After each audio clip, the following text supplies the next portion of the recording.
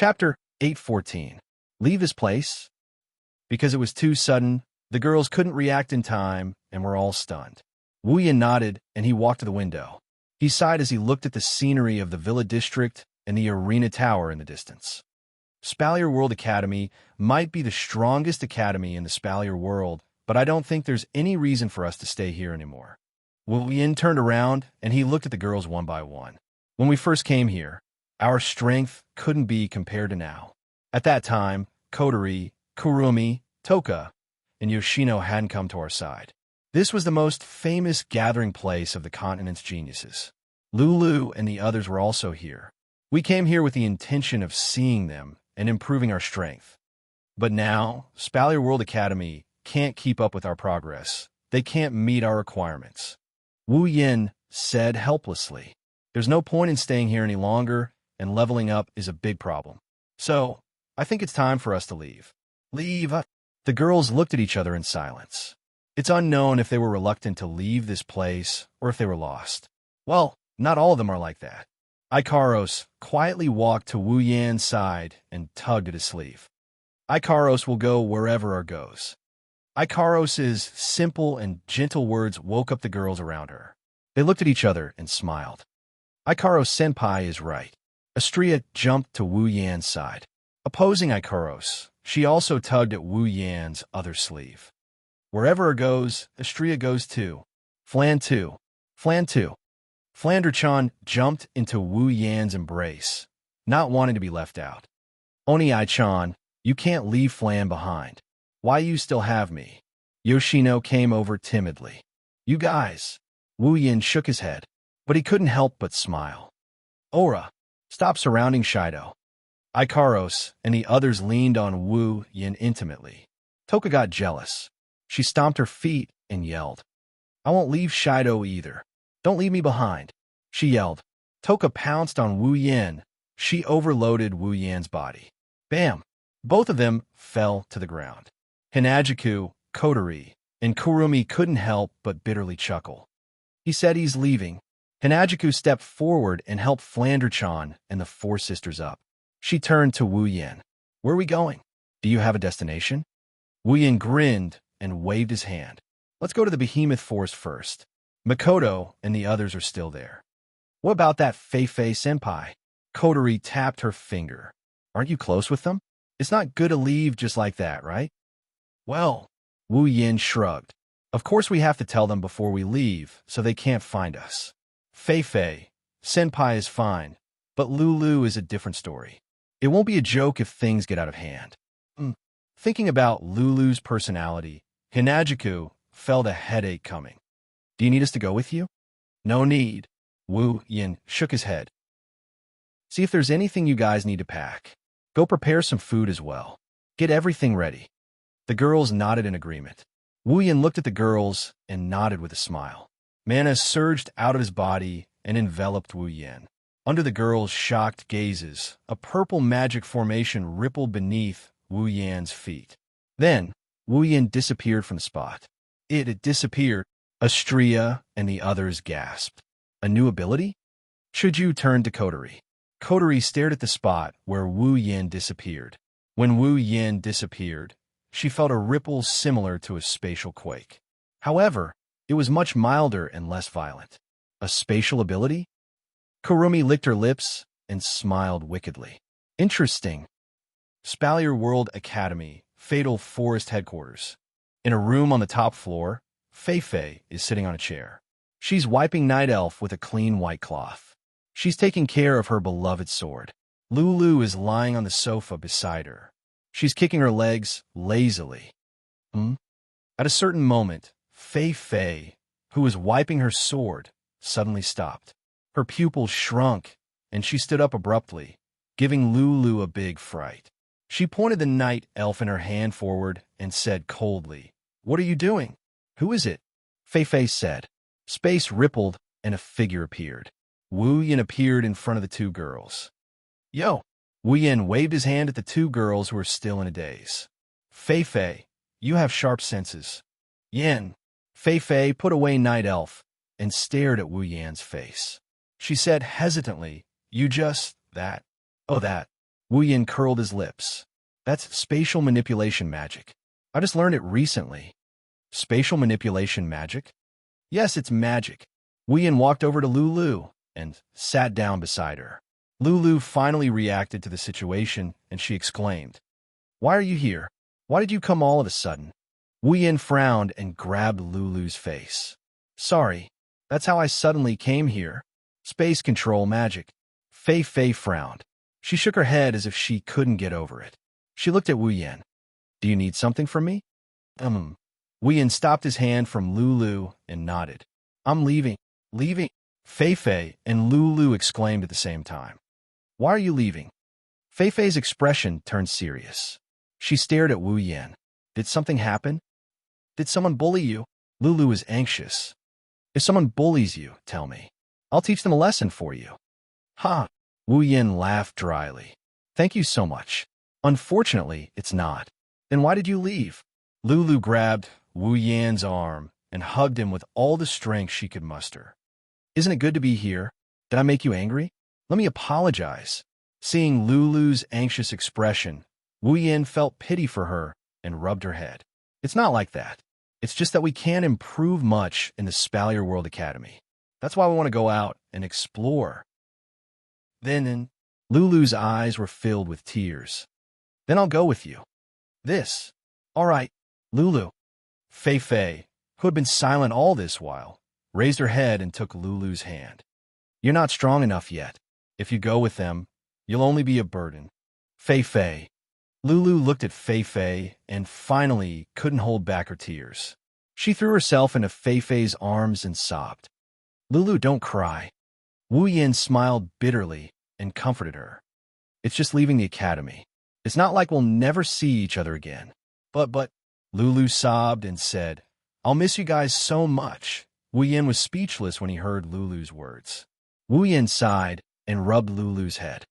"I'll keep in touch with you at all times. If you miss us, come and find us when you become stronger." "Really?" Lulu lifted her tear-stained face from Fei Fei's arms and looked at Wu Yin. "You can't lie to me." "Don't worry." Wu Yin smiled gently. "I won't lie to you." Wu Yin looked at Fei Fei. Fei Fei nodded at Wu Yin.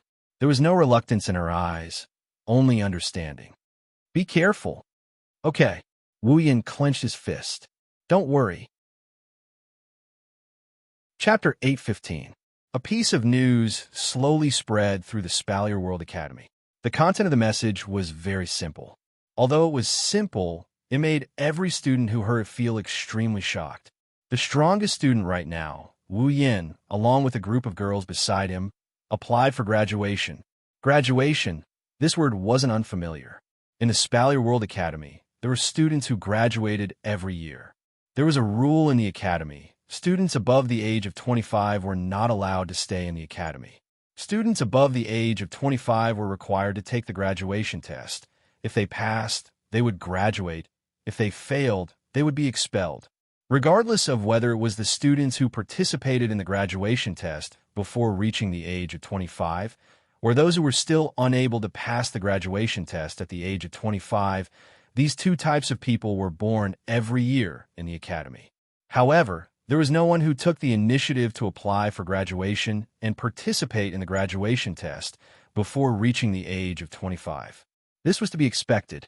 Silveria World Institute was the only institute in the world. It was a joint venture between the 3 empires and the 9 great houses. Here, resources from all over the world could be found. There was nothing you couldn't think of, but nothing you couldn't find.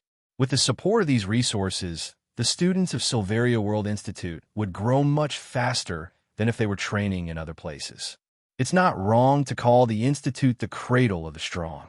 Many students covet the rare resources here. Even if they're strong enough, they would still choose to stay here. That's because this is where growth is the fastest.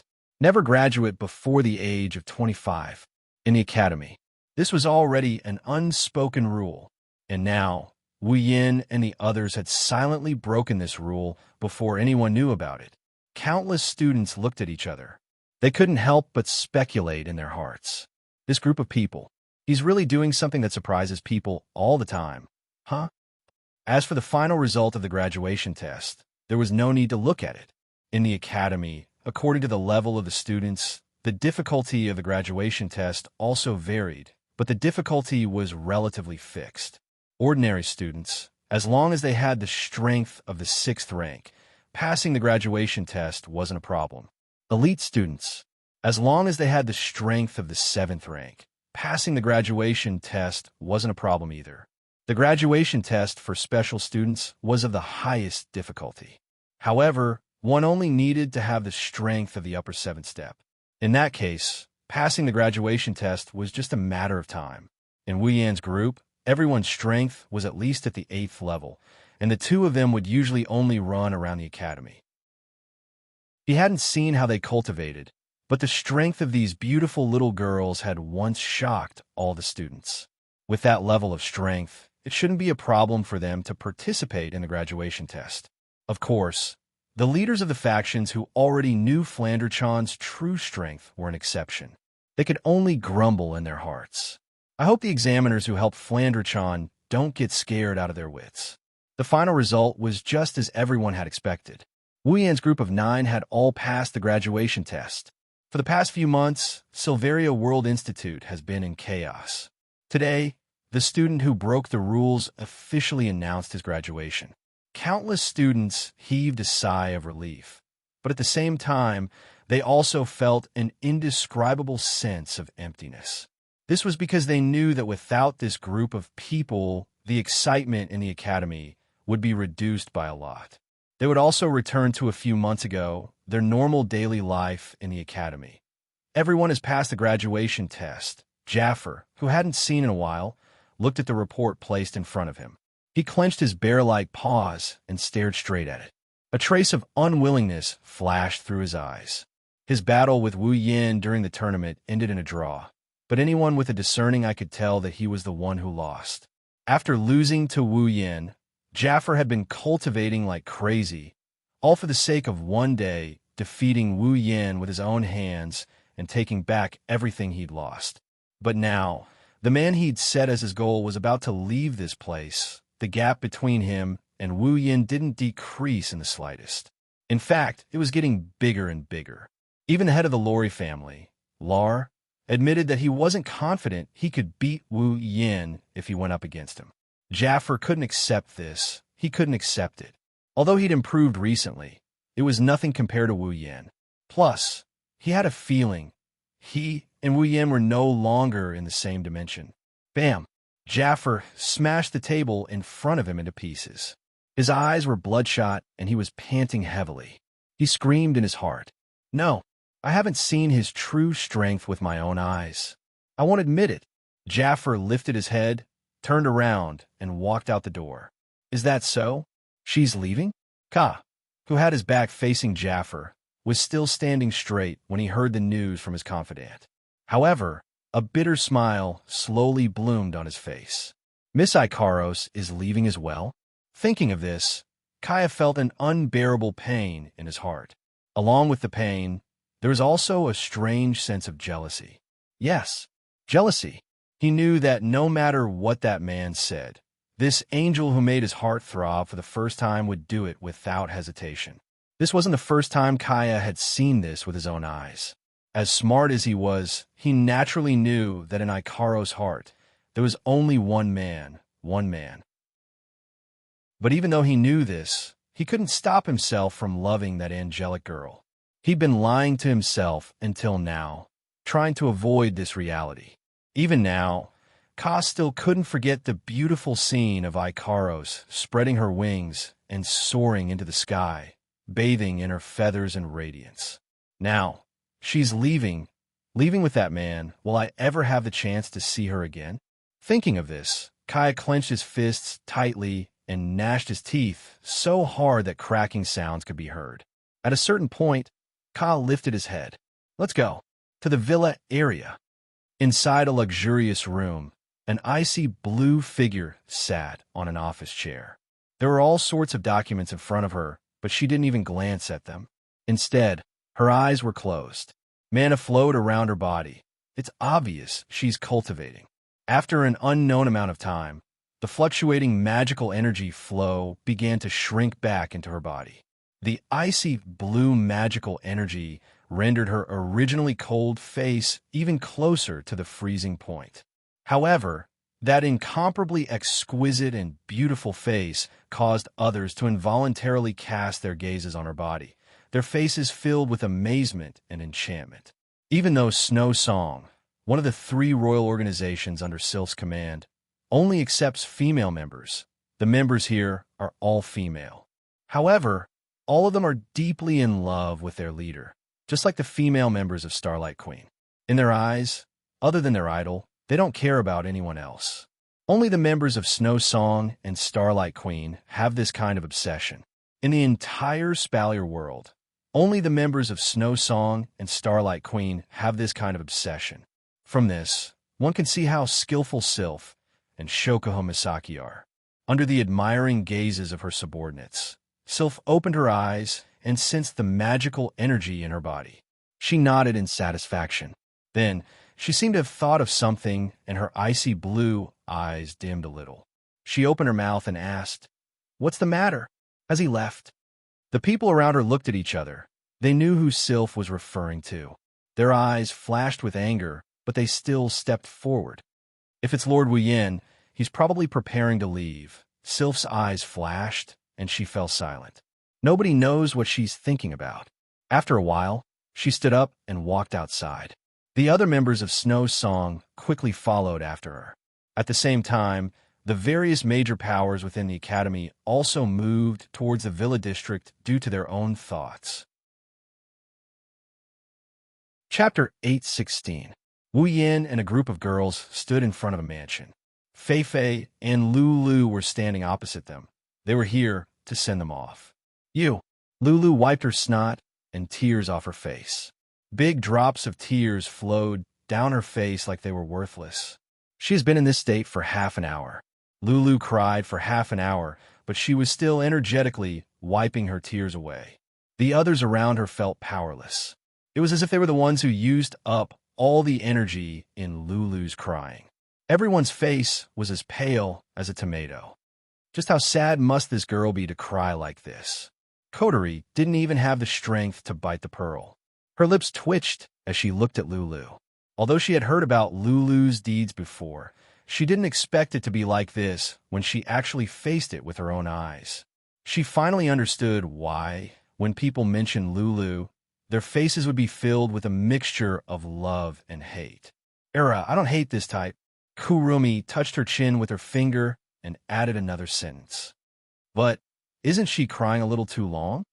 "Yeah, she's right. Lulu kept crying, so they had to stay here and comfort her. If they couldn't comfort her, they wouldn't be able to leave. That's not the most important thing. The most important thing is you. Wah." Astria and Toka hugged Lulu and cried their hearts out. Everyone felt their energy dissipating faster. Astria-chan, Taika-chan. Chuju's eyebrows twitched. She forced a smile and said, "Why are you crying so hard?" "Huh, Astria and Toka looked at Hinajiku in confusion. There were still 2 streaks of tears on her face. While sobbing, she pouted and said an answer that made people fall head first to the ground. "I don't know." "No, I don't know," Coterie said calmly. "You don't even know why you're crying. Why are you crying so hard?" Ugh. Astria and Toka bit on a handkerchief. She wiped her cheeks and looked at Lulu in front of her. "We don't know why, but we feel like crying when we see Lulu crying." Lulu nodded in agreement with tears on her face. The 3 girls looked at each other and burst into tears again. Wah. They hugged each other tightly. It felt like they would be best friends for life. Wu Yin, Fei Fei, and the other girls didn't know what to say. They could only shrug their shoulders dryly. Looking at the 3 girls who looked like they were going to cry for another half an hour, they didn't even have the energy to retort. "I say," Hinajiku raised her hand tiredly. Are they going to keep crying?" Don't say something like that." Coterie shuddered. She abruptly pushed Wu Yin, who had an awkward expression on his face, away. "Don't just stand there. Help me think of something. I don't want to stand here and watch them cry." Being pushed in a hurry, Wu Yin didn't have time to react and stumbled a couple of times. He almost fell into the arms of the three girls. He quickly steadied himself and used the momentum to get in front of the three girls. He smiled awkwardly. Shouldn't we stop? If this continues, it will be dark by the time we reach the behemoth forest. The three girls' cries quieted down a bit. They turned their teary faces towards Wu Yan. They looked at him like he's some kind of scum that's lost a lot of people. Wu Yan's scalp went numb. That's enough. Fei Fei couldn't stand it anymore. She walked up and pulled Lulu away from Astria and Toka. They're just going out for an adventure. They're not going to die. Don't you think it's bad luck if you cry like that? Fei Fei's words were obviously effective. Lulu shut her mouth. Her shoulders were still twitching, but she didn't dare to cry anymore. She was afraid that something bad might happen if she cries. Astria and Toka also pouted. She didn't dare to cry, but she couldn't stop her tears from flowing down her cheeks. She looked like a typical crying cow, and everyone couldn't help but laugh when they saw her crying. It's about time. Wu Yan looked up at the sky. He looked at Fei Fei and Lulu with a gentle smile. Well, I'm sure we'll meet again. You have to work hard. Don't let us shake you off. Of course not. Lulu pouted her lips in dissatisfaction. Fei Fei's lips also curled into a smile. I know you guys are improving at an alarming rate. I don't dare to say I could surpass you, but it won't be that easy to shake me off. Hearing this, everyone smiled. That's the real Fei Fei. Wu Yan praised. He scratched his cheek and walked up to Lulu. He hugged her. Lulu's eyes widened, and a strong masculine scent wafted from the tip of her nose, making her little face blush instantly. You're not young anymore. Don't give Fei Fei trouble. Wu Yan patted Lulu's head and smiled. Of course not. Lulu said the same thing, but this time, her tone was very soft. Wu Yan shook his head and laughed. He let go of Lulu and looked at Fei Fei.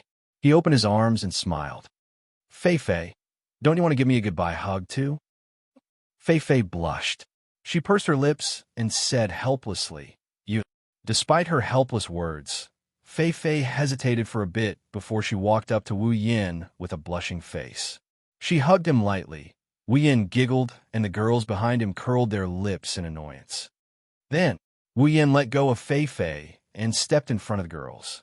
See you next time. Okay. Fei Fei and Lulu nodded. Just as Wu Yan was about to summon Fraxinus, a voice rang out and stopped him. Wait! Outside the villa area, a group of students in various uniforms surrounded a group of leaders with an extraordinary aura. In an instant, the entire villa was surrounded. What's going on? Fei Fei and Lulu were shocked. Wu Yan and the rest frowned. Behind him, some students are still rushing over, filling up the encirclement with people. The students surrounding the villa parted ways, and a few leaders came out to stand in front of Wu Yan. They're the leaders of the 12 factions. Sylph, Kaya, and Jaffer stood at the front. What are you guys doing? Fei Fei could not help but pull a long face. Wu Yan narrowed his eyes and shrugged. Such a big fuss. Could it be that they're here to send us off? Wu Yan. Jaffer was the first to step out. He stared at Wu Yan with a pair of bare eyes and spoke with a thunderous voice. I know you're planning to graduate and leave. I'm afraid it'll be difficult for us to meet again. That's why I want to challenge you. Jaffer yelled with a terrifying aura. I won't let you leave until you defeat me for real. What? Fei Fei and Lulu cried out in shock. The students around them also started a commotion. They didn't expect something like this to happen. Count me in as well. Ka walked up to Jaffer, and he bitterly smiled at Wu Yan. He glanced at Ikaros, who was standing behind him. Based on the outcome of today's battle, I will have to make some decisions. Kaya said as he stared at Wu Yan. Can you make me give up? Wu Yan got the gist of what these two are thinking. He looked at the two princes standing side by side, and he closed his eyes. The surroundings were silent. What a bunch of stubborn fellows. Wu Yan sighed and looked up. Fine, I accept. Chapter 817. Spalier World Academy, first floor of the Arena Tower. Normally, only the lowest-ranked students would be here. Today, however, it's filled with a sea of people.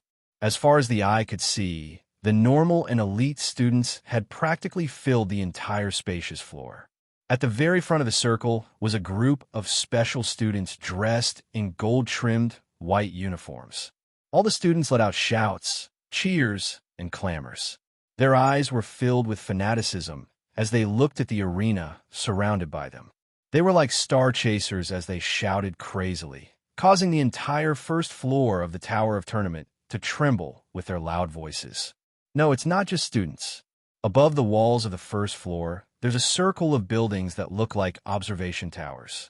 It's built specifically for the Academy's higher-ups to observe the students' performance in the arena tower. At this moment, there's a group of faint figures moving around in the observation towers. If you look closely, you'll see that it's also filled with people. Those figures are all the Academy's teachers and higher-ups. Even the teachers and higher-ups are here to watch the upcoming battle. It's easy to imagine how high the level of this battle is going to be. At the side of the central stage, Ka and Jaffer tapped the ground in front of everyone. Their bodies flashed and appeared on the stage. They turned their heads and looked down at Wu Yin, who's surrounded by girls. Their eyes are filled with battle intent. As the two went up on stage, the students below the stage became even more fanatical.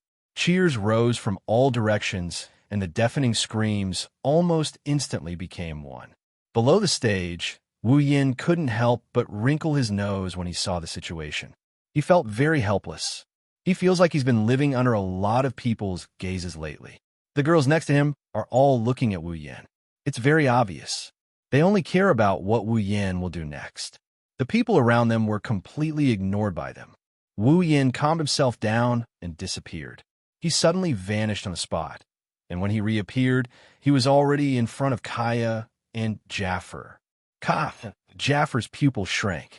The fighting spirit in his eyes did not decrease, but instead increased, but the expression on his face became more and more serious. When the audience below the stage saw Wu Yin coming to the stage, they immediately shouted excitedly. They craned their necks forward and opened their eyes wide, afraid that they would miss a second of the scene. The battle between the top students of the Spalier World Academy. There is no one who did not want to watch such a battle. Kaya was the leader of the three royal families in the Academy and the prince of the Feyya Empire. If nothing went wrong, the next emperor of the Feyya Empire would be him. Jaffer was also the leader of the three royal families and the prince of the Baruba Empire. He was also the next emperor of the Baruba Empire. Both of them, who had many identities, were challenging a common man without any identity or background. Just this title alone was enough to arouse the interest of most people. Of course, most people came here to witness Wu Yan's true strength, including the Academy's higher-ups. In just a few short months, Wu Yan's name became a legend in the Spalier World Academy. The strongest student in the Academy less than half a year ago. Who could do it? Many of them saw Wu Yin and Jaffer's fight during the tournament, so they knew Wu Yin had the strength to rank among the top few students. However, it didn't take long for Wu Yin to become number one on the ranking board. He became one of the strongest students. At that time, the strongest student was Astria.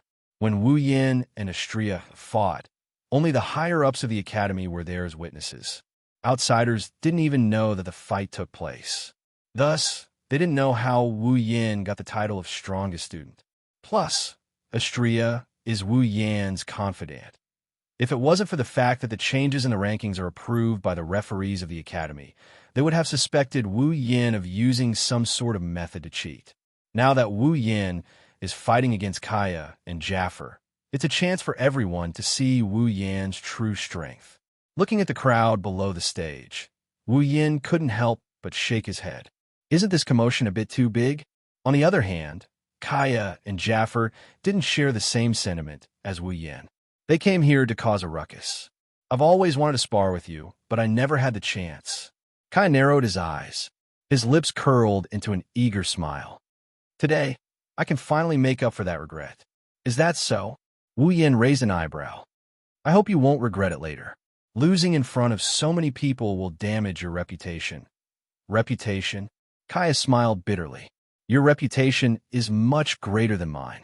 It'll damage your reputation if you lose. After saying that, Kaya turned to Jaffer. I'll go first. No, Jaffer puffed out his chest. I'll go first. Let me go first. It was rare for Kaya to show his aggressive side, contrary to his usual modesty. I have a personal grudge with him that needs to be resolved. Jaffer looked straight at Ka and said in a deep voice, I have a personal grudge with him. I want to fight him in his best condition, so I have to go first. So I'm here to take advantage of him. It won't matter anyway. You should go first. You're the one who should go first. No, it's you. You've already fought him once. That's two different things. Don't talk about it like that. Are you going to go first or not? No way. The crowd's voices gradually died down. The crowd was speechless. Kaya and Jaffer were bickering like children on the stage. Everyone's jaws dropped to the floor. They're fighting over the right to go first. Are they still the humble and polite Prince Kaya and the domineering Prince Jaffer? Hanajiku couldn't help but laugh. These two people are surprisingly cute. The girls nodded in unison. Even Fei Fei and Lulu had the same look in their eyes. Wu Yin couldn't stay calm either. It looks like the two of them are going to start a fight before fighting him. He rubbed his forehead and reached out his hand. Stop fighting. Let's fight together. The air froze. Kaya and Jaffer narrowed their eyes. Their gazes toward Wu Yin turned hostile. Wu Yin shrugged helplessly. Don't look at me like that. I'm not looking down on you. Wu Yin crossed his arms and sighed. I'm sure you know better than anyone else that you don't stand much of a chance against me in a one-on-one fight. I don't think you want to lose too soon, right? In order to achieve the fundamental purpose of this battle in your hearts, don't you think that joining hands is the best way? Kaya and Jaffer were stunned by Wu Yan's words. They fell silent. No matter how unwilling they are, they have to admit that it's the best way to go. The two looked at each other and saw the strange look in each other's eyes. They turned to look at Wu Yin and said something in a low voice. Don't regret it. Regret? Wu Yin grinned. He grinned so hard his eyes squinted. He lifted his leg and stomped on the ground. Ding! A clear and melodious bell rang. A red magic formation spun out from under Wu Yan's feet. In the blink of an eye, it enveloped Wu Yan's body. At the same time, a thick flame rose from the void. It slowly rose like a wall of fire. It covered the entire space behind Wu Yan. It floated there, emitting a terrifying heat and pressure. Under everyone's shocked gazes, Wu Yan's eyes flashed with a bright light. I hope you don't regret it.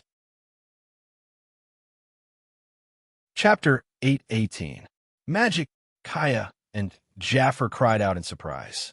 They stared at Wu Yan, who was standing on top of the magic formation and bathed in the sea of fire. Gradually, they lost their composure. Impossible. Many people stared at Wu Yan in disbelief. When they confirmed that Wu Yan was emitting waves of magic, they were dumbfounded. Even the higher-ups on the observation deck couldn't help but cry out in disbelief. There was a very basic law of cultivation in the Spalier world. Even ordinary people who didn't cultivate knew about it. Once a person cultivates Do Qi, then they will never be able to cultivate mana for the rest of their life. Conversely, a person who cultivates mana will never be able to cultivate Do Qi. In other words, in a person's body, there is no way to accommodate two types of energy at the same time. But now what did they see? They saw that Wu Yan, who had always been fighting like a warrior, was now using magic. There were clear waves of magic on his body. How is this possible? Countless people looked at each other in dismay. They couldn't believe what they were seeing. From what they knew, Wu Yan had always fought like a warrior. Lightning was a special effect of aura, and fire was a special ability of armament. He had always been a warrior. With such preconceived notions, they couldn't accept the fact that Wu Yan is using magic. Wu Yan had once defeated Jaffer, who was at the peak of the 7th rank. Although this was shocking, it wasn't to the point of being horrifying. Challenging someone of a higher rank was difficult, but it wasn't impossible either. Cultivating both aura and mana at the same time was something that was publicly acknowledged to be absolutely impossible. Could it be? The most basic law of cultivation in the Spalier world was about to be broken? When they realized this, everyone felt dizzy. Their worldview was severely damaged. Seeing this, Wu Yin shook his head. He pursed his lips at the two dumbfounded people in front of him. His voice traveled to the silent crowd. Don't be so surprised. He just used some dirty tricks. Wu Yin could only explain. Otherwise, he would have a headache later. Dirty tricks? Everyone reacted one after another. They tilted their heads in confusion, as if they were trying to figure out what the so-called shameful means was. That's why it was so effective. Kaya and Jaffer took a deep breath, and they accepted it. Wu Yin's methods are strange to begin with. It wouldn't be a surprise if he had one or two more. As long as he doesn't break the law of Dukhi and mana, it's fine as long as he doesn't break the law. Now, the most important thing. How should they deal with this battle? Kaya glanced at Jaffer. Jaffer seemed to have sensed something and nodded. Kaya tapped his feet and leaped back to stand not far behind Jaffer. As if their minds were connected, the two ignited their aura and mana at the same time. Ferocious mana and aura surged from Kaya and Jaffer as they sensed the energy flowing out of their bodies. The two of them were caught off guard by Wu Yan's use of magic. They slowly calmed down. The next moment, the howling of the wind and the roar of a beast came from the two of them. A green magic formation appeared beneath Kaya's feet. Then a whirlwind descended from the sky. The whirlwind enveloped his body, causing his robes to flutter. It formed two tornadoes that circled around him. The ground cracked inch by inch. With a flip of his hand, a golden staff with a green crystal ball at the tip appeared in his hand. On the other side, Jaffer silently took out his armament. It was a pair of sharp claws. Jaffer put it on and flexed his claws. Clang! Clang! Following a bestial roar, the image of a beast appeared behind Jaffer. Its blood-red eyes were fixed on Wu Yin. The moment they made their move, the two of them brought out all of their abilities. Kaya and Jaffer's aura surged. They didn't dare hold back at all. If they held back, they would lose for sure. Jaffer! Wu Yin smiled wickedly. His wine-red eyes shone with a deadly red light. Let's begin. As soon as he spoke, boom, the extremely condensed sea of fire suddenly trembled and completely erupted. It was like the sky had collapsed. The huge sea of fire was like a huge palm. It fiercely fell down and slapped toward the two figures on the opposite side. The sea of flames that descended from the sky almost covered the entire arena. Looking at this scene, Kaya and Jaffer's expressions became extremely grave. In the back, Kaya stared at the curtain of fire and took a deep breath. Then, with a sudden roar, cyan mana surged out, wrapping around his body and flowing towards the staff in his hand. The armament in Kaya's hand was a rare armament, but with the support of a large amount of mana, its power was infinitely close to a gold armament. It suddenly flashed, and its entire body shook. The crystal ball at the top actually emitted a woo sound, as if it was calling for something. Then, a small tornado flew out from the staff's body. Boom! With a loud explosion, the small tornado suddenly expanded. Like a whirlpool, it quickly engulfed Ka and Jaffer's figures. The sea of fire smashed towards the two motionless people and collided with the tornado that enveloped them. Just as the sea of fire collided with the tornado rotated and a powerful storm erupted, blasting towards the sea of fire that was releasing a blazing temperature. Suddenly, the entire sea of fire was blown away in an instant, scattering into sparks that filled the sky. On the other side, Wu Yin was startled. It's here. Below the stage, Fei Fei's eyes narrowed. Prince Kaya's signature spell, Wind of Disintegration. It can dissolve all energy attacks. Only the direct descendants of the Fea imperial family can learn this legacy spell. Kaya smiled at the surprised Wu Yin. Don't be surprised. Jaffer has a beast battle technique. If I don't have a trump card, how can I surpass him in the rankings? With a wave of his magic staff, the violent winds that filled the sky twisted strangely and intertwined with each other, forming a cyan energy. Then, with another spin, it condensed into a cyan spear that shone with a cold light and was wrapped in a whirlwind. And it could be used like this. Kaya's smile disappeared, and he shook his staff. A green wind spear shot out like a bolt of lightning, tearing through the air with a sharp gust of wind. The sparks in its path dissipated like they didn't exist in the first place. Then, The wind spear shot towards Wu Yen like it didn't exist in the first place. Wu Yen also realized what was going on. His eyes narrowed. If it was as Fei Fei said, that wind of disintegration could dissolve all energy attacks, then he couldn't use magic to block it. He raised his hand, clenched it into a fist, and swung it forward. Instantly, the air in front of him was compressed into an invisible air cannon. It covered Wu Yan's fist and collided with the green spear of wind. Boom! There was a deep explosion. Shock waves spread rapidly, causing space to tremble slightly. Jaffer lifted his head. His body trembled slightly, and he flew toward Wu Yan. He clenched his fists, and the shadow beast behind him roared. A terrifying wave of battle aura flashed on his claws, and he swiped at Wu Yan's chest. Wu Yan, who was in a stalemate with the wind spear, cursed when he saw Jaffer charging toward him. He stomped his foot, and a magic formation appeared beneath him. Then, 3 stone snakes as thick as an arm shot out from the ground. They opened their mouths and lunged at Jaffer's face. The rock snake instantly shot forward and arrived in front of Sa-Fa. Sa-Fa's expression became a little grave when he sensed the sinister cold glint in the former's mouth. However, he did not choose to withdraw. Instead, he slowly extended his sharp claws and roared at the rock snake that was shooting over. Chapter 819. Bang! Jaffer clenched his claws, and an invisible fluctuation of chi spread out. The beast shadow behind Jaffer roared and extended its claws, clenching down with a loud bang. In the space where the beast shadow clenched its claw shadow, an exceedingly terrifying force acted on the atmosphere, causing the surrounding airflow to be compressed into a ball. Several rock snakes that just happened to pass by were crushed by the compression of the atmosphere, dispersing into powder all over the ground.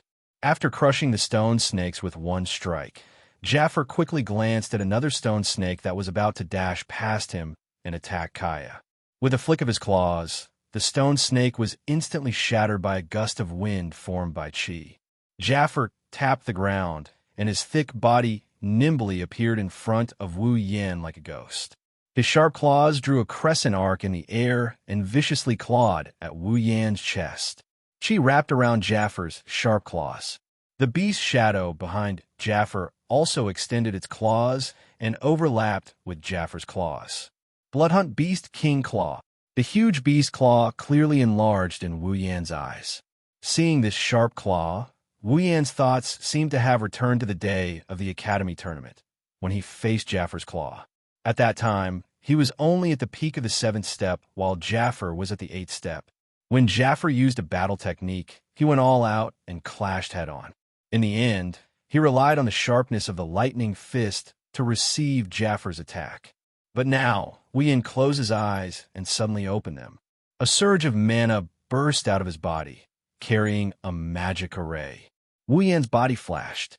In front of him, a circular energy shield that was as viscous as blood rose up in an instant. Bang! In the next moment, the Bloodhunt Beast King Claw ruthlessly smashed into the energy barrier. A muffled explosion sounded, and the energy barrier rippled rapidly. It was forced into an arc by Jaffer's terrifying battle technique and kept getting closer to Wu Yan's face. Once the energy barrier broke, the Bloodhunt Beast King Claw would land on Wu Yan's face without any distance. However, when the claw was only a few centimeters away from Wu Yan's face, the energy barrier fiercely rebounded with a bang.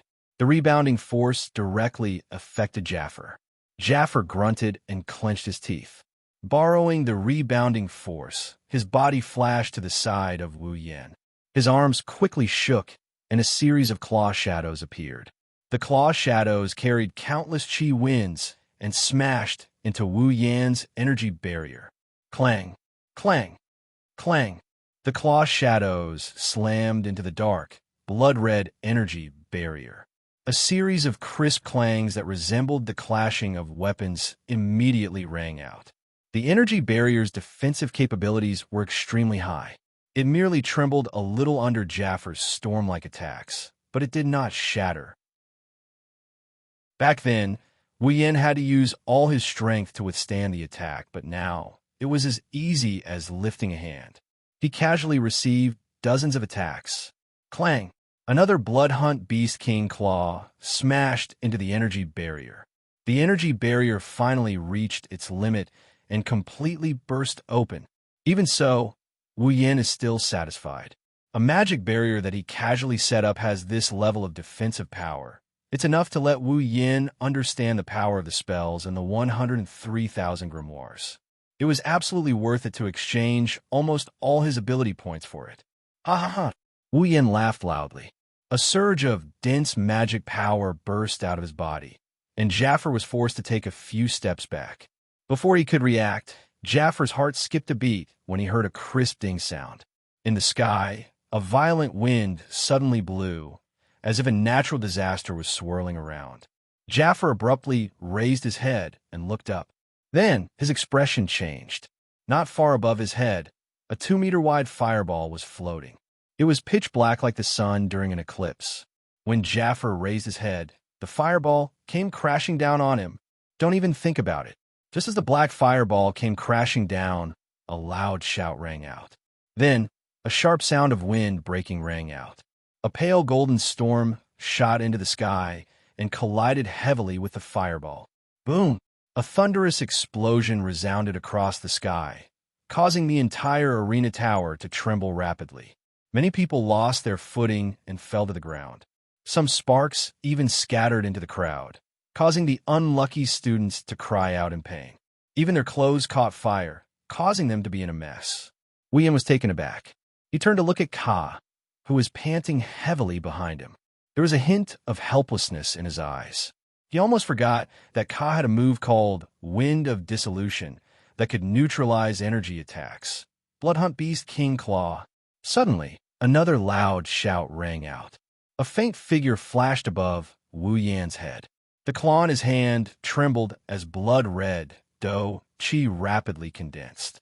In the blink of an eye, the entire claw was enveloped in dough qi. Jaffer roared and poured all of his fighting aura into the claw. The beast shadow behind him seemed to have solidified. It reached out with both claws and covered Jaffer's armaments. Ha! Jaffer's claw slashed out and merged with the two beast claws. They turned into a black claw that shot down like a bolt of lightning. Even if Wu Yin sensed this lightning-fast attack in time, the terrifying claw was already upon him. He took a deep breath and his body trembled. Magic energy once again flashed on Wu Yan's body. Wu Yin muttered a few unknown words that sounded like an incantation. A black miasma emerged from under his feet. It split into two black fog and wrapped around Wu Yan's body. The blood-colored claw shadow appeared to have torn something apart as it instantly penetrated the black fog. The frightening dough qi ripple contained within it caused the black fog to fluctuate intensely. However, the claw shadow that penetrated the black fog appeared to have fallen into a quagmire when it entered the black fog. It suddenly became sluggish. Jaffer's expression changed. Whoosh! As Jaffer's expression changed, the sound of wind breaking came from the black fog. Before Jaffer could react, a corner of the black fog wriggled and turned into a black stream of light. It suddenly shot out and slammed into Jaffer. Poochie! The black mist hit Jaffer's body like a heavy hammer. Jaffer spat out a mouthful of blood, and his body fell down in an instant. Jaffer! Kaya's expression changed. Cyan mana surged as he raised his staff. Countless arrows condensed from wind appeared behind him, and with a wave of Kaya's hand, they rapidly pierced forward. The fierce wind arrows pierced through the black fog, turning it into a beehive. However, there was nothing within the black fog. All the pores on Kaya's body tightened. His pupils shrunk to the size of a needle tip. He stomped on the ground. A gentle wind wrapped around Kaya's body, carrying him as he gently floated backwards. At the same time, a black shadow suddenly appeared behind Kaya, as if it had teleported, under the shocked gazes of the audience below the stage. Ka's hair stood on end. Behind Ka, Wu Yin smiled faintly and reached out a hand to grab Ka's neck. Wind net. At this critical moment, Ka displayed extraordinary combat experience and mental fortitude. He suppressed the trembling in his heart and waved his staff. The magic energy around him rapidly fluctuated and formed wind blades. They quickly condensed into a large net of wind blades, protecting Ka within. However, Wu Yan's hand didn't pause in the slightest in the face of this net of wind blades. He directly reached for Ka. Magic energy surged in his hand, and a black flame ignited. The sharp wind blades hit the burning arm but didn't cause any damage. Instead, they burned into nothingness like paper. Wu Yan's hand passed through the net of wind blades and rested on Ka's neck. The entire arena was silent. Chapter 820. Under the speechless gazes of the audience, the black flames on Wu Yan's arms slowly dissipated, leaving only a small hand on Kaya's neck. But no one dared to underestimate this hand. Everyone here knows that other than magic, Wu Yan is also good at close combat. Feeling the warmth and coldness of the hand on his neck, Kaya's expression rapidly changed. He tightened his grip on the magic staff in his hand. In the end, he lowered his hand. Kaya smiled. His smile was rather bleak and dispirited. Jaffer, who was struggling to get up, stared blankly at this scene.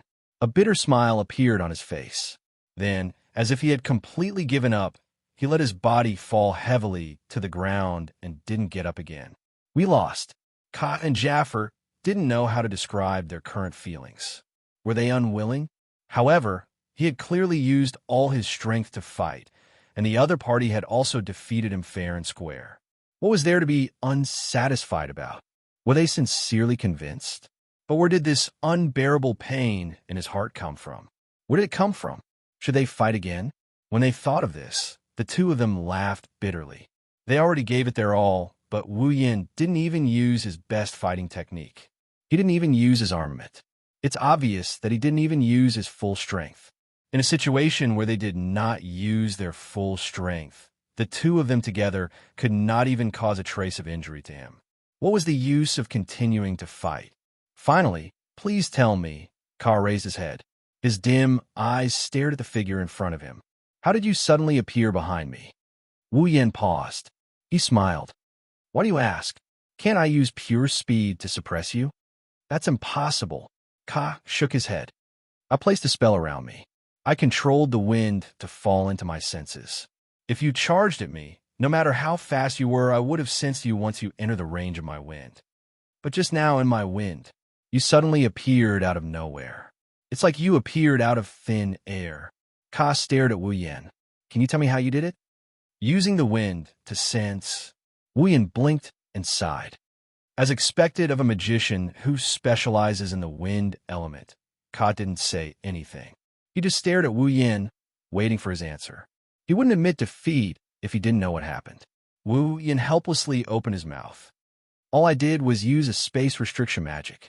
Spatial manipulation magic? Wu Yan nodded. It's a spell that manipulates space. I used such a spell to teleport behind you. I moved behind you. Basically, it's just as you said. I appeared out of thin air. Spatial manipulation magic. Kaya's expression was somewhat dazed. Let alone Kaya, everyone else's expressions weren't any better. A spell that manipulates space. Doesn't that mean Wu Yan has mastered the art of teleportation? Teleportation.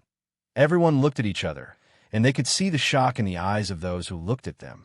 There are many spells in the Spalier world. If you count them carefully, you won't be able to count them all in a year. There are also spells with special effects and wonderful effects. However, a spell that manipulates space is unheard of in the Spalier world. Could it be a spell that Wu Yan created himself?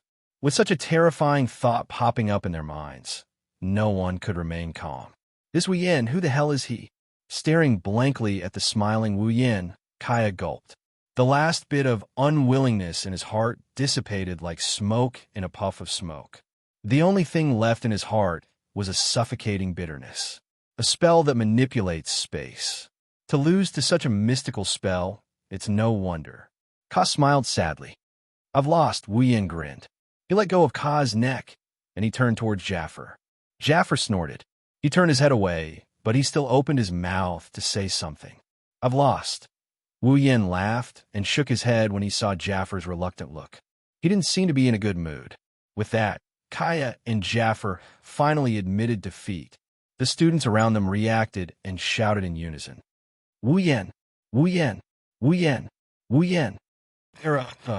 Below the stage, Kurumi covered her mouth with her hand and smiled seductively. How-sama's popularity has increased again. That guy. Hinajika smiled, but her eyes were gentle. He's still as low-key as ever. Well, Kotori nibbled on the pearl in her hand and grinned.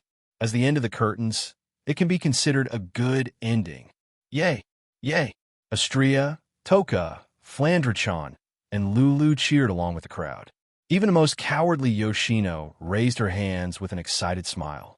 Fei Fei scanned the first floor of the arena tower. She looked at the excited crowd around her before she turned to Wu Yan. Her eyes rippled with emotions. In the end, you left behind a legend. Ka helped Jaffar up and slowly walked down the stage. When he passed by Wu Yin, he glanced at Ikaros, who didn't look away from Wu Yin. He clenched his teeth and felt pain in his heart. I hope you can give her happiness. Wu Yin flinched for a second before he smiled. You don't have to worry about that. Me, her, and the rest of them can't leave one another. Ka looked at Wu Yin with a serious expression. He closed his eyes and walked down the stage. When he was about to leave the arena, Wu Yan's voice rang in his ears. Let's fight again if there's a chance. I will be waiting for you at the front. Ka stopped abruptly. Jaffar also raised his head. The two looked at each other and smiled. They walked out of the arena under the protection of the two royals. Both of them raised their hands to signal something to Wu Yan. Wu Yan stretched his back and grinned contentedly. Perfect endings and whatnot really make people feel good. Wu Yan walked down the stage, but he quickly stopped in his tracks. When are you coming back? A cold voice rang out. Wu Yan could easily guess the owner's current expression from the voice. He couldn't help but smile and turned around. What's wrong? Could it be that your highness misses me? Sylph was silent for a moment. She nodded to Wu Yan, surprise. You're my fiancé. It's just one sentence, but it's surprisingly powerful. Wu Yan bitterly laughed. I don't think there's a chance for me to come back. However, it shouldn't be hard for you to track my whereabouts. If you miss me, come find me. Sylph glanced at Wu Yan and nodded calmly. It's a deal then. After that, Sylph turned around and left without looking back. Wu Yan's mouth twitched. He felt helpless. He really didn't know which part of this ice princess's words was true and which part was false. It felt more like she was joking with him. Are you ready? Outside the Spalier World Academy, Wu Yan looked at the girls. When they nodded, he waved his hand and summoned Fraxinus. Take care, Fei Fei shouted as she looked at the huge airship. You must miss me. Lulu waved her hands. She didn't cry this time. Her expression was firm. She seemed to have matured a lot after this parting. They stood in the command center of Fraxinus and looked at the Spalier World Academy on the screen. They memorized its appearance. The airship slowly flew into the distance. Chapter 821. Behemoth Forest. The current Behemoth Forest is very different from before. It's not that its shape has changed or the terrain has changed. It's just that no one dared to treat the Behemoth Forest as a hunting ground anymore. The incident with the Behemoth King has come to an end. There have been no more demonic beast attacks. However, the Behemoth King is still alive. He was injured by Yukari and is currently hiding in a corner, licking his wounds.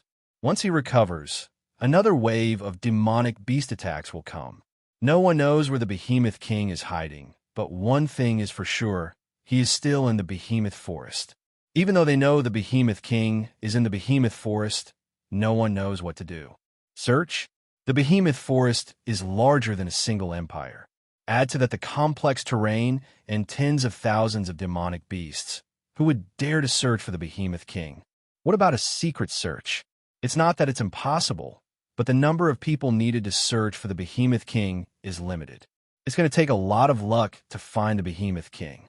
What was certain was that the giant beast forest wasn't suitable for other people to go in and hunt. After the Behemoth King went into hiding, the Ailu Empire Baruba Empire and Fea Empire set up a camp between their supply towns and the Behemoth Forest. With the combined strength of the three great clans, they set up a powerful garrison. The three camps have a mission. Other than preventing demonic beast attacks from happening again, they also have to monitor the Behemoth Forest, search for the Behemoth King's tracks, hunt demonic beasts for the Empire's needs, and so on. They also have to guard the path to the Behemoth Forest and prevent outsiders from entering. Because of this, the Spalier world is facing a serious challenge. The Behemoth Forest is a natural treasure trove. Humans can't live without the resources inside. Now that the resources are under control, it's easy to imagine how big of an impact it will bring. Fortunately, the camp had also been organized, allowing some teams to enter the Behemoth Forest every day to hunt and provide resources. Otherwise, the entire Spalier world would be in chaos. However, it was undeniable that hunting in the Behemoth Forest was no longer as easy as it used to be. The responsibilities of the three camps within the borders of the three empires were extremely heavy. Before the Beast King was taken care of, the three camps had to continue to exist in order to ensure the normal operation of the Spalier world. Therefore, the moment the three camps were established, they instantly became second only to the three great clans in the various empires, or even above them, with status. Naturally, power was indispensable, and with power, disputes were inevitable. The various forces seemed to have realized the great significance of the camp and realized its importance. Although they didn't know how long this camp could exist, they would definitely bring a lot of benefits if they had a stable position here. In addition, the camp was the base that controlled all the resources that flowed out of the Behemoth Forest. The benefits were unimaginable. Every faction started to get restless. For the sake of fighting for benefits, the people who belonged to the various factions and were stationed here gradually began to have conflicts. Right now, Mikoto, Shokuho Misaki, and the others were also in conflict. They were caught in a conflict. In the center of the camp, Mikoto, Shokuho Misaki, Kinohita Sai, Frenda, and Takitsubu Riku were standing in front of a group of Misaka sisters. However, they didn't seem to be in good mood. In front of them, there was a large team led by three middle-aged men. In terms of numbers, this team was no less than the 20,000 Misaka sisters. In terms of strength, the Misaka sisters were all at the pinnacle of Tier 6. On the other hand, the other party's strength was uneven. There were Tier 5, Tier 6, and of course, Tier 7. The three middle-aged men in the lead were even Tier 8. There were many other people surrounding the two opposing teams. They were all sent by other factions to guard the camp. Mikoto's team should have come out by now. They were from the three great families of Ailu Empire, the Lori family, the Saito family, and the Ladine family. Perhaps Shokuho Misaki was annoyed by this, so she ran her fingers through her long hair. Her elegant posture made many young men widen their eyes, and they couldn't help but feel a sense of possessiveness. "What do you want?" Shokuho Misaki glanced at the three middle-aged men. "Blocking people in the middle of the road? Is this how the three great families treat outsiders? You know very well what we want. There's no need to show off." Towards Shokuho Misaki's graceful posture, the three middle-aged men were stunned for a moment, but they weren't as bad as the young men. One of them stepped forward and sneered coldly at Shokuho Misaki. "There are some things that we should be clear about so that we can get along in the future." "Get along?" Shokuho Misaki couldn't help but laugh mockingly. "Are you all standing in front of us in such a manner because you want to get along with us? Shokuho-san, you should know that we have no other choice." The one who spoke was another middle-aged man. He looked the most weathered out of the three. He sighed and said helplessly to Shokuho Misaki, "Your Misaka Legion is one of the strongest in the entire camp, but you guys refuse to listen to our orders. This is making things difficult for us. Why do we have to obey your orders?" Mikoto clenched her fists. Her brown eyes were filled with hostility. "We are not from the Empire, nor do we belong to any family. We have no obligation to listen to your orders." Mikoto said loudly, "Since you are here, you have to listen to our orders." The man with the gloomy face shouted back. Our camp is responsible for maintaining the operations of the entire world. Our responsibilities are heavy. Everyone here is working for the Empire's benefit. You're the only ones who act alone. Not only do you not listen to our orders, you don't even hand over the resources you hunt. You are blaspheming this sacred camp. That's right. This is the beginning of the conflict. Due to the importance of this camp, many families have extended their hands into this territory in an attempt to gain some benefits. Among them, the most important ones are the members of the three great families. The resources obtained from the behemoth forest are used to maintain the Empire's operations, but there is still some left over. Who would want to gain more? With this thought in mind, the hunting teams that entered the giant beast forest would exceed their quota every day. Moreover, they would swallow the extra resources and transport them back to their families. In addition, there would also be some leftover resources that would be handed over to the giant beast forest. These leftover resources would become a delicious cake that countless people would want to take a bite out of. The three great clans were the strongest in Ailu Empire. Naturally, they got the most share of the spoils.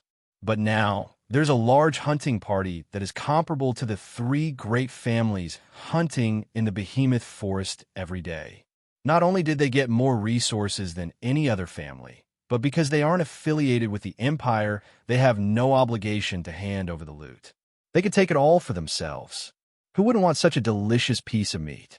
Thus, the three great families joined forces and came here. They wanted to use the Empire as pawns to force Mikoto and Shokuho Misaki to submit. Chapter 822. As the saying goes, a person's jealousy is a scary thing. She had to work herself to death and fight every day to earn resources that she had to hand over to the Empire to support the Empire's operations. Yet, other people were allowed to keep her gains for themselves. This unfair treatment caused the onlookers to look at Mikoto, Shokuho Misaki, and the others with unkind eyes. Just a second ago, they were mesmerized by Mikoto's beauty, but now, because of their jealousy, they forgot that she was just a weak and delicate woman and started to hate her. One has to admit that the dark side of human nature is extremely ugly. Shokuho Misaki's ability is psychological control. Her ability is able to control both the mind and the mind. In the Spalier world, due to the difference in level, she can only affect people of the same level. However, Shokuho Misaki is already a Tier 8 combatant. There are not many people who are stronger than her. Shokuho Misaki could clearly feel the negative emotions from the crowd. Her beautiful lips curled upwards. She looked beautiful, but upon closer inspection, one could see the disdain in her eyes. You bastard. Mikoto's bangs slowly floated upwards, as traces of blue and white electricity flowed through them. Amidst the crackling sounds, a formless aura burst forth from Mikoto's petite frame. That was the expression of Mikoto's wrath. What? You want to use your strength to speak? The gloomy man laughed coldly. Dochi surged out from his body and clashed with Mikoto's aura in an instant. The two auras clashed, and they were actually evenly matched. Mikoto had already reached the peak of Tier 8. She was just one step away from reaching Tier 9. Under such circumstances, even though the gloomy man's aura was on par with Mikoto's, it was clear that his true strength was not much weaker than Mikoto's. In order to play the role of the leader in this important camp, the three leaders of the Spalier world had to be careful. The leaders of the three major clans were only second to the leaders of their respective clans. In terms of strength, they were on par with the leaders of the three major clans. Forget about the gloomy man, even the weathered man who had been silent the whole time. The blonde man with the same color hair as Shokuho Misaki was also a peak Tier 8 fighter. On Mikoto's side, she was the only one who was at the peak of Type 8. Shokuho Misaki, Kinuhara, Sai, Frenda, and Takitsubu Riku were still quite a distance away from that. Even with the support of 20,000 Misaka sisters, they were still slightly weaker. Of course, this was only in terms of strength. Shokuho Misaki had never needed to resort to violence. Misaki, don't get angry. Shokuho Misaki, I've been waiting for you to get angry. Marcus, retract your dochi as well. The blond man, who had been silent all this time, raised his head and coldly glanced at the gloomy man he called Marcus. I didn't come here to watch you fight. Marcus snorted coldly and glanced at the blond man with a mocking look. Pelosi, I know your Lori family has a good relationship with them, but let me warn you first. You don't want to be the bad guy. Stand aside obediently. No one will blame you for not interfering, but if you want to protect them, you'll have to ask the brothers around you if they're willing. Pelosi said. Pelosi's eyes flashed with anger. This Marcus is using a chicken feather as a token of authority, and he's getting addicted to it? Oh, you're saying our Lori family wants to protect them because we have a good relationship with them? Aren't you trying to make things difficult for them because your Saito family has a bad relationship with them? Pelosi laughed. I know that your Saito family's patriarch, who is your elder brother, ordered us to suppress this group of bastards who humiliated his 2 sons and your nephews. Oh no, I almost forgot. Pelosi seemed to have recalled something as he said with a mocking expression in a sudden realization. That second young master being me on, it seems like he almost died under his own Isto chi. Pelosi, Marcus roared in anger. The Saito family's ice combat chi erupted from his body. It was even stronger than when he confronted Mikoto. Pelosi didn't say anything about it. He just looked at him coldly, as if he was looking at a clown. Stop! The weathered man hurriedly stepped forward, only to be glared at by Marcus, who was burning with rage. What? Andrew? Is your Ladine family going to side with him? Hearing Marcus's angry shout, Andrew frowned. He seemed to be dissatisfied with Marcus's actions. Internal strife? Aren't you afraid of being laughed at? Don't forget what we're here for. Pelosi and Marcus were both startled. They then looked at each other, narrowed their eyes, and turned their heads away. However, Marcus still restrained his chi. It seemed that he had taken Andrew's words to heart.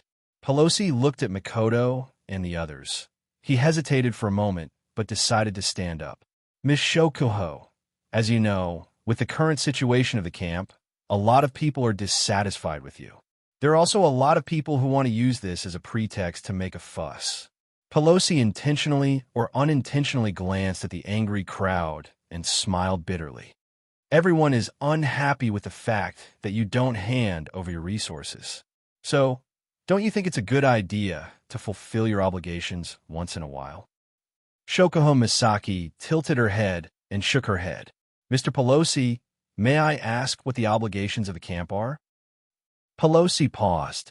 Shokuho Misaki looked around and continued. This camp was built to prevent the demonic beast from coming out of the behemoth forest and to search for the demonic beast king.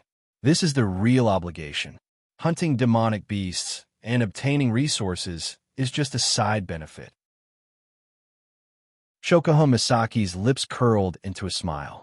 She slowly walked in front of Marcus. Marcus looked at her coldly. Indeed, everyone in this camp hunts demonic beasts in the behemoth forest every day. They exchange their lives for resources and hand it over to the Empire to maintain the Empire's normal operations. I admire your sense of responsibility. Shokuho Misaki looked at Marcus with a half-smile. But since Mr. Marcus says we have blasphemed this sacred encampment, then Mr. Marcus, can you say that everything you've done is for the sake of the Ailu Empire? Marcus' pupils constricted and he sneered. Of course Mr. Marcus, please don't speak too quickly. Shokuho Misaki interrupted Marcus with a smile, but her eyes flashed with a cold glint. I will do as you say. Don't forget, my ability is to control people's minds. Shokuho Misaki rested her chin on her hand and said with a smile, although I can't control the few of you, I believe that the people around you who work for you shouldn't be able to resist my ability. I think, in that kind of situation, they would be very willing to publicize your usual actions to everyone. When the time comes, it will be time for the world to evaluate your obligations. The expressions of Pelosi, Marcus, and Andrew changed on the spot. Shokuho Misaki glanced at them, turned around, and walked to Mikoto's side. Gentlemen, we all have our own goals. We are not in charge of you, so it's best if you don't stick your nose in our business. Otherwise, the ones who will suffer. Shokuho Misaki smiled. Definitely not us. Chapter 823. Damn it, I'm so pissed off. Kinuha Tasai kicked a rock aside and glared at Shokuho Misaki. I say, why don't you just let me take care of that guy? But don't you dare do anything stupid. Friendo was shocked. That guy is a tier 8 pinnacle. You won't be able to win if you fight him. Who says I can't kill him just because my level is lower than his? Kinuhita Sai retorted. It's not like I haven't killed someone stronger than me when I was in the Black Ops. If I can't kill him in a direct confrontation, I'll just super assassinate him. Frenda couldn't stay calm anymore. She clutched her beret nervously. You're not really planning to do that, right? All right. Makoto sighed. That guy's annoying, but it's not to the point where I have to kill him. Huh? Kinuhita Asai looked at Makoto in disbelief and sighed as well. You're still as kind as ever. This has nothing to do with being kind or not, right? That's not it. Most people would only want to kill that guy if they saw him. Would a normal person directly kill the person they hate? Of course, I'm super good at it. Yeah. Seeing Makoto and Kinuhita Sai quarreling for no reason, Frenda felt like she was looking at two kids who never grew up. She completely forgot that she was the one with the smallest stature in the room. She then turned to Shokuho Misaki. Luckily, Shokuho was here, otherwise we would have to fight them. I made the right decision when I asked you to stay. Well, in a base like this, it's only a matter of time before something like this happens. Shokuho Misaki tucked her hair behind her ear. She narrowed her eyes. I just didn't expect it to happen so soon. Makoto and Kinuhita Sai seemed to be tired of arguing. They glared at each other and turned their heads away. Makoto happened to be on Shokuho Misaki's side. Hearing this, she put one hand on her waist. We should have completely fallen out with them now, right? I don't think so. Kinuhita Sai extended her hand. He clenched his fist, and on top of it, there was a mass of air that was invisible to the naked eye that was constantly compressing and rotating. At least with Shokuho here, those guys won't be able to do anything to us, although I'm not afraid. They won't give up. Shokuho Misaki said calmly. As long as we are here, they will not give up. After all, the Misaka sisters are very efficient at hunting. They won't let go of the chance to get their hands on these 20,000 men. Shokuho Misaki was smart enough to know that Marcus's real target wasn't the loot in their hands, but the entire Misaka sister squad. Even though they had accumulated quite a lot of resources during this period of hunting, it was only a small amount. What Marcus and the rest really wanted was a Misaka army that did not have to carry out their so-called obligations and could hunt efficiently. Otherwise, Marcus's first sentence after blocking them in the open space wouldn't be to ask them to submit their resources. From this point of view, Pelosi from the Lori family gave them a good way out. He didn't let them follow his orders. Instead, he let them carry out their duties. It seems like he cared about the relationship between them and the Lori family. Then what should we do next? Makoto said irritatedly. The longer we don't submit our resources, the more dissatisfied the people in the base will be with us. I'm afraid we'll get into a lot of unnecessary trouble. Of course there will be trouble.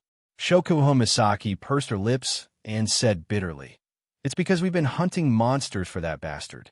Those resources should be able to give him a lot of points. Makoto, Kinuhita Sai, and Frenda stopped in their tracks. Even Takitsubu Riku, who looked like she was about to fall asleep, lifted her head.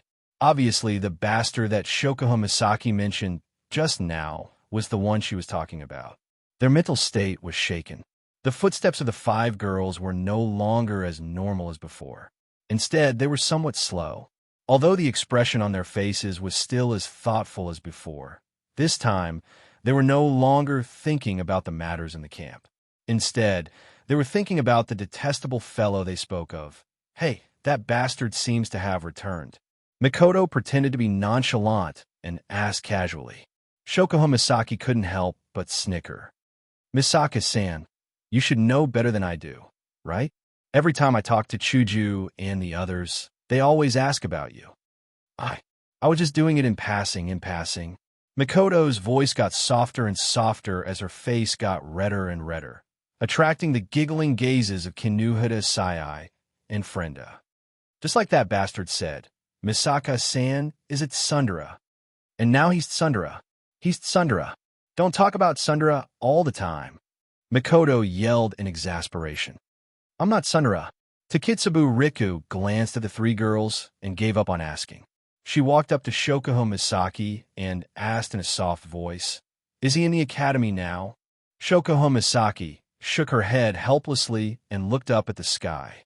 2 days ago, when I contacted Inajiku, I heard that he seemed to have obtained a new ability and is currently cultivating it. He should be almost done with it by now. The next time I contact him, I should be able to see his face through the crystal ball. Mikoto and the other girls' eyes lit up, and they couldn't help but smile. Shokuho Misaki calmly ran her fingers through her hair. This is a good opportunity to hear from him about the princess fiancé incident. The air instantly froze, and the temperature suddenly dropped. The expressions of the girls also turned cold. The Misaka girl who was closest to the girls raised her head and said, According to Misaka's observation, Oni-sama seems to have cheated on her again. Misaka 10032 came to the conclusion, Oni-sama is a heartless man. Misaka 10031 came to the conclusion as well. Misaka 9982 seconded. Misaka 10777 seconded. Misaka 19,090 seconded. In the end, all of the Misaka sisters agreed to the proposal. Hearing the girls whispering behind them, Mikoto, Shokuho Misaki, Kinuhata Sai, Frenda, and Takitsubu Rika looked at each other and couldn't help but burst out laughing. However, it didn't take long before Mikoto and Takitsubu Riku's laughter came to an abrupt halt. The laughter on their faces slowly turned into surprise. This feeling is Mikoto's forehead flashed with electricity. Takitsubu Riku's pupils constricted and she started trembling. What's wrong? Shokuho Misaki, Kinuhata Sai, and Frenda surrounded the two girls. Did something happen? Well, I don't know if it's a good thing or a bad thing. Mikoto couldn't stop smiling. Before Shokuho Misaki and the others could ask, she raised her head and looked at the sky. It's here. Almost at the same time as Mikoto's words, a gigantic airship slowly appeared in the sky, accompanied by a whistling whirlwind. It stopped right above the girls. That's Fraxinus. Shokuho Misaki's expression changed drastically.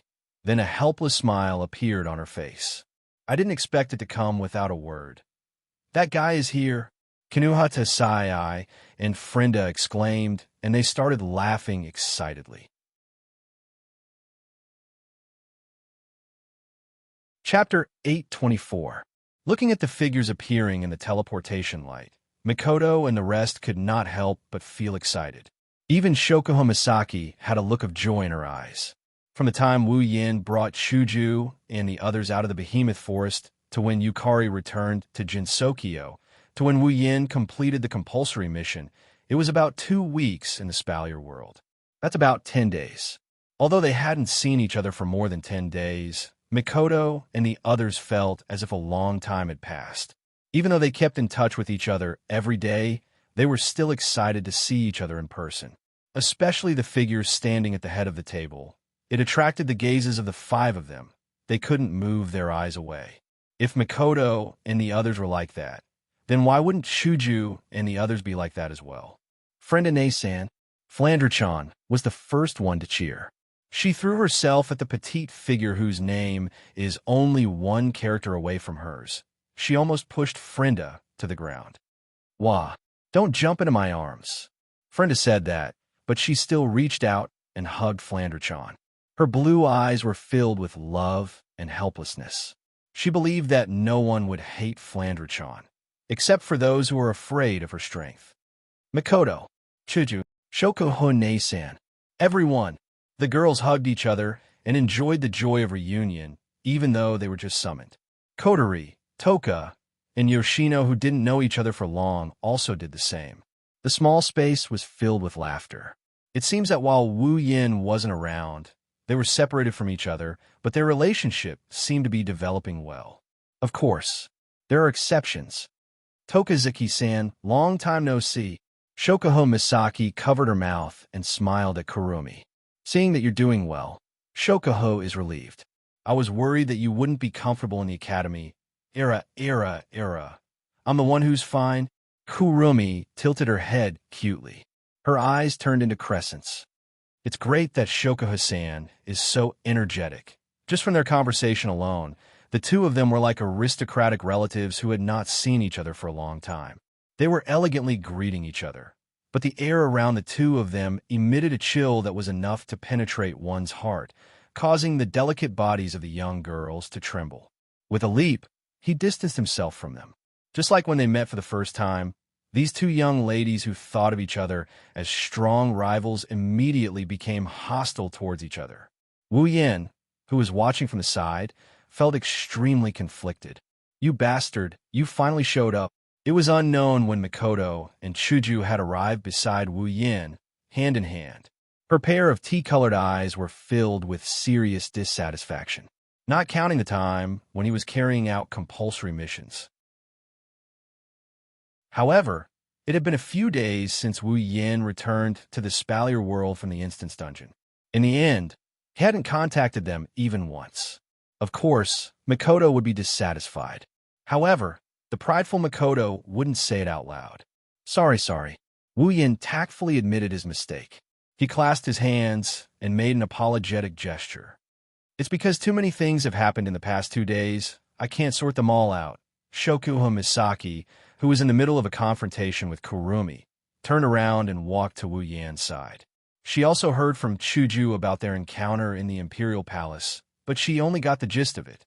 Using a crystal ball to communicate, even though it's not like Academy City or the modern world, it's still possible to be monitored. That's why Chuju couldn't tell them the secret Wu Yin obtained in the Imperial Palace. She only gave them a vague explanation to let Shokuho Misaki and the others know the severity of the situation. What's wrong? Is it hard to solve? Wu Yin sighed when he heard this. It's not a problem. It's a problem of how to deal with it. Wu Yin shook his head when he saw Shokuho Misaki's puzzled expression. Let's talk about the details later. Shokuho Misaki nodded, and her serious face changed into a half-smile. Since it's not convenient to talk about it here, Yin-chan, don't you think you should explain your private matters to us? For example, your engagement with a certain princess, or you're such a playboy. Which pretty bee did you piss off in this dungeon? When Shokuho Misaki said that, Wu Yin knew he was in trouble. As expected, as soon as she said that, several cold gazes and 20,000 disdainful gazes landed on him. Wu Yan's back was drenched in sweat. Feeling the pressure, Wu Yin stiffened and looked at Shokuho Misaki, who was still smiling. He tried to speak weakly. Jusama, I don't think it's appropriate to talk about private matters here. Is that so? Shokuho Misaki smiled seductively. She reached out and stroked Wu Yan's chest. She then moved her lips closer to Wu Yan's ear. Then, let's talk about it in private. Dear, love, gulp. Hearing Shokuho Misaki's seductive voice, Wu Yin felt a chill down his spine. He gulped, and the girls around him snickered at him. Wu Yin could only sigh in despair. It seems like he'll have a lot of work to do in the coming days if he wants to appease these jealous girls. How nice would it be if pushing her down could comfort the girl? Behemoth Forest Camp, inside a large tent. What? You guys graduated? Mikoto exclaimed. Yeah. Chuju smiled at Mikoto. Apparently, staying at Spalier World Academy no longer has much meaning for us, so we applied to graduate. Then why didn't you guys tell us? Kinuhata Sai, who was sitting on the other side of Mikoto, was dissatisfied. Don't tell me you don't plan to care about us anymore. It's just that we didn't have time to inform you. Chuju smiled bitterly. After all, we almost couldn't get out. Isn't that a pity? Shokuho Misaki looked at Kurumi with raised eyebrows. You just entered the academy and you're applying to graduate? You must be tired. I don't mind. Kurumi placed a finger on her lips and said to herself, as long as Outsa-sama is here, it's fine. On the other hand, Shoko-san, I heard you spent a lot of effort to raise Starlight Queen. How can you just abandon her like that? Don't worry about it. It's fine. Shoko Misaki waved her hand. Sometimes, power is more practical than people. All you need to do is say a word or two. Tokazaki-san, you don't have to worry too much. That's a pity. Kurumi and Shoko Misaki looked at each other. Both of them had a noble smile on their faces. However, the way they looked at each other made the onlookers feel dizzy. They couldn't wait to teach these two girls a lesson. Wu Yin slapped his forehead and looked at Shoko Misaki helplessly. The academy isn't a big problem since you're just students in name. Whenever you get in touch with Grandpa Lei, he'll just let you graduate. Wu Yin turned serious after he said that. Masaki-san, what do you think I should do with the information I got from the Ailu Empire's treasury? You don't have to do anything with that information. Wu Yin, Hinajuku, and the others were baffled by Shoko Misaki's words. She didn't even hesitate to call them worthless. Everyone was stunned. Shoko Misaki blinked and smiled as she looked at the stunned crowd. They have already arranged a way to deal with it. What are we still worried about? Hearing Shoko Misaki's words, everyone looked at each other and laughed. As expected of Shoko Misaki, she hit the nail on the head. Chapter 825. The Giant Beast Forest Camp was a camp filled with tents. The people stationed here would be assigned different sizes of tents according to their status. Among them, there were 3 tents that were the largest in the entire camp. When Wien and Co. arrived at the campsite, they saw Marcus and Andrew in the largest tent at the center of the campsite. The only one missing is Pelosi. You said Wu Yin also came to the camp. Marcus furrowed his brows tightly when he heard the news brought by Andrew. Is this news accurate? It's 100% true. Andrew nodded and gritted his teeth. His airship is special and it can conceal itself. It's impossible for anyone to mistake it for someone else. I didn't expect this. He actually came at this juncture. Marcus' face was gloomy. His fists were clenched tightly. Andrew couldn't help but say when he saw Marcus' expression, "Will there be any problems?" Andrew asked worriedly. Wu Yan's sudden appearance. Will he discover our secret? Andrew asked. Marcus' complexion changed, and his face became ferocious. Damn it, why did he have to come at this time? Andrew's face was also filled with uncertainty. He hesitated on the spot for a long time before he suddenly raised his head. His originally handsome face was now filled with murderous intent. Let's do it. Let's just. Although he didn't finish his sentence, the meaning he wanted to express was very clear. No, but Marcus shook his head without even thinking about it. That Yin may be young, but he's someone that even Lei Wang, that old geezer, thinks highly of. He's not that simple, you know that. He's now Princess Sylph's fiancé. If we do that and drag the royal family into this, we'll be dead. But with him here, we can't carry out the plan at all. Andrew's face was filled with fear as he said this. You know, if we can't complete the mission, the consequences. Upon hearing Andrew's words, Marcus' ferocious face became fearful as if he had seen something terrifying. He shook his head in panic. No, we have to carry out the plan. Otherwise, we'll suffer a fate worse than death. Then what should we do? Andrew was starting to get irritated. We can't kill him, and we can't leave either. Are we going to waste our time like this? Didn't I tell you? Stick to the plan. Marcus growled. That Wu Yin may be strong, but he's just a small fry. Misaka Mikoto isn't any weaker than him, and yet she failed to discover our plan. That cunning Shoko Misaki was also kept in the dark. I don't believe he can discover anything. That's true. Andrew's expression seemed to have improved a little. A glimmer of hope appeared in his eyes. That's right, he's just a small fry. No matter how strong he is, we should be fine as long as we're careful. Let's hope nothing bad happens. Marcus sighed. I hope so. Marcus replied in a low voice. Glancing at Marcus, he hesitantly called out, Marcus. Looking at his accomplice beside him, the malevolent look on Marcus' face slowly receded. Instead of the previous malevolence, he smiled bitterly. Andrew, if you have something to say, just say it. Although I'm from the Saito family, and you're from the Ladine family, We're in the same boat now. If we don't live together, we'll die together. Is there anything that you can't say? Andrew took a deep breath and bit his lips. Marcus, what we're doing right now is equivalent to betraying the Ailu Empire. We're betraying all of humanity. If we're discovered, there won't be a place for us in Silveria. Is it really worth it? What's the point of saying this now? Marcus's face was filled with dejection. His eyes dimmed. Now, it's either someone else's death or ours. Do you want to die? You. Andrew was silent. A trace of sadness appeared in his eyes. Seeing this, Marcus laughed at himself. Then his face turned fierce, and he stood up abruptly. There is no turning back. I don't want to die. If I can't die, then I can only make others die. I believe that the spirits of those ants in the heavens know that using their lowly lives in exchange for the survival of 2 peak-stage 8th Order powerhouses is enough for them to feel honored. Too bad we couldn't drag Pelosi down with us. Otherwise, with the 3 of us in the camp, we wouldn't have to cower around like cowards. Marcus grumbled. And that Shokoho Misaki, she's as cunning as a fox. If it wasn't for her bringing a bunch of wild brats around the camp, that's why we forced Pelosi to come with us. We wanted to control them, right? Andrew said helplessly. If Shokoho Misaki heard this, she would be shocked.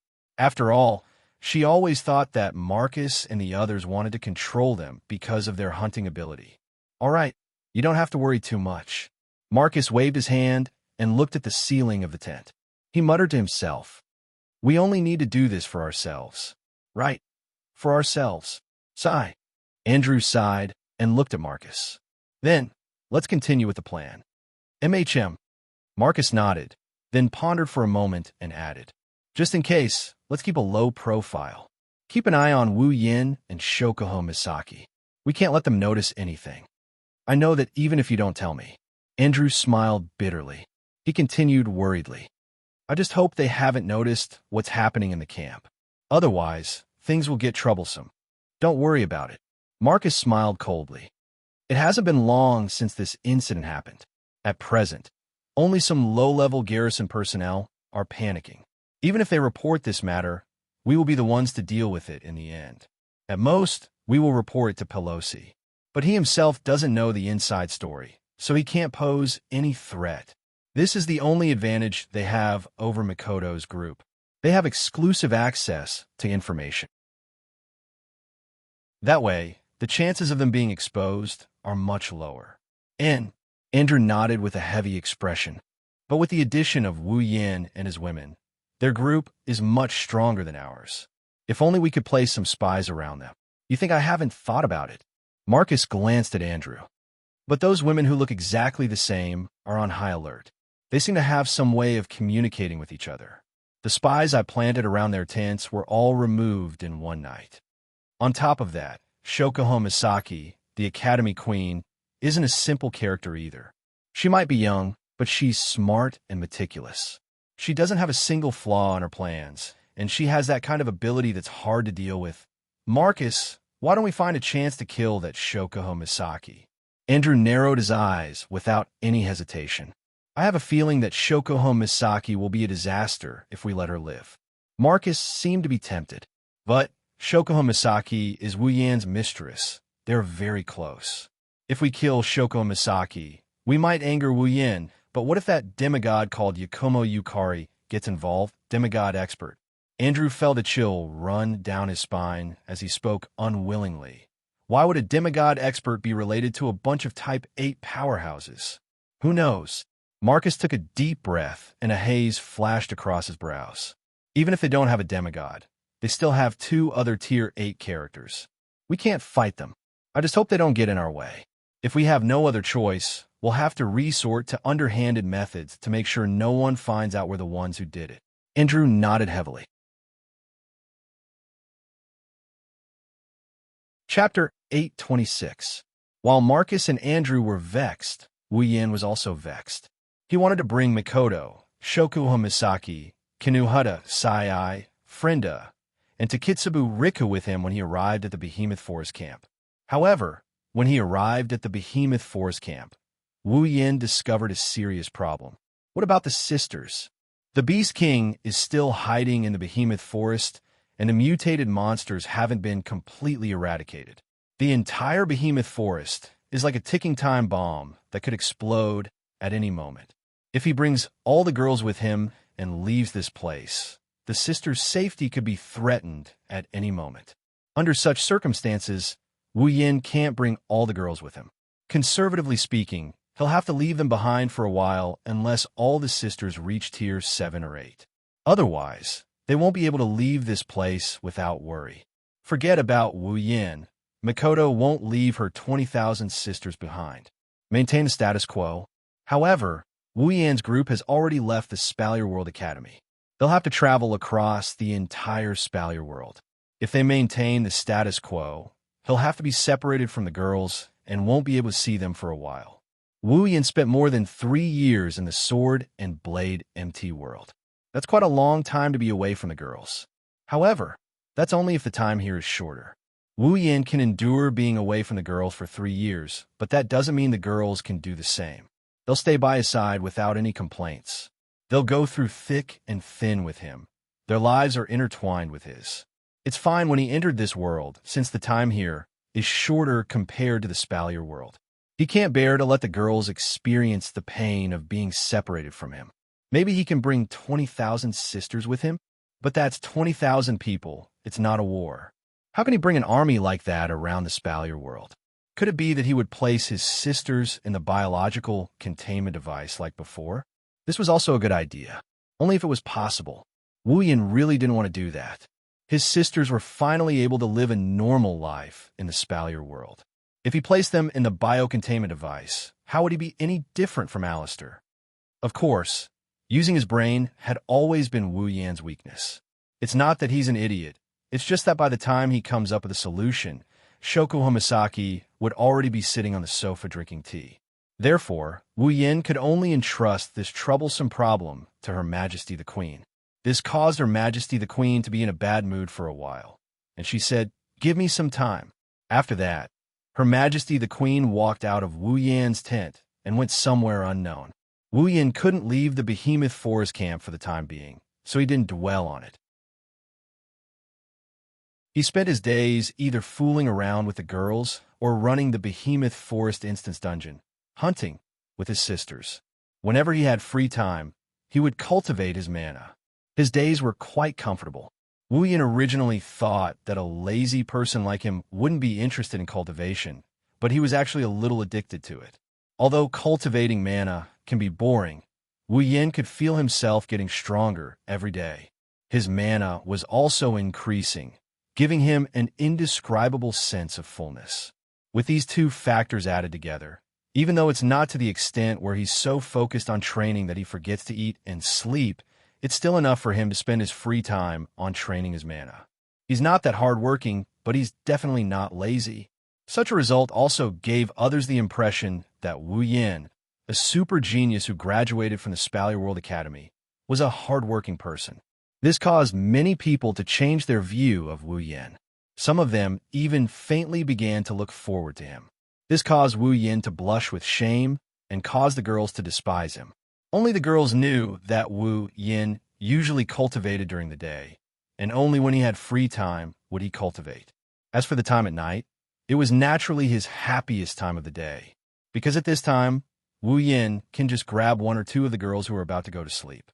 Then, amidst their screams, he can drag them into his tent and toss them onto his bed like a hoodlum boss. Then, he can live a shameless life under the night sky. Say that Wu Yan is hardworking?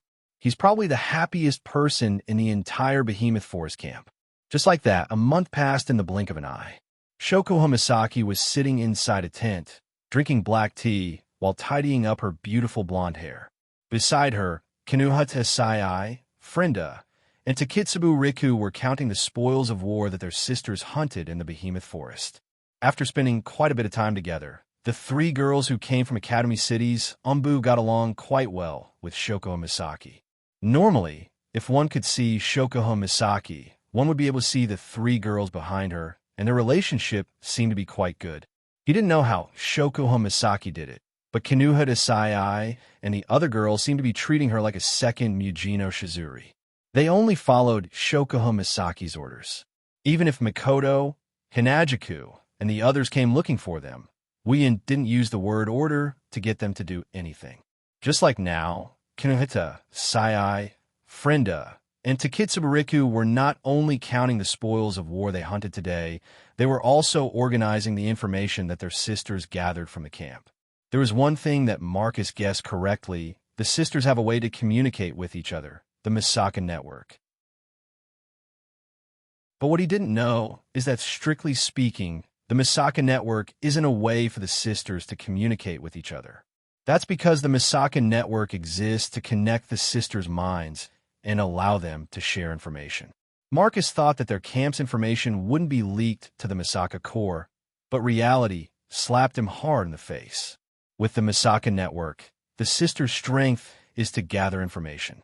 In the camp, some information that even Marcus didn't know about would be sent to Shokuho Misaki every day. Even though Mikoto wasn't happy that her sisters were helping Shokuho Misaki was very responsible and took care of her sisters well. She even used them for her own benefit, and the one who benefited was Wu Yan. Mikoto couldn't say anything about it and turn a blind eye to it. She had to admit that Shokuho Misaki was a qualified leader. Because of this, Shokuho Misaki got herself into a lot of trouble. Takitsubariku, who was reading a piece of information, suddenly exclaimed. She turned around and handed a piece of paper to Shokuho Misaki. Shokuho, take a look at this, Shokuho Misaki looked at Takitsubariku suspiciously. She took the paper from Takitsubariku and looked at it. She frowned in surprise. Guards went missing without reason? Kinohita Sai and Frenda both stopped what they were doing and turned to look at the report in Shokuho Misaki's hand. When they saw what was written, they frowned. Low-level guards went missing. There's a panic outside the camp. The higher-ups didn't send anyone to deal with it. Frenda was surprised. What are those higher-ups doing? Kinohita Sai muttered. There's already a panic, but they didn't send anyone to deal with it. Shokuho Misaki narrowed her eyes and placed the paper on the table. This isn't as simple as it seems. Shokuho Misaki's sharp senses picked up on something, and she looked at Takitsubariku. Takitsubu, have the sisters investigate this. Takitsubariku nodded. Chapter 827. In the center of the giant beast forest camp, inside a large tent, Pelosi, Marcus, and Andrew are sitting opposite each other. It's as if they're having a meeting, discussing something, looking at Marcus and Andrew, who were unperturbed and completely indifferent. Pelosi's brows furrowed. Are you listening or not? Pelosi's tone was slightly angry. If you don't want to get involved, then I'll go. Why are you stopping me from sending people to investigate the missing persons case? Stop. Pelosi, you're making a fuss out of nothing. Marcus glanced at Pelosi indifferently. It's just a few low-level people going missing. How many? Pelosi laughed out of anger. He slammed a piece of paper on the table. Look at the number of missing people reported by the higher-ups. How many of them are there? How many a day? And in the past month, more than 100 low-level personnel have been declared missing. Hearing this, Marcus narrowed his eyes slightly and exchanged a glance with Andrew. Andrew immediately understood and said to Pelosi, "Is this information accurate? It could also be a smokescreen set up by those who were ready to make a move." "Yes, that's right." Marcus nodded. Then he sneered and said, "Don't forget, those guys have been trying to take a bite out of us. They've been eyeing our position all this time. That's why we need to investigate, right?" Pelosi's face tensed up, and he looked rather unsightly. Right now, the low-level outskirts of the camp have already caused a very serious panic. There are also rumors that it's some kind of plague or the revenge of some unknown magical beast. It's making people uneasy. Even hunting in Behemoth Forest has decreased a lot. Pelosi glanced at Marcus and Andrew with a serious gaze. We can't let this drag on any longer. We need to control the situation when it's still light and find out the cause. When the influence spreads, I'm afraid that the entire operation of the camp will be paralyzed or even abandoned. Marcus, Andrew. Pelosi stood up and looked down at the two people opposite him. He said in a low voice, "If you don't want to interfere, then don't stop me from interfering. Otherwise, if something really happens, the responsibility is not something we can bear." After that, Pelosi turned around and walked towards the exit of the tent. Before he left, he even took the piece of paper with him. It was obvious that he was going to investigate this matter. When Pelosi turned around, Andrew abruptly raised his head, killing intent flashing in his eyes. A faint mana fluctuation started surging from his body as if it had awakened. Marcus put his hand on Andrew's shoulder. With a slight push, he pushed Andrew back into the chair. He stared at Pelosi's back in silence until he walked out of the tent. Watching Pelosi walk out of the tent, Andrew looked at Marcus with some dissatisfaction. "Why didn't you let me do it?" "Do it?" Marcus turned his head. "You're confident you can take him down without anyone noticing?" Andrew choked, then retorted, "That's better than letting him find out the truth." "Finding out the truth?" Marcus chuckled.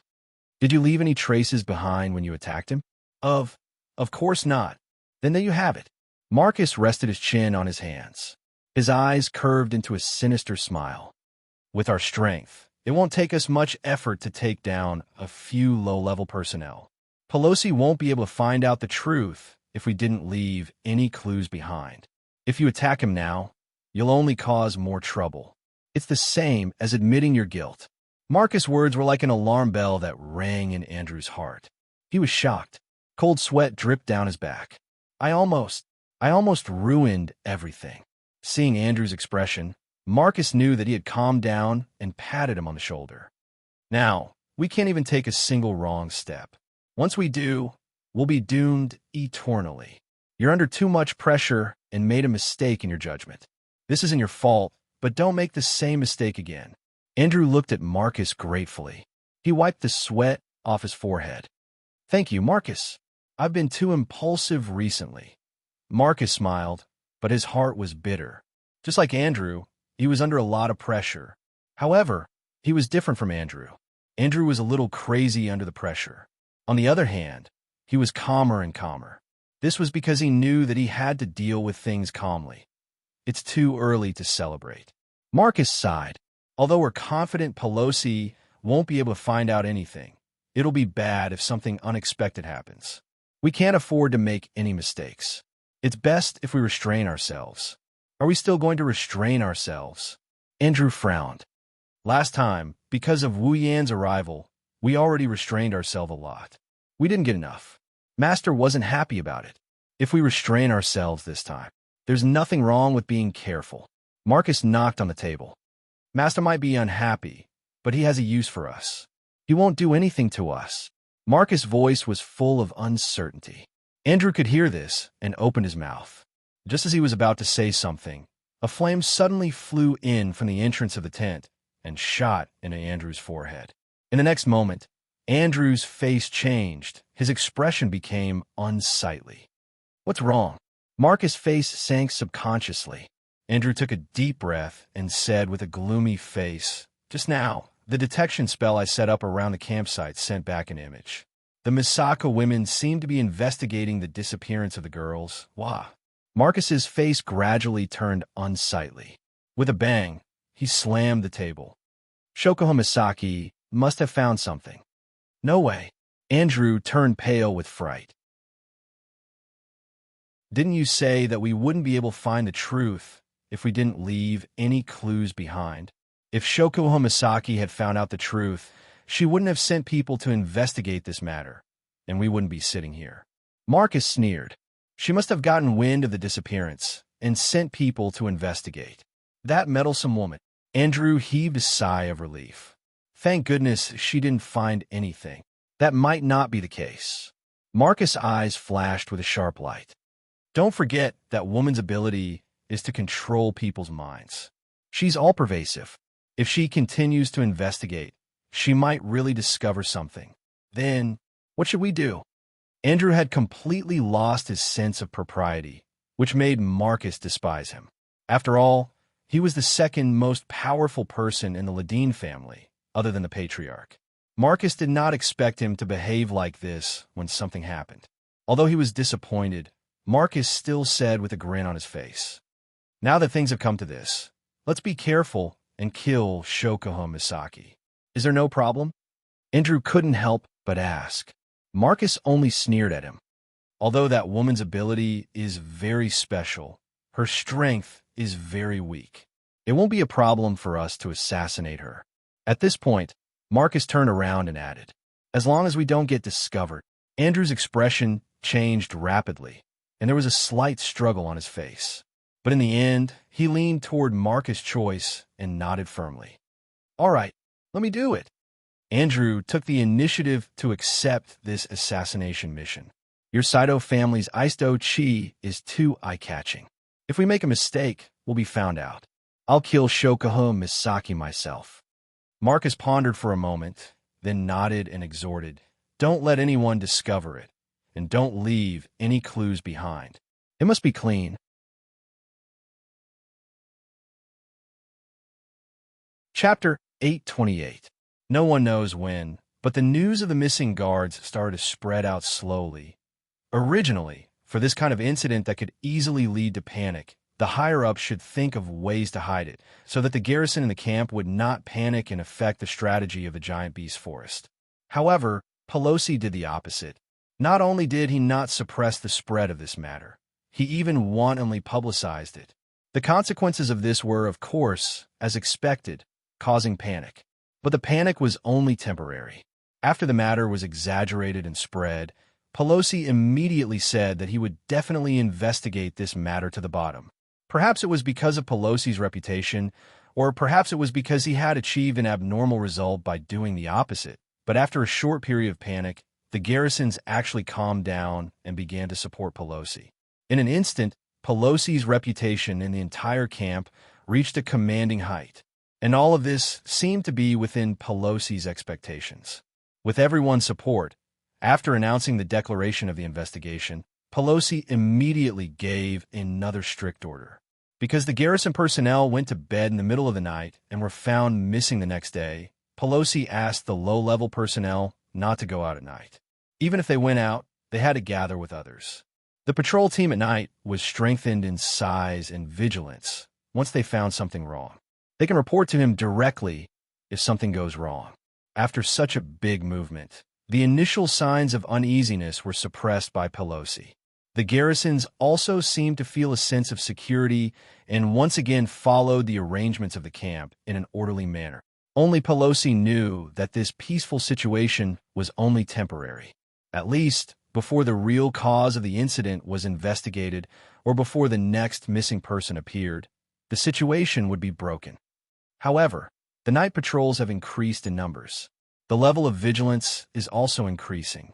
Around the tents, where everyone is staying, the number of people in the tents increased at night, making the camp very lively. Unfortunately, no one could say for sure how useful it was, including Pelosi in the night. The tents near the edge of the camp are much quieter than the other tents. One can still hear the faint chirping of insects. In one of the tents, Shokuho Misaki, who has been busy the whole day, wiped her long blonde hair that is wet from her shower. She breathed a sigh of relief. Her starry eyes twinkled in the darkness where there wasn't enough light. Coupled with her extremely beautiful face, she was breathtakingly beautiful. Shokuho Misaki is complaining. I have to go to a lake in a specific area to take a shower. There is no hot water or skincare products. I really want to go back to Tokuwadai or the academy. At least there is hot water. Shokuho Misaki complained, but she didn't really care about this. If she did, she could just go to Wu Yan and ask for his help. With the magical items in the system and Wu Yan's equipment points, it would only take a few minutes for Shokuho Misaki to solve this problem. That's why Shokuho Misaki only complained a little. After drying her hair, she shook her head and looked at her golden hair flowing in the air. She couldn't help but smile. Shokuho Misaki is very satisfied with her appearance. She looked at herself in the mirror and smiled seductively. No wonder that bastard likes me so much. I was afraid I wouldn't be able to charm you to death. After saying that, Shokuho Misaki walked to the magic lamp and turned it off. She yawned and walked towards her bed. Silence reigned in the tent once again. However, Before Shoko Misaki could even get to her bed, a psychic wave suddenly entered her senses. She couldn't even sense it. Shoko Misaki's yawn froze when she felt the psyche wave. Her eyes widened. Shoko Misaki's ability can sense psyche waves, but she can't determine the person's identity based on the psyche wave. However, judging from the erratic trajectory of the psyche wave, the possibility of it being someone she knows is close to zero. Shoko Misaki is certain that the person is not friendly. Shoko Misaki's sleepiness disappeared in an instant. She turned around and looked at the entrance of the tent.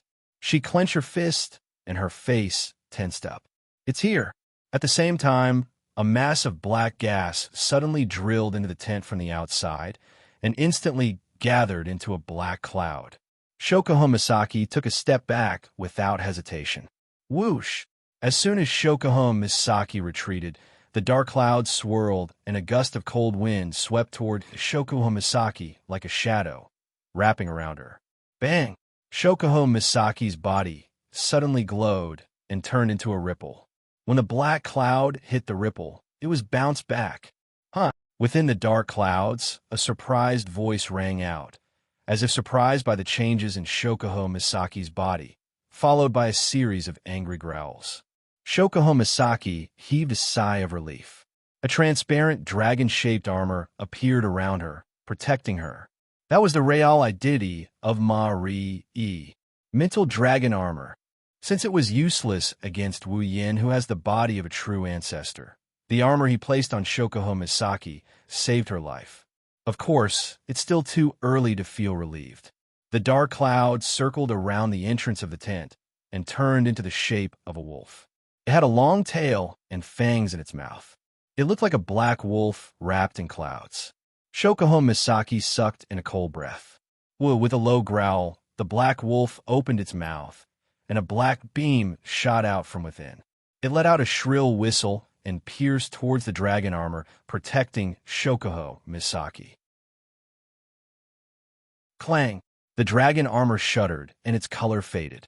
It almost collapsed. Shoko Misaki was shocked. She didn't care that the controller was not with her.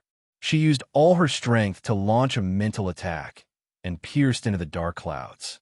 Gee woo! A tearing sound was heard. The dark cloud around the black wolf shrunk, and it howled in pain. The eyes of the wolf started glowing red. Shoko Misaki cursed at her heart. Her ability seemed to be effective against the black wolf, but it didn't have much of an effect. It's obvious that the black cloud, or rather the one controlling it, is much stronger than her. Much stronger than her. Is this the culprit behind the disappearance? Am I her next target? Shoko Misaki bit her lips and looked at the entrance that was blocked by the black wolf. She couldn't help but feel anxious. Escape? But the black wolf is blocking the exit. Scream? He was afraid that before he could even cry out, the black wolf's attack would have arrived. And from the way this Psyche dragon armor trembled after blocking that attack, this C-grade rare armament dragon-shaped armor definitely wouldn't be able to block the next attack. Her weak body would also not be able to withstand a single blow, and she would perish as well. Thinking of this, Shoko Misaki became even more anxious. While Shoko Misaki was panicking, the black wolf opened its mouth again, and a faint black light flashed in its mouth. Shoko Misaki instinctively closed her eyes. You're courting death. Just as the black light was about to shoot out again, a furious roar exploded like a clap of thunder. It soared into the sky and reverberated over the entire camp, waking everyone who was still in their sweet dreams. It also startled the patrolling personnel and Pelosi and Marcus, who were in their respective tents. What's going on? Pelosi ran out of the tent in bewilderment. Marcus, who was still in the tent, had an ominous premonition in his heart. He hurriedly ran out of the tent, looked at Pelos, and ran in the direction of the sound, accompanied by a group of patrol personnel. To be continued. Chapter 829. Using his secret magic to hide his tracks, he snuck into Shoko Misaki's tent as fast as he could, assassinated her, and escaped with her body, pretending that she had gone missing. This was the entirety of Andrew's plan, a simple and clear one. Unfortunately, he'd miscalculated. He'd miscalculated from the very beginning. Andrew thought that Shoko Misaki's ability was to control people's minds, but that was only a small part of her ability. He did not expect her to be able to detect his presence through mental waves. That was how she discovered him from the start. Fortunately, Shoko Misaki may be able to detect other people's mental waves, but she can't use them to identify the person. As long as Andrew kills Shoko Misaki as fast as he can, his plan will still work. No matter what, he was still a Type 8 Divine Warrior, while Shoko Misaki was only in the lower middle of the Type 8 Divine Warriors. Her ability was a godly skill against those weaker than her, but against those stronger than her, even if it wasn't useless, it wouldn't have much of an effect. However, Andrew had miscalculated again. The existence of a dragon armor bought Shoko Misaki a little bit of time, and that little bit of time was enough to push Andrew to the brink of death. Bang! The black wolf formed by the dark clouds was sent flying as if it had been hit by a heavy hammer. It smashed into the top of the tent, which had been reinforced by magic and was harder than the walls. Soon after, it fell down and heavily smashed into the ground. A suppressed howl of pain was emitted from the black wolf's body, proving just how heavy the blow was. What's going on? Andrew, who was hiding in the black wolf, was hit so hard that his brain short-circuited. He couldn't react in time. By the time he reacted and controlled the black wolf to spring up from the ground, he finally realized it.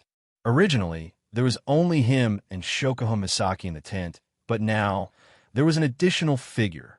Impossible. That was the first thought that came to Andrew's mind when he saw the figure. The exit was clearly blocked behind him, but this person in front of him, how did this person appear beside Shoko Misaki? Of course, not long after this thought arose, a gaze that was infinitely close to freezing point enveloped him, causing Andrew's heart to tremble violently. A fatal chill emerged from the bottom of his spine, instantly covering his entire back. He looked up. In front of him, the figure was holding Shoko Misaki in his arms. A pair of wine-red eyes stared at Andrew. Inside those eyes, there was a murderous aura that was like a volcano erupting. Andrew couldn't help but take a step back because of that murderous aura. Little Yin. She felt the familiar embrace. Shoko Misaki let out a sigh of relief. Her tense nerves finally calmed down. Her face paled as she clutched Wu Yan's shirt tightly. She didn't want to let go of his shirt. Little Chi. Seeing Shoko Misaki's pale face, Wu Yan was enraged. Even though he gave the dragon armor to Shoko Misaki, it was still his noble phantasm. If something happened to his noble phantasm, Wu Yan would be able to sense it. What's more, Wu Yan set up a telepathic spell on the girls. If the girls are in danger, Wu Yan would be able to sense it at the first instance. When Wu Yan sensed that Shoko Misaki was in danger, he used a teleportation spell to get here. The Black Wolf was about to deal the final blow to Shoko Misaki. If he came half a second later, Wu Yan's pupils started trembling when he thought of this. He couldn't suppress the fear that rose from the bottom of his heart. Along with it came a towering rage that could shake the heavens and earth. Misaki-chan. Wu Yan lowered his head. His demonic voice came from the depths of hell. Wu Yan couldn't see his expression. Take a step back. Shoko Misaki didn't feel any fear when she heard his demonic voice. Instead, she felt sweet inside. She nodded obediently and retreated to the back. Her starry eyes stared at Wu Yan with a mesmerized look in them. Contrary to Shoko Misaki, Andrew was so frightened by the terrifying voice that he took a step back. In his heart, he felt a sense of danger, urging him to leave. Sensing that sense of crisis, Andrew could not help but shout out in his heart, "Impossible! That brat is so young. It's already a miracle that he could reach the Type 8 realm at such a young age. How could he, a peak Type 8 warrior, feel threatened?" However, the next moment, Wu Yan raised his head. When Andrew saw his face, he sucked in a breath of cold air. In the other party's eyes, the pair of wine-red eyes had turned golden. Carrying an extremely cold gaze, he stared at him closely, like a ferocious beast staring at its prey. Today, Wu Yan's voice was the coldest it had ever been in his life. If I let you escape from my eyes, then I, Wu Yan, will never step into the Spalier world again. The moment his words fell, a terrifying aura burst out from Wu Yan's body. The aura contained within had already far surpassed Andrew's peak. Boom! Outside Shuko Misaki's tent, Pelosi, Marcus, and the rest of the camp's guards had just arrived when the tent in front of them exploded. A powerful shockwave blasted out from the tent and swept across the entire area. Careful! Pelosi and Marcus were shocked.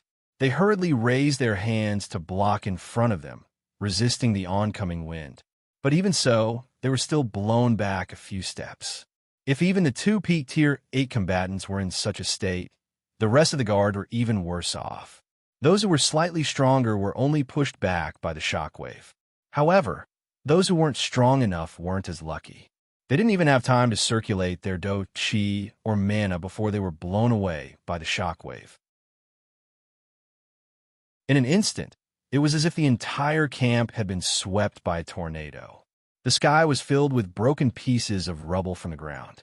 Some figures were even blown into the sky by the strong wind and then smashed onto the ground. Wails of pain rang out everywhere. Not long after, the entire camp was filled with the wails of the garrison members. What a powerful force! What the hell is going on? Pelosi and Marcus looked in front of them in horror. The shockwave from the explosion of the tent had passed, but the place was covered in smoke and dust. Faint traces of fire could be seen flashing through it. A corner of the smoke suddenly protruded outwards, and a figure shot out from there. Under the gaze of everyone present, the figure landed hard on the ground, bounced a few times, and fell in front of Pelosi and Marcus, who were at the forefront, with smoke and dust all over his body. Poochie! A mouthful of dark red blood sprayed out from the other party's mouth, dyeing his clothes and lips red, revealing a pale face filled with fear. Seeing this face, Pelosi's and Marcus' complexion changed rapidly. Andrew, hearing the two people's shouts, Lu Sun quickly turned his head. When he saw Pelosi and Marcus, his eyes suddenly lit up and he shouted, "Pelosi! Marcus! Save me!" As soon as he said that, another voice came from within the cloud of dust. It was like a gust of wind had swept through the area. "Save you!"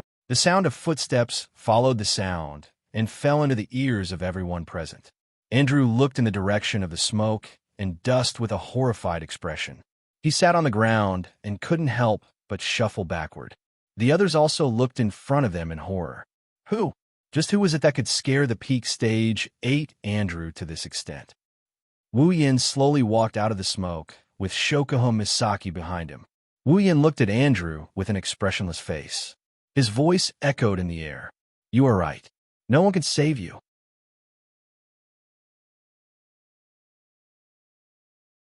Chapter 830. Looking at the figure that walked out of the smoke and dust and stepped on the collapsed ground, Pelosi and Marcus' pupils slowly shrank. Wu Yin. The entire place was silent. The word Wu Yin reverberated in the ears of all the guards present. Their expressions turned sluggish as they stared at the figure in front of them with their mouths agape. Could it be that the person who scared the Peak Tier 8 Andrew to the point where he coughed up blood is the same Wu Yin who just graduated from Silveria World Institute? Silence ensued. No one dared to make even the slightest sound. Only Wu Yin's footsteps could be heard in this space. His footsteps were rhythmic and gave off an illusory feeling. If it wasn't for the painful wails coming from their bodies due to the shock waves, they would have thought that they were dreaming. In the back, Shokuho Misaki watched all of this quietly. She didn't react until she heard a few shouts behind her. Shokuho, Hinajiku, Mikoto, and the other girls all rushed to Shokuho Misaki's side. "What's wrong?" Mikoto asked. "What happened?" "Yeah." Chuju looked at Wu Yin with a strange glint in her eyes. "What the hell is going on? I've never seen Yin like that before."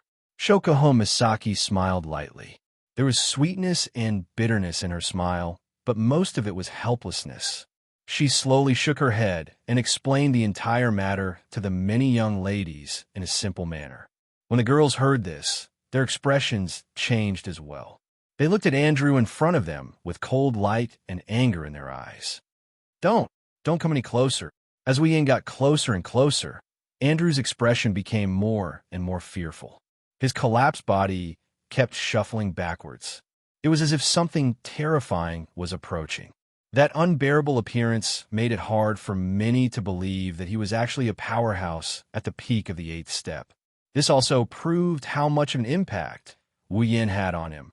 Wu Yin narrowed his eyes, and he continued walking towards Andrew like he didn't hear anything. Andrew finally broke down. He turned around and shouted, "Pelosi, Marcus, what are you guys doing? Hurry up and save me." Pelosi and Marcus finally reacted and hurriedly stepped forward. "Stop." Wu Yin glanced at them indifferently and ignored them. He looked at Andrew again, and a surge of mana surged out of his body. He raised one hand, and from the looks of it, he wanted to kill Andrew. "I told you to stop. Didn't you hear me?" Marcus was enraged. Ice blue dough chi also surged out from his body, but almost at the same time, a flame and a gunshot impatiently resounded. Then, behind Marcus, a huge flaming battle axe and an ancient long rifle were pressed against his head. "I can't allow you to move around like that." Coterie, who was in her fairy form, she was wearing a kimono and holding her scorched destroyer demon. She had a sinister smile on her face. "I didn't allow you to get close to my brother. It's rare for Lord Husband to want to make a big fuss." Kurumi, who was wearing a black and red gothic princess dress and a pair of ponytails of different sizes, revealing 2 pupils of different colors, one red and one gold, was also holding her own angel. She pressed the rifle against Marcus's head and licked the corner of her mouth devilishly. "Hey, can you please not disturb him?" Marcus' figure stiffened. The ice-attributed chi on his body also stagnated, as if it was being choked, and a drop of sweat slid down his forehead. When did these 2 women? "Marcus!" Pelos exclaimed and reflexively intended to step forward to rescue. But he soon froze like Marcus, not daring to move again. The reason was naturally because of a blue light sword and a slender hand that had been placed on his neck at some point in time. It was Ikaros and Astrea. "Stand here and don't move." Astrea's usual liveliness was gone. Her beautiful face was taut with tension. "If you move, I'll cut you down." Ikaros didn't say anything. She just stared straight at Pelosi's face with her crimson pupils. Looking at this beautiful face in front of him, Pelosi didn't doubt that if he moved, his neck would definitely be broken by her. 2 peak tier 8 combatants fell into the hands of Coterie, Kurumi, Ikaros, and Astrea in the blink of an eye. The surrounding guards all took a step back. Seeing that the 3 strongest people in charge of their own camp had fallen into the hands of others, they were at a loss. They didn't know what to do at all, and for a moment, it almost caused chaos. "Pelosi-sama, Marcus-sama, Andrew-sama. Quick, save the 3 lords. Let go of the lords. Calm down, all of you." Pelosi raised his hand and shouted. "Everyone, do not act rashly." Hearing Pelosi's words, the crowd slowly calmed down. In the end, it didn't cause any real chaos. However, Pelosi and Marcus's expressions were quite unsightly. Perhaps they didn't expect that they would be taken down by a few little girls in a single move. Pelosi, Marcus, Andrew's expression changed drastically when he saw this. It was also at this moment that a foot kicked him in the chest. Boom. Ah. Andrew howled miserably. His body flew out in a beautiful arc and crashed into the ground not far away. Then, the foot that kicked him came down from the sky and stomped on his chest. The ferocious force caused the air in Andrew's chest to leak out of his mouth and nose. He almost suffocated. "Andrew!" Pelosi's face trembled, and Marcus shouted angrily. "Wu Yen, do you know what you were doing? You shut the F***CK up." Wu Yen roared at Marcus in a fit of rage. Marcus was stunned by Wu Yan's roar. His face turned from green to white. It's an ugly sight to behold. Marcus, has never been scolded by anyone before, not even his elder brother, the patriarch of the Saito family. Marcus's face was ashen. He wanted to flare up, but the cold muzzle of the gun and the scorching hot battle axe behind him forced him to endure. Thus, his ashen face turned red again, and his heart was filled with hatred. "Humph." Wu Yin coldly snorted. He looked at Andrew, who was still struggling under his feet. He exerted some force on his foot, and Andrew groaned in pain. His struggle weakened as well. "Speak. Why did you kill Xiaoqi?" Suppressing his violent emotions, he continued in a cold tone. "Based on your answer, I can give you a quick death." "No. No." Andrew was terrified by Wu Yan's ferocious look. He shook his head and screamed, "I don't want to die. I don't want to die." "Wu Yan, calm down." Pelosi was shocked by Wu Yan's words. He shouted at him, "There must be some kind of misunderstanding. Please don't do anything rash." Marcus gritted his teeth. He suppressed his anger and growled, "This is the Ailu Empire's camp. Andrew is one of the people in charge here. Are you trying to commit a crime by killing him?" Wu Yan laughed out loud. His voice was unusually cold. "Crime? Then wait until I kill him. Then you can punish me." "What?" Pelosi shouted. "Wu Yan, there must be some kind of misunderstanding. Don't kill the wrong person and cause unnecessary trouble." "Misunderstanding?" Wu Yan looked at Andrew coldly. "Fine. Tell me, why did you appear in Xiaoqi's tent and try to kill her?"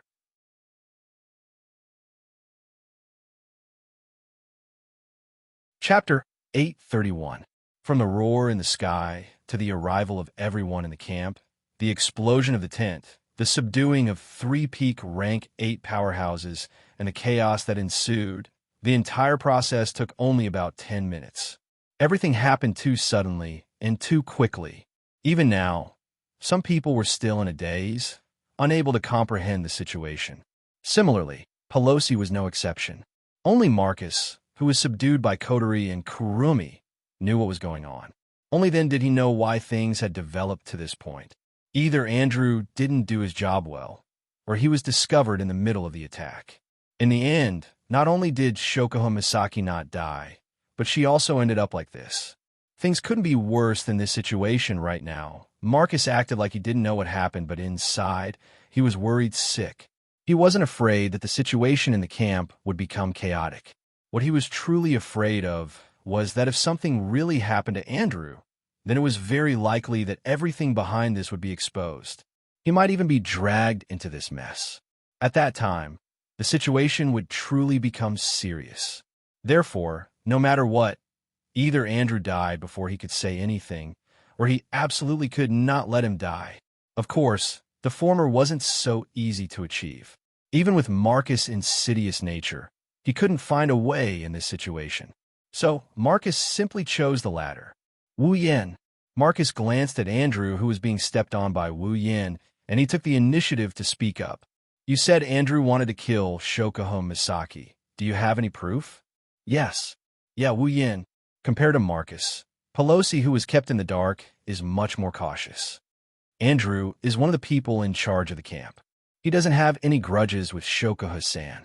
They rarely interact with each other. Why would he want to kill her? There must be some misunderstanding." "Huh." Wu Yan mocked. He didn't try to hide the anger in his heart that hasn't been extinguished. "Are you saying there's something wrong with my eyes? How could I be wrong about what I saw with my own eyes?" Sensing the fury in Wu Yan's tone, both Pelosi and Marcus sighed inwardly at how troublesome this is. A person in a fit of rage is usually unable to think rationally. It would be much harder for him to talk and negotiate a verdict. Wu Yan's rage is boundless, and his rationality is on the verge of collapse. I'm afraid he won't listen to them. They didn't know how important Shokuho Misaki and the girls were to Wu Yan. Wu Yan wasn't just angry at Andrew. He was also angry at himself. He was angry at himself for not being able to make it in time, even if he used his teleportation ability. Fortunately, Shokuho Misaki didn't die. Otherwise, even Pelosi and Marcus, who stood up for him, would be implicated, let alone Andrew. They had to endure Wu Yan's anger. You saw it with your own eyes.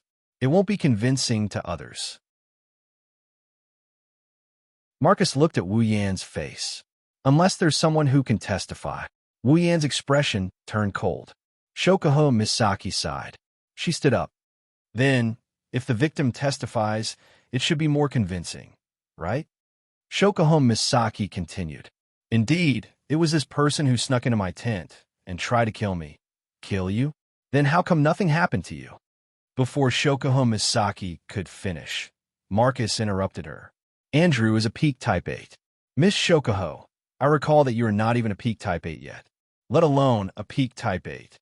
A peak of the 8th step sneaked into the residence of someone who isn't even a high 8th step and even used assassination methods, yet he didn't even cause the slightest bit of harm to that person.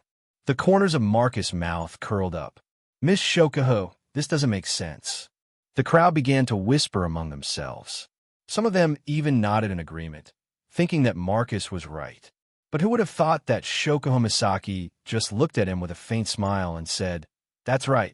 A peak type 8 being trampled on by a 25-year-old who just graduated from an academy. That doesn't make sense." Marcus choked. Even Pelosi choked. They knew that Shokuho Misaki was mocking their so-called strength theory. Let's put aside whether it makes sense or not. Marcus muttered to himself before he spoke to Wu Yan. You should at least let Andrew explain himself. That's right. Hearing Marcus' words, Andrew seemed to have regained his senses. He pushed against Wu Yan's foot and shouted, I didn't kill Shokuho Misaki. I heard her roar and rushed over to check on the situation. The moment I entered the tent, you kicked me out. I don't know what happened. The crowd suddenly burst into an uproar. Marcus grinned and unconsciously puffed out his chest. Wu Yan, based on the current situation, it seems like you were the one who indiscriminately attacked him. Wu Yan laughed. He was happy but angry at the same time. There's no evidence for what we said, and it's not persuasive at all.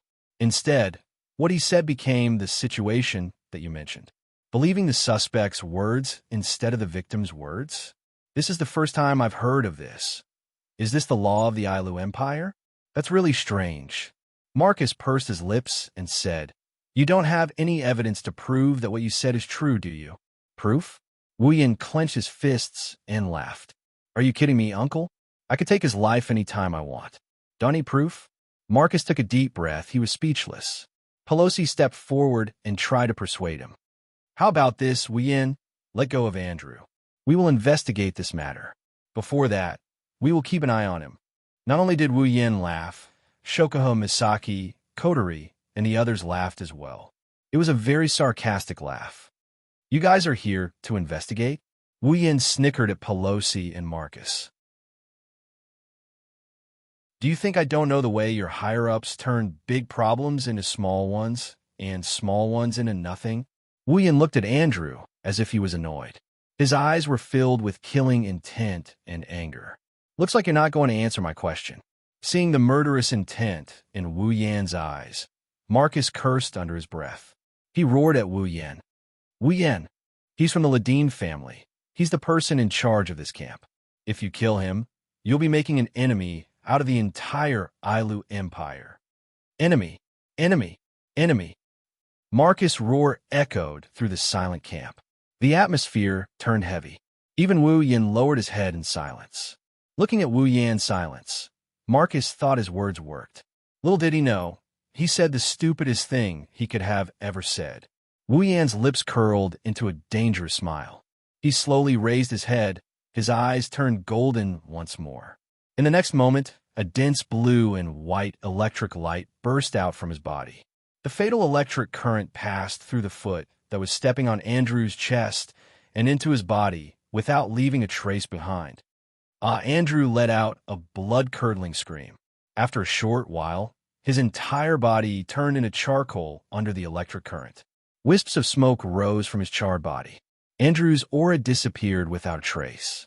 There was nothing left to hold him back. Tom stopped at this moment. Pelosi and Marcus stared at Wu Yan in disbelief. Wu Yan's golden eyes reverted back to their burgundy color. He tilted his body and looked at Marcus, who was still in a daze. I'm the one who killed him. Don't get it wrong. Wu Yan waved his robe, and he walked away. The girls followed after him, leaving the rest of the crowd behind. They stared at Andrew's charred body in silence. They didn't say anything for a long time.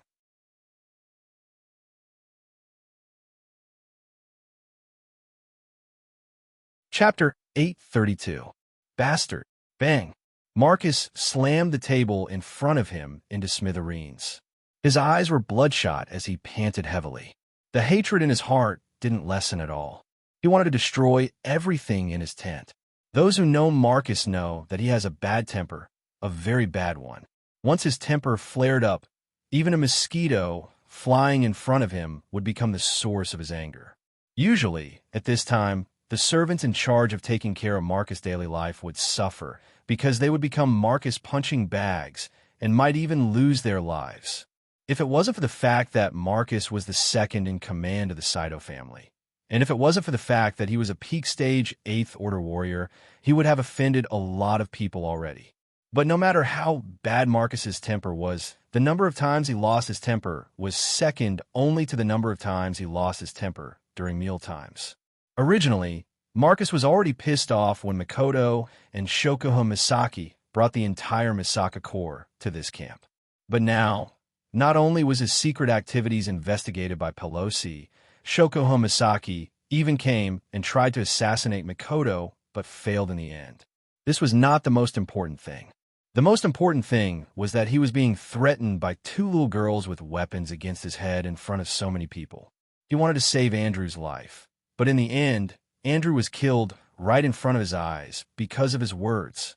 Andrew's death was one thing. Although both of them were in the same boat and were partners in the same plan, their relationship wasn't that good. The one Marcus couldn't stand was Wu Yin. Not only did he not listen to his last words, he even killed Andrew on the spot. Marcus's face was completely destroyed. There were even rumors in the camp that Wu Yin didn't show any mercy because Marcus's threat to become the enemy of the entire Ailu Empire angered him. That was why Andrew was killed. How could the proud and arrogant Marcus endure this? Wu Yin, the hatred in his heart didn't decrease, but increased instead. Marcus' mind was filled with that contemptuous and sneering face. Moreover, it was becoming clearer and clearer. It was so clear that Marcus wanted to smash his head on the spot. Marcus bellowed, and his ice-attributed chi burst out in an explosive manner. Like a ripple, it swept through the entire tent. Anything that came into contact with the icy blue do-chi wave would be frozen into ice within a breath's time. Then, with a crack sound, it would be crushed into powder.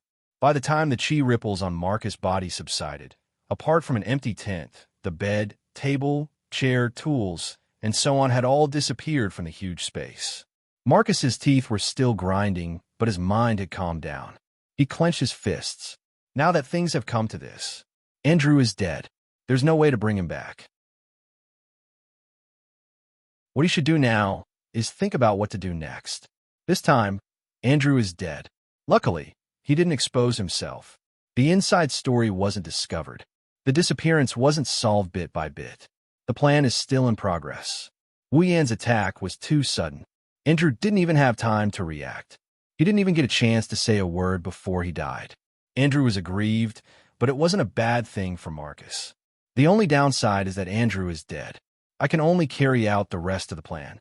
If I rely on myself, the harvest will definitely decrease. When that happens, the master will not be happy. I'm afraid I'll have a hard time. Marcus hated Wu Yin for killing Andrew and causing him to fall to this extent. If he could, he would kill Wu Yin right here and now. Unfortunately, Marcus didn't have much confidence in facing Wu Yin. Andrew was also at the peak of the 8th rank like him. Even if he had Ice Do Chi and Andrew was weaker than him, he didn't dare to say that he could kill Andrew without any injuries. But Wu Yin did it. Then, he can be sure that Wu Yan's strength is above his. To be able to kill a peak of the 8th rank without any injuries, could it be that Wu Yin has already reached the 9th rank? No, that's impossible. Marcus subconsciously avoided this guess. It's not that he knows Wu Yan's true strength. It's just that he doesn't want to admit that the person he hates has already climbed to the peak of the 9th rank. With this thought in mind, Marcus thought of 3 possibilities. First, before the tent exploded, the one who injured Andrew wasn't Wu Yin, but the 2 other 9th rank powerhouses. But this possibility can be ruled out. Ignoring the fact that the 2 9th rank powerhouses didn't arrive until later, if it was someone else, then Andrew wouldn't be so afraid of Wu Yin. The only explanation is that he did it himself. Second, Wu Yin must have teamed up with Shokoho Misaki to defeat Andrew. But that doesn't make sense either. If he teamed up with Shokoho Misaki, then even if Andrew was defeated, he wouldn't be afraid, even if his life was in danger. No matter what, he's still a peak of the 8th rank. The last possibility is that Wu Yin did it alone. Only if he did it alone and defeated Andrew without any injuries could he have caused Andrew to be in such a state. But that shouldn't be his true strength. It should be some treasure left behind for him. For example, some medicine that can temporarily increase his strength, or a high-grade armament. This possibility is high. After all, his nephew who participated in the Beast King incident with Wu Yin said that he has a medicine that can temporarily prevent injuries. With that medicine, defeating Andrew shouldn't be difficult. Furthermore, his nephew also said that Wu Yin has a gold armament. That was an armament that even he, and even his elder brother, the Patriarch, did not have. Normally, gold armaments can only be obtained after reaching the 9th rank. For example, his father, the previous head of the Saito clan, had a gold armament. Other Type 9 powerhouses also have one. Other than Type 9 powerhouses, it's almost impossible for a Type 8 to have a gold armament. Come to think of it, in the Spalier World Academy, only Princess Sylph managed to obtain a gold armament during the auction. Others like Kaya and Jaffer, who were the pillars of the royal family, did not manage to obtain a gold armament even though they were also at the 8th rank. One can imagine how valuable a gold armament is. Wu Yin must be a Type 8 powerhouse. To be able to become the strongest student in the Spalier World Academy, he must be stronger than Shokoho Misaki. Shokoho Misaki was a mid-Type 8, while Wu Yin should be a high Type 8 powerhouse, or even a peak Type 8. A high rank 8 warrior with a gold armament would be able to defeat a peak rank 8 warrior without a gold armament without a single injury. That would not be impossible. There are 3 possibilities, but Marcus didn't consider them. Wu Yin has been using his true strength since the beginning to defeat a peak Type 8 powerhouse without any injuries. Wu Yin doesn't need to reach the 9th rank. With endless martial arts and the true ancestor's bloodline, he could already challenge those of a higher rank when he was still at the peak of the 7th rank. Now that he has mana and an endless supply of spells, if he still can't defeat someone of the same rank, he'll be dead. Marcus took a deep breath and calmed his heart. Then, he turned around and walked out of the tent.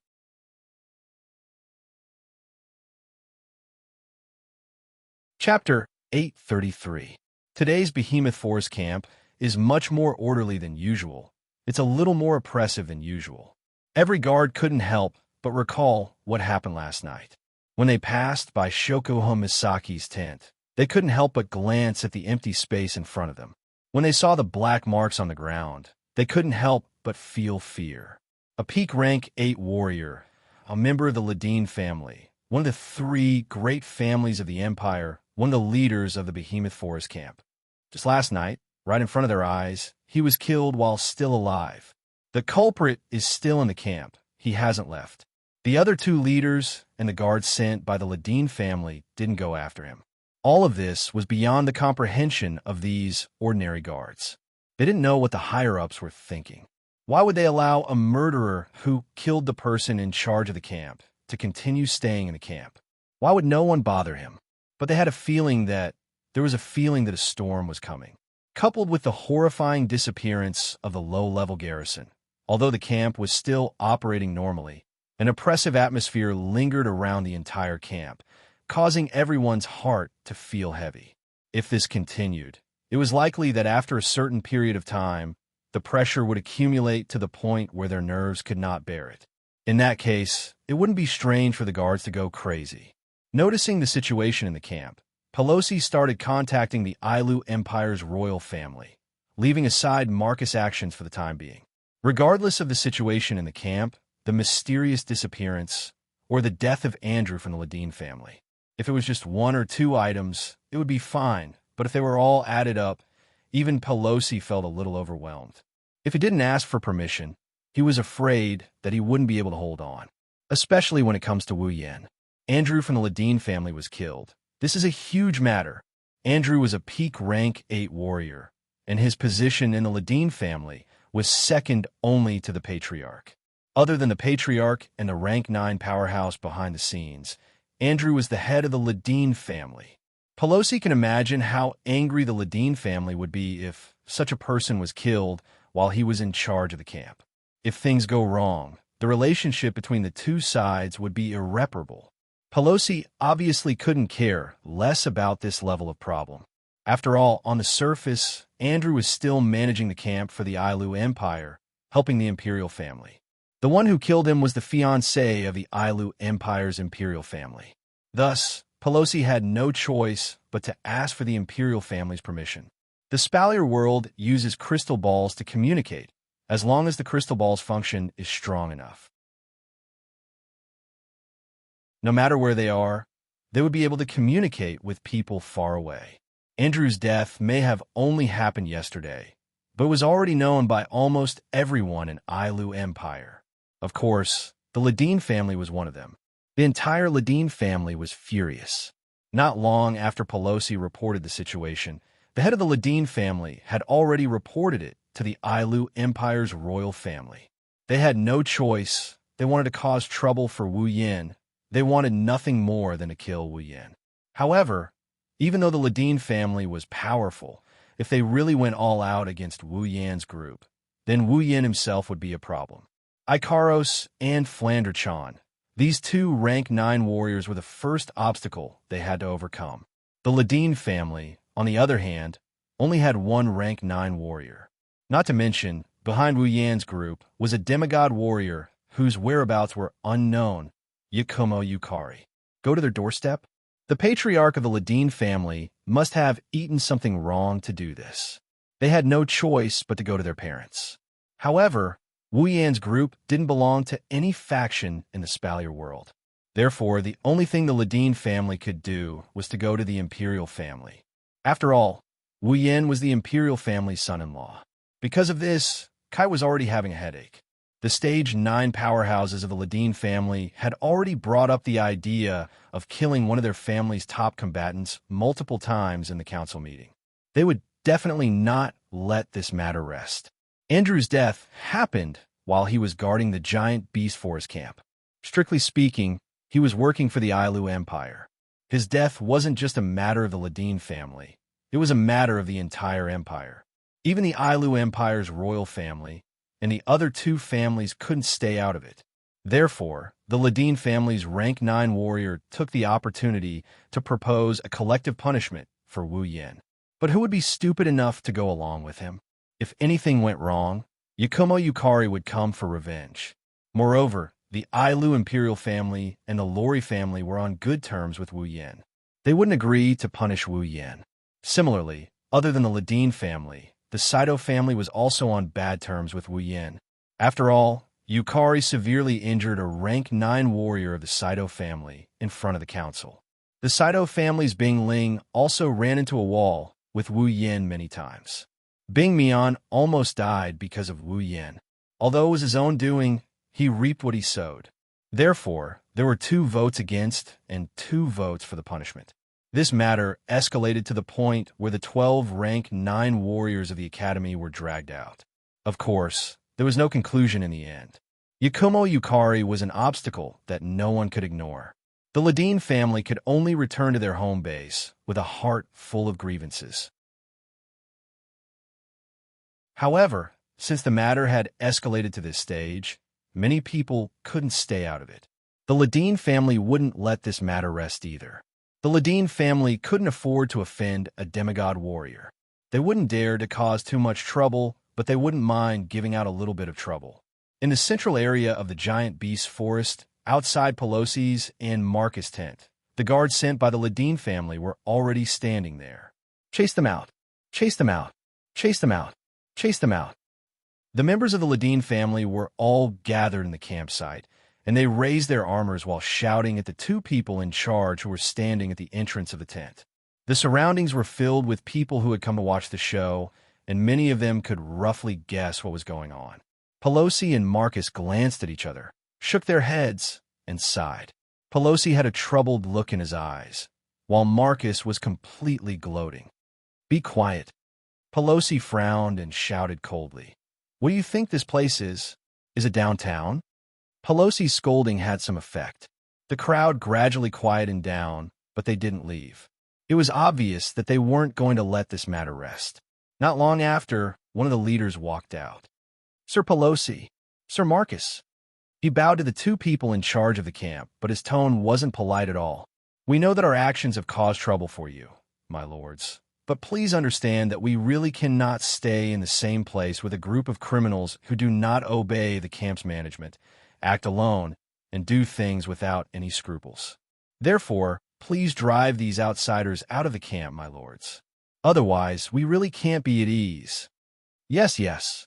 As soon as the leader finished speaking, someone immediately responded. Who knows when they'll attack us if they're unhappy? We're not their opponents. Not only the people from the Ladine family, but even the people who were watching the commotion exchanged glances with each other and began to ponder.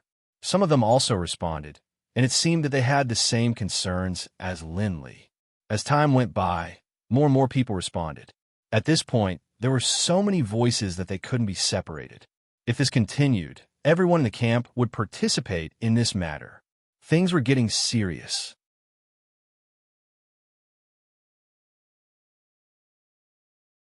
Chapter 834. That's right. Who would dare to live in the same camp as a person who didn't care about anything and killed at will? Wu Yin did mention that Andrew ambushed Shokuha Misaki last night. However, Wu Yin didn't have any evidence to back up his claim. He didn't go through a thorough investigation before killing Andrew. His actions made many people uneasy. They are afraid. They are afraid that one day they will accidentally walk into Wu Yan's gun and lose their lives. The Behemoth Forest Camp isn't like the outside world. The people here are here to protect the Behemoth Forest and the Ailu Empire. Outside, murders happen every day. The Spalier world is a place where the strong are respected. But in this camp, there hasn't been a single murder since the camp was built. Because everyone here was a living force that could fight against the magical beasts. Just like in ancient times, killing someone is as easy as nodding. But in the same army, who would dare to kill each other without breaking any rules? They're all comrades. In addition, the guard station in the camp were all people sent by some forces. Killing one of them was very likely to implicate the whole family behind him. At that time, it was very likely that it would evolve into a fight between families. That would be a really big deal. The guards in the camp all knew that fighting and competing for benefits was a common thing here. However, if someone died, it wouldn't be so easy to solve the problem. Therefore, no matter how serious the conflict is, they will try their best to avoid killing each other. However, Wu Yin and his group didn't have such scruples. Even a peak rank 8. If he dared to kill the Ladine family, who wouldn't he dare to kill in the camp?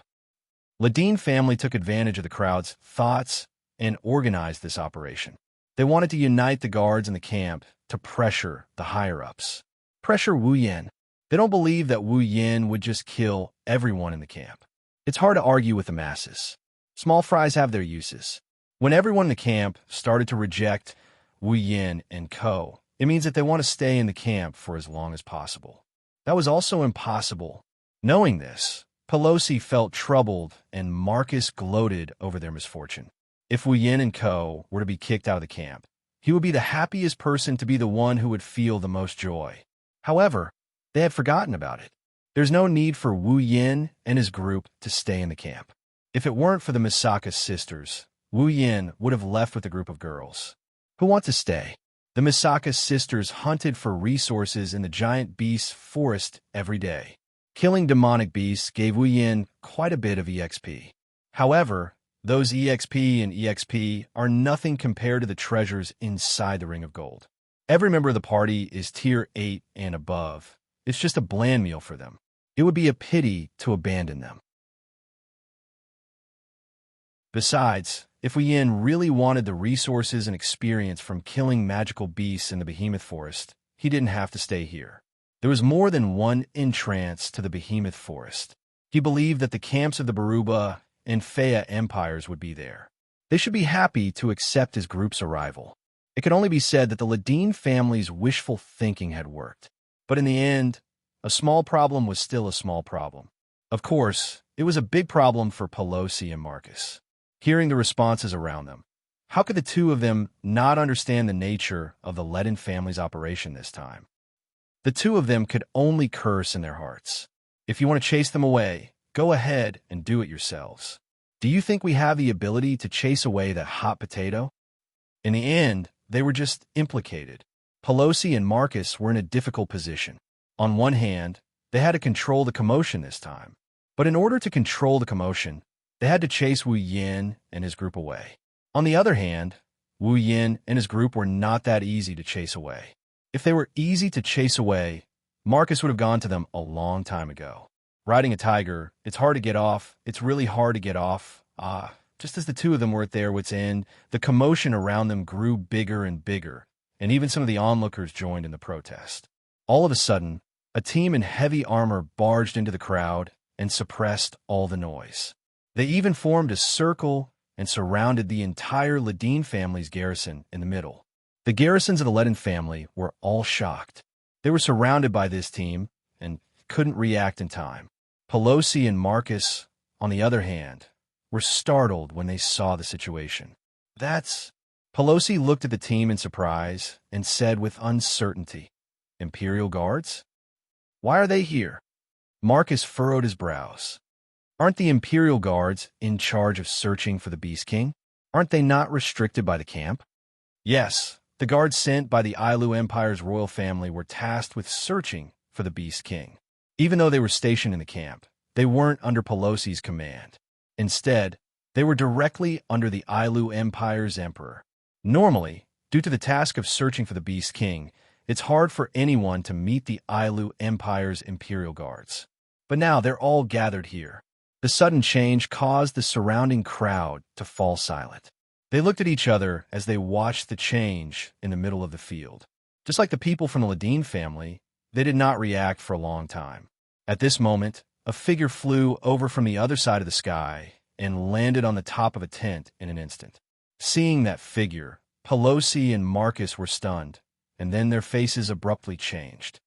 "Old Patriarch!" Pelosi shouted in surprise. "Thunder King." Marcus had a bewildered look on his face. The newcomer is the Lei Wang. The Thunder King's elderly face contained a trace of dignity. He stood with his hands behind his back, standing at a high spot.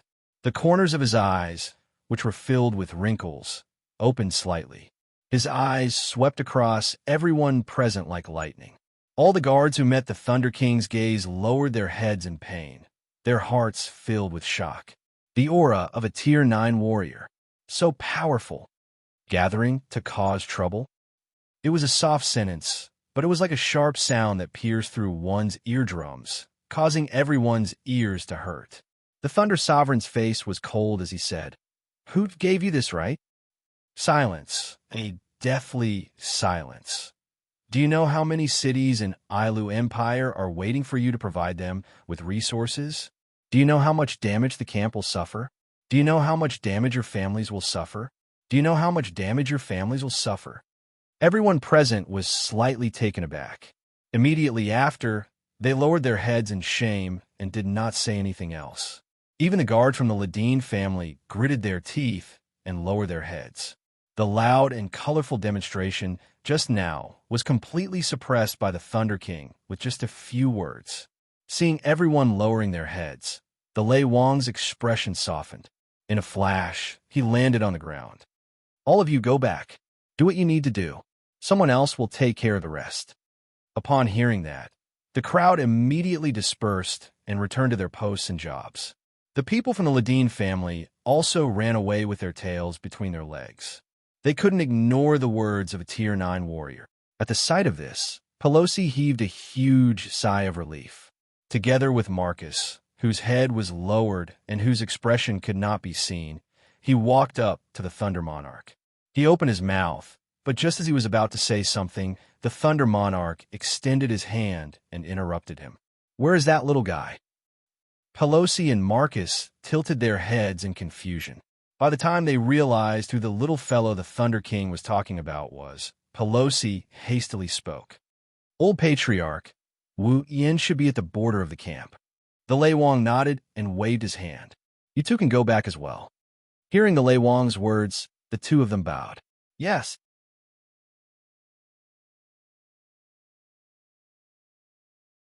Chapter 835. While the camp is in an uproar, Wu Yin is enjoying a cup of black tea in his own tent. He looked like he's taking a warm bath. The girls around him felt very comfortable looking at him. However, although they felt comfortable inside, they didn't seem to be in a good mood. Instead, they looked a bit annoyed by this scene. Come, little Yin. Shokoho Misaki sat beside Wu Yin with a sweet smile on her face. She took a small piece of food from her plate and delivered it to Wu Yin's mouth like a little girl in love. Wu Yin took a bite and chewed with a satisfied expression on his face. With Shokoho Misaki serving him, he's enjoying himself more than a member of the royal family. This scene has been going on since Wu Yin woke up this morning. Just like that, the two of them sat in the huge tent, doing something that only the most intimate of couples would do while releasing flashbangs as if there was no one else around. The other girls originally planned to keep their eyes down and obediently eat their breakfast.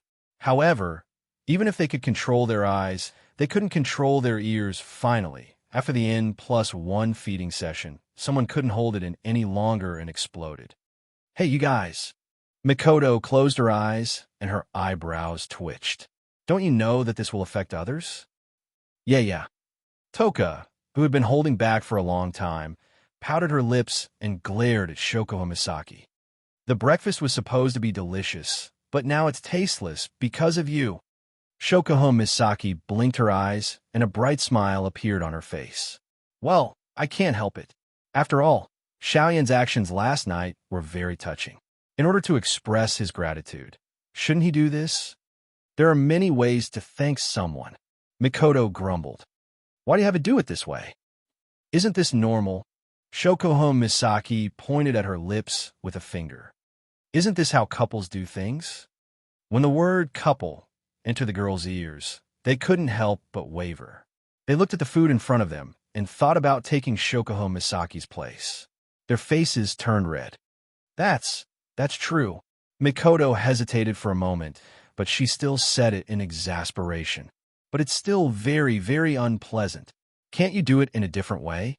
Is that so? Shokoho Misaki tilted her head. She seemed to have thought of something, and her face blushed a little. She acted like a little girl and stole a glance at Wu Yin. Then, little Yin, I'll give you your reward tonight. Wu Yin lost his cool and spat out everything in his mouth. The veins on the surrounding girls' foreheads popped out.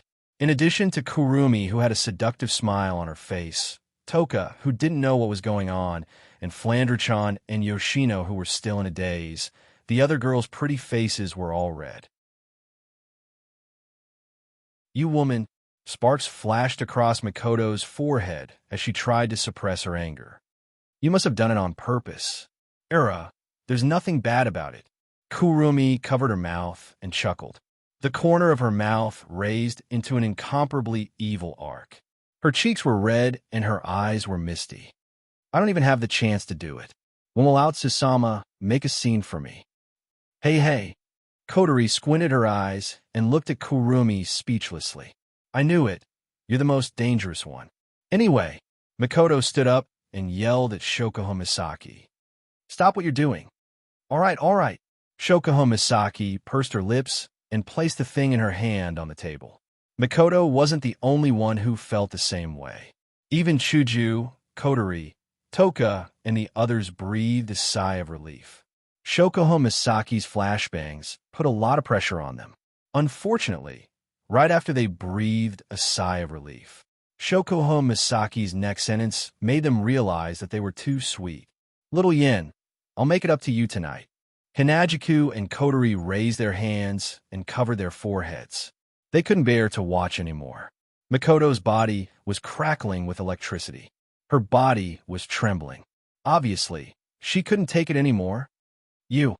Just as Mikoto was about to give Shokoho Misaki a bento, an old voice with a bitter smile came from the tent. The campsite is about to be turned upside down because of you two, and here you are flirting with each other. I really don't know what to say about you two. The noisy crowd was startled and quickly turned their heads to look at the source of the sound, which was the entrance of the tent. There, the Thunder King was looking at them with a helpless expression.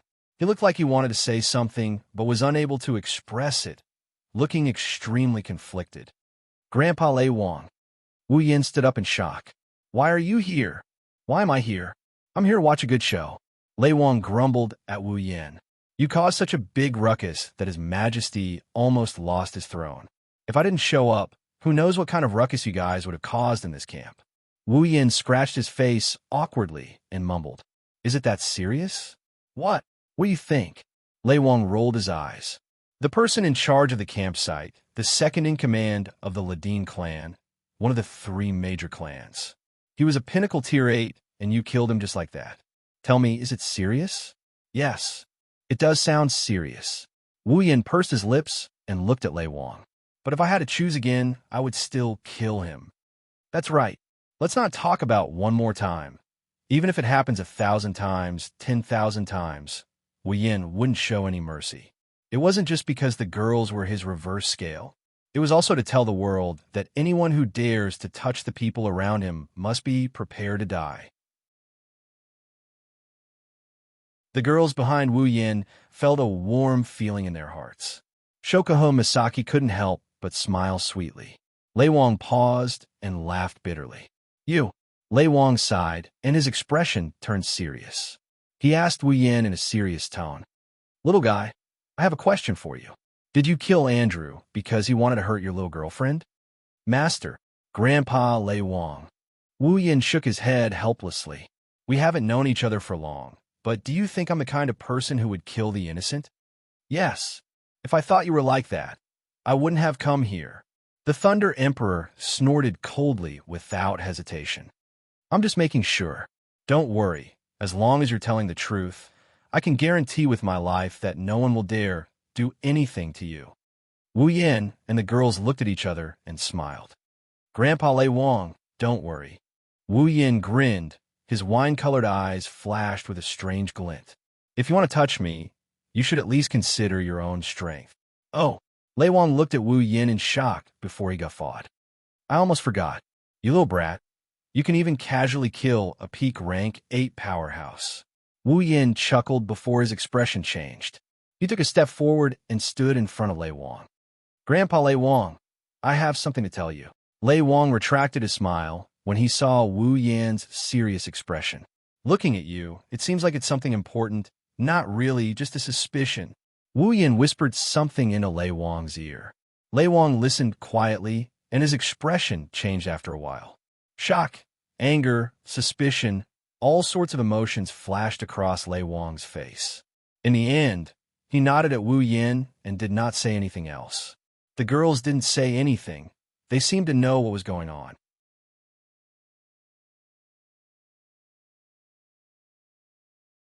Chapter 836. Late at night, after a day of activity, every guard in the camp seems to be tired. They all went to bed early and are now sound asleep in the dark of the night. The camp is dotted with flames. That is the sign of a bonfire burning. In the forest of tents, there is a bonfire burning slowly at regular intervals so that the vision here is not too dark. The Night Watch patrol team passed by one bonfire after another. However, they seem to be like the guards who are sound asleep. After the day's events, they're slightly exhausted. Even when they're on night watch, they can't hide their tiredness. They yawned and were listless all of a sudden. The entire camp's vigilance was relaxed under such circumstances. When the night is at its darkest, outside of a large tent in the center of the camp, a gentle breeze blew in and enveloped the area.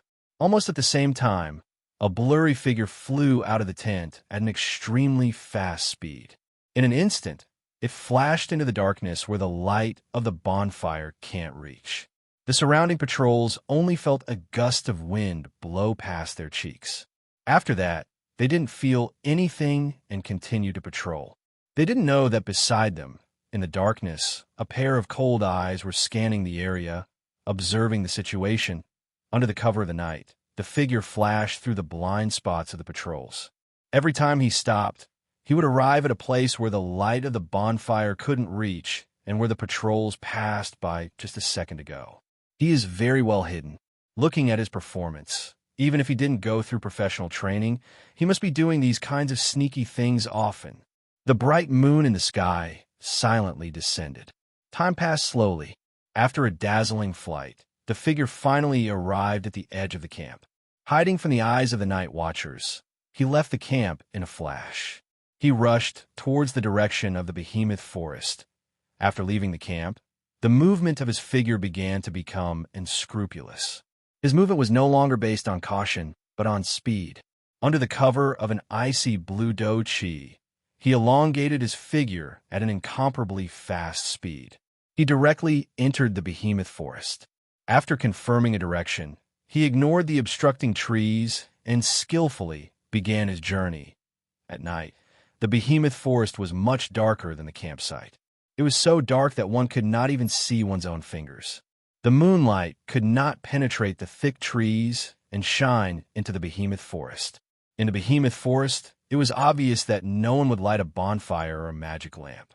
In the entire behemoth forest, only the eyes of some magical beasts were emitting a green or red light. Other than that, there was no light at all. Ignoring the surrounding demonic beasts, his figure flew forward at the fastest speed possible.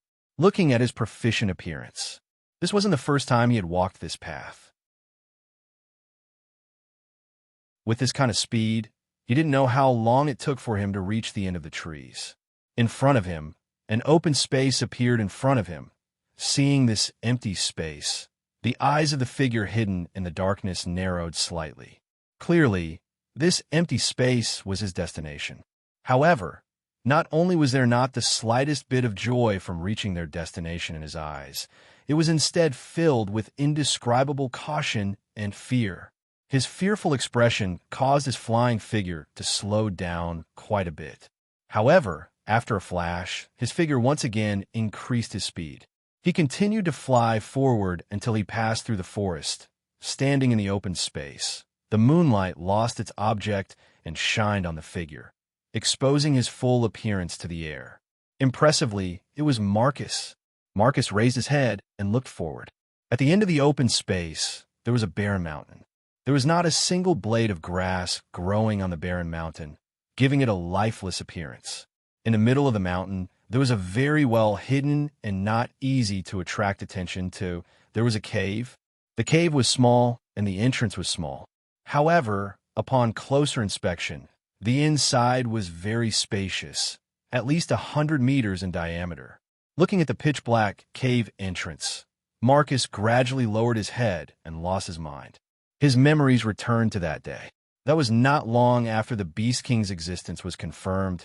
In order to build a camp that could resist the invasion of magical beasts, Marcus, Pelosi, and Andrew were ordered by their respective patriarchs to bring a group of people to the behemoth forest. Just like the other two empires, they built a camp. After the establishment of the camp, Marcus was the first to understand the potential value of the camp. He wanted to fish in troubled waters and collect the resources that the people in the camp worked hard to hunt every day. Most of them would be turned over to his family, while a small portion would be pocketed by him to enrich his own pockets. Originally, everything was going well. However, during a coincidental trip, he and Andrew coincidentally discovered this barren mountain in the behemoth forest. They also discovered this strange cave. This strange cave that had never been discovered before naturally attracted the attention of the two.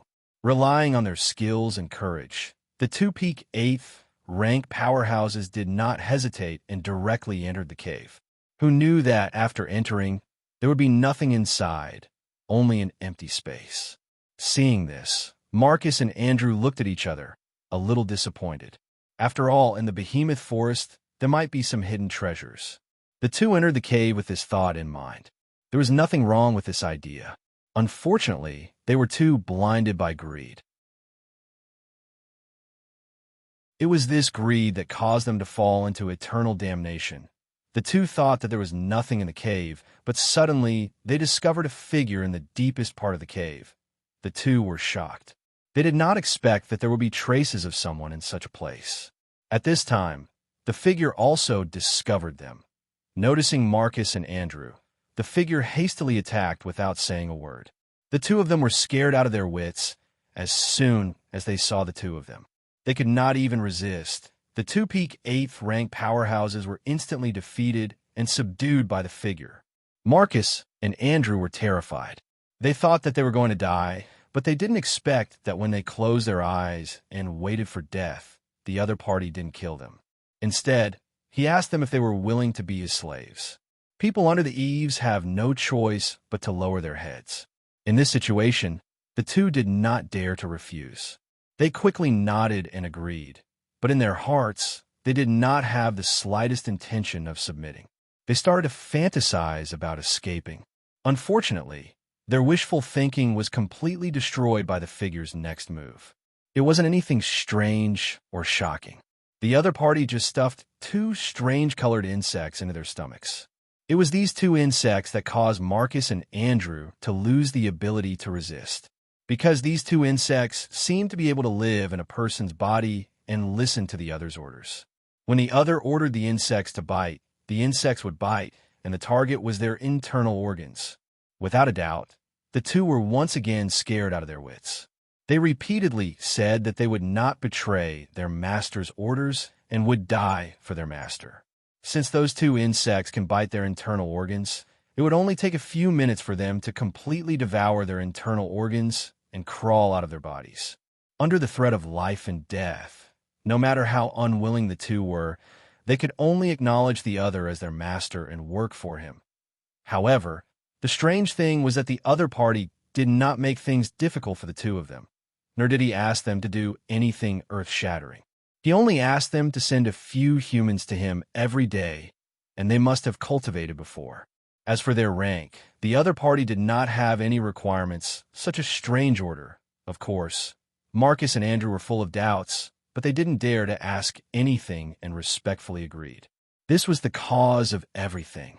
Because of this, Marcus and Andrew had the idea of sending the low-ranked guards to this place. As for what happened to those people, the two had no idea.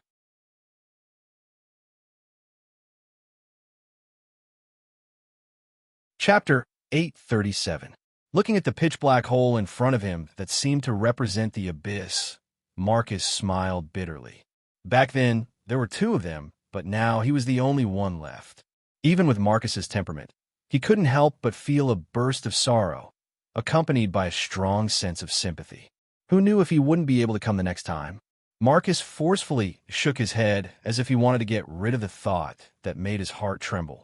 He took a deep breath of the cold night air and calmed the complicated emotions in his heart. He lifted his foot and walked into the cave before him. The surrounding light rapidly dimmed at a speed visible to the naked eye. The surrounding atmosphere became deathly silent and frightening. Even the temperature seemed to have dropped a little. Marcus was already used to all of this.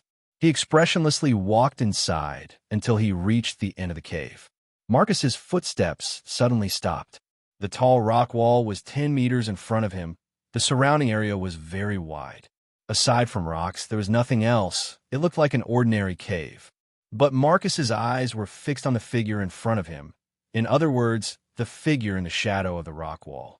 As usual, when Marcus saw this figure, his pupils couldn't help but tremble. Then, he hurriedly knelt on the ground and lowered his head.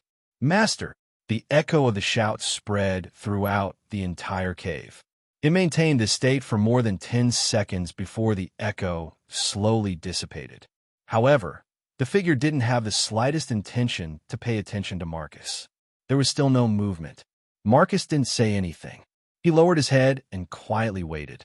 Until a certain moment, the figure gradually swayed. It seemed to be moving. Accompanying it was a calm and indifferent voice. "Why are you empty-handed?" A simple question directly swayed into Marcus's heart. It caused a trace of fear to appear on his face. He could feel that as these words were spoken, a monstrous pressure descended from the sky and mercilessly pressed down on his body. His shoulders fiercely sank. His bones also made a caw-caw sound of friction. It was as if the pressure wanted to crush Marcus into pieces. The ice-attributed chi within his body unexpectedly stopped circulating.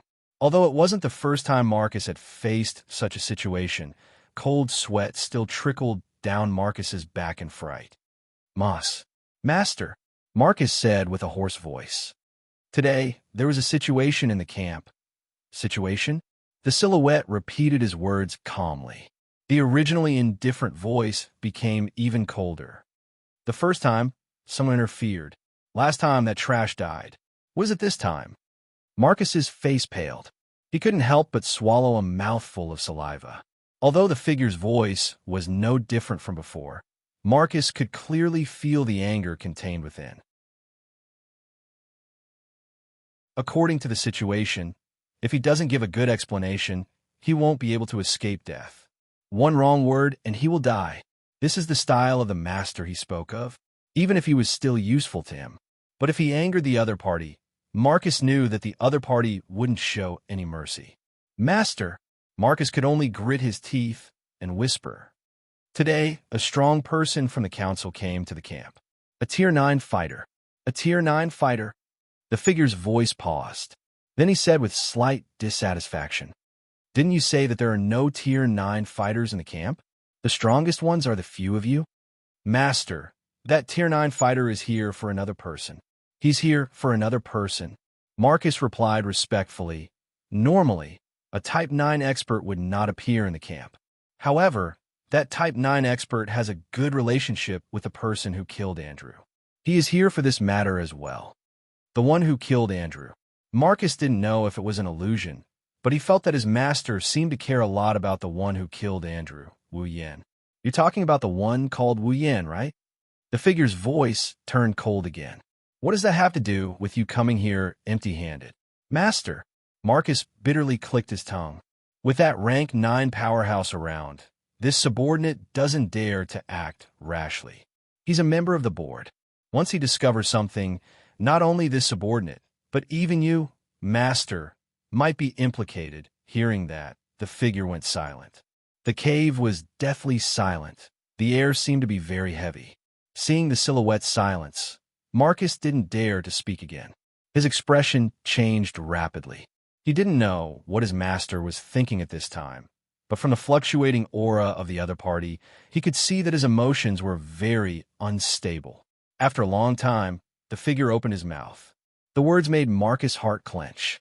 "Since you can't carry out my orders, what's the use of keeping you alive?" Saying that, a terrifying aura burst out from the figure's body. It was like an explosion that could turn the world upside down. Unable to bear the heavy load, the entire cave began to shake. Strands of dust sprinkled down from the top of the rock wall. Marcus seemed to have suffered a severe blow. He spat out a mouthful of blood and fell straight to the ground. He pressed his hand on his chest and looked at the changes in the cave. His face was filled with shock. Master, please spare my life." Marcus cried out in fear. "Please give me another chance, Master. Next time, this subordinate will complete the mission Master gave me." "Next time?" The figure laughed coldly. "This is already the 3rd chance I've given you, Master. It's this subordinate's fault, but it's all because of that Wu Yan." Marcus shouted himself hoarse. If it wasn't for Wu Yan, this subordinate would have completed the mission. "Master, please give this subordinate another chance. Let this subordinate eliminate Wu Yan." Eliminate Wu Yan? The imposing aura of the figure leaked out and slowly retracted. Seeing this, Marcus finally heaved a sigh of relief and got up from the ground. Ignoring his injuries, he knelt on the ground again. "Yes, Master. The reason Andrew and I couldn't complete the Mission Master's mission is because of this Wu Yan. If it wasn't for him, since you understand this, then why did you keep him alive all this time?" The figure said indifferently. Marcus smiled bitterly. "Master, it's not that this subordinate didn't want to kill him, but there's a demigod behind him. This subordinate didn't dare to the demigod behind Wu Yan." To Marcus' surprise, when he heard his words, his figure trembled violently, and his voice sank. "Is that demigod also in the camp?" No, that's not it." Although Marcus did not know why the figure had such a big reaction, he still replied, "That demigod powerhouse is not in the camp. Not here." The figure murmured. There's a trace of unknown emotion in his voice. He laughed coldly. "If that's the case, go kill Wu Yan." That demigod. Didn't you say that demigod isn't here? The figure glanced at him. That demigod isn't here. Marcus pulled a long face. But Wu Yin has 2 Tier 9 powerhouses by his side. That's something you need to deal with. The figure's eyes flashed sharply. Remember, this is the last chance I'm giving you. If you're still as useless this time, don't blame me, yes. Yes. Marcus was terrified. He had no choice but to agree. This subordinate will find a way to kill Wu Yin when I return to the camp. The figure didn't make things difficult for him after hearing Marcus's declaration. He nodded faintly, but he didn't know how much pain Marcus was in. After all, he had no confidence in killing Wu Yin. However, in the next moment, a voice rang out, dispelling all the thoughts in the hearts of the 2 people present. There's no need to return to the camp.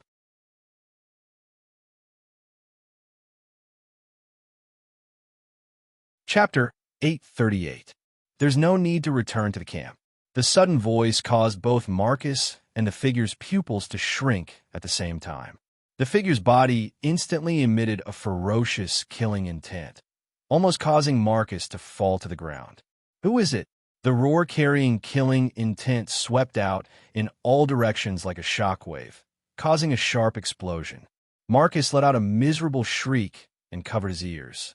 His entire face paled, and his eyes flickered with shock and disbelief. Although he knew his master was very strong, he did not expect him to be this strong. This is no longer a strength that a 9th-rank powerhouse can possess. Could it be?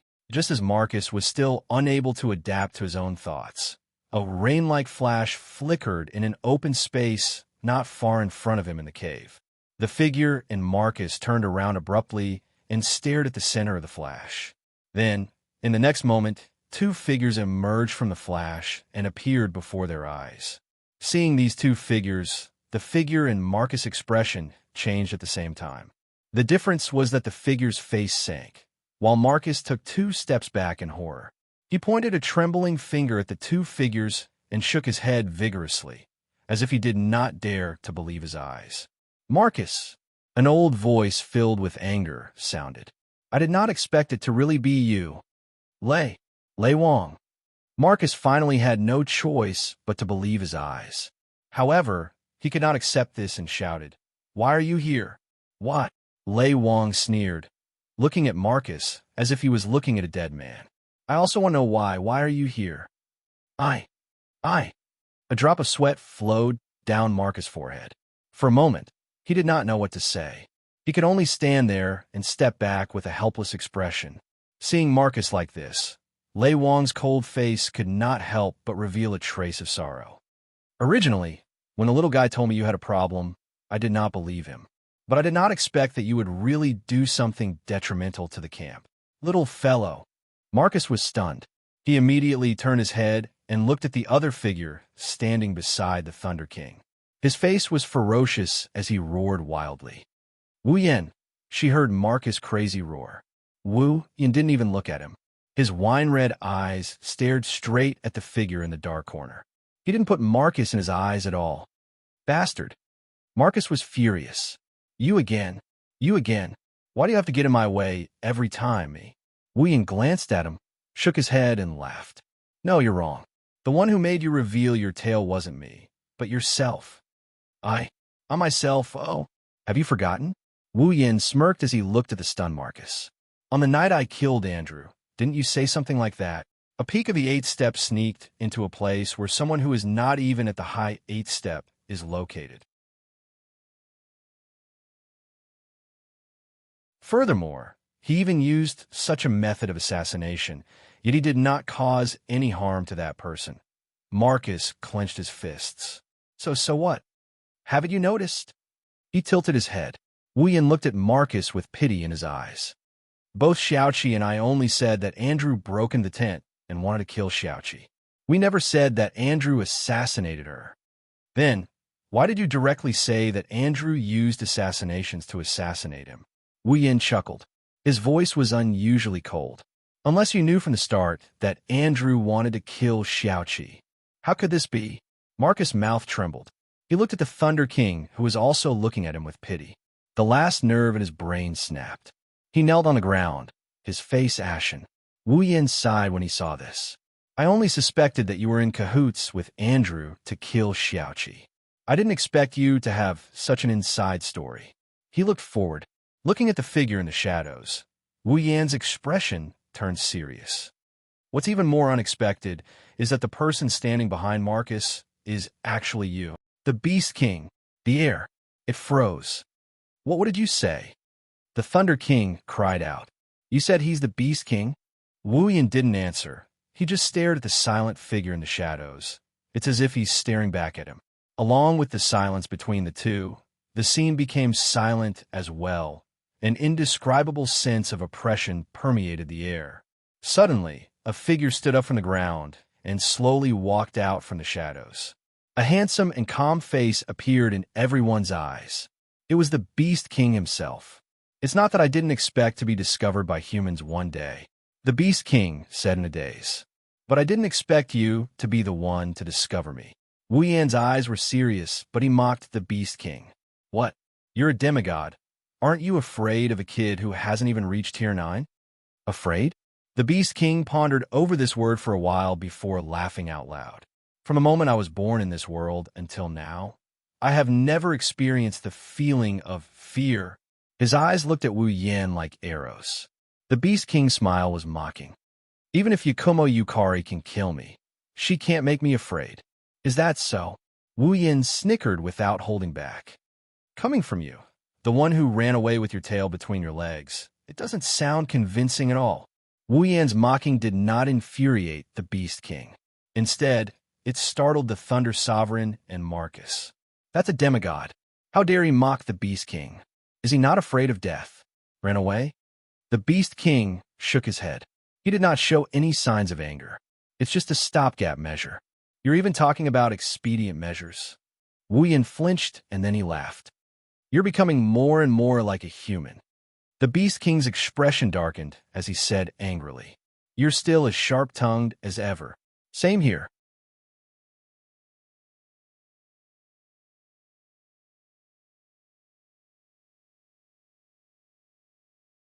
Chapter 839. Pressure invisible to the naked eye collided with each other, and the surrounding space emitted creaking sounds like wood being twisted.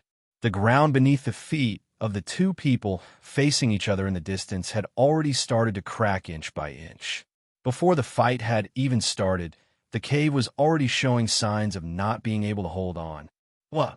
The Beast King narrowed his eyes as he looked at Wu Yan, who seemed to be able to resist his full aura. You're obviously very weak, but your aura is comparable to mine. If you were at the same level as me. No. If you were only one level lower than me, I wouldn't even have a chance of winning.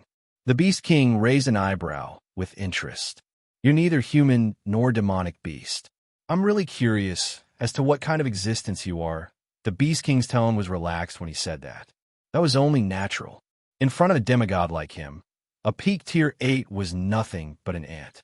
Wu Yan could clearly sense the Beast King's relaxed tone. How could he not know that the Beast King was looking down on him? But now that Lei Wang and the others had left, Wu Yan no longer had anything to worry about. His tone was relaxed as well. Like you said, I'm curious. But you're not human.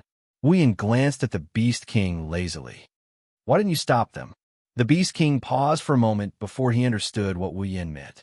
He looked deeply at Wu Yan and said, compared to them, I'm more interested in you, that's it? Wu Yan frowned. Aren't you afraid of being exposed? Hearing that, the Beast King's eyes flashed. The aura around him thickened. It doesn't matter if I'm exposed or not. The Beast King closed his eyes and said with an indescribable emotion, Yakumo Yukari's injuries are almost fully healed. There's no need to continue hiding. Hearing the Beast King's words, Wu Yan remembered that the Beast King was hiding because Yukari had injured him. Fully healed, Wu Yan's eyes narrowed. He waved his hand and said, Impossible. He told me about the injuries she left on your body. It would take at least a year or so for him to recover.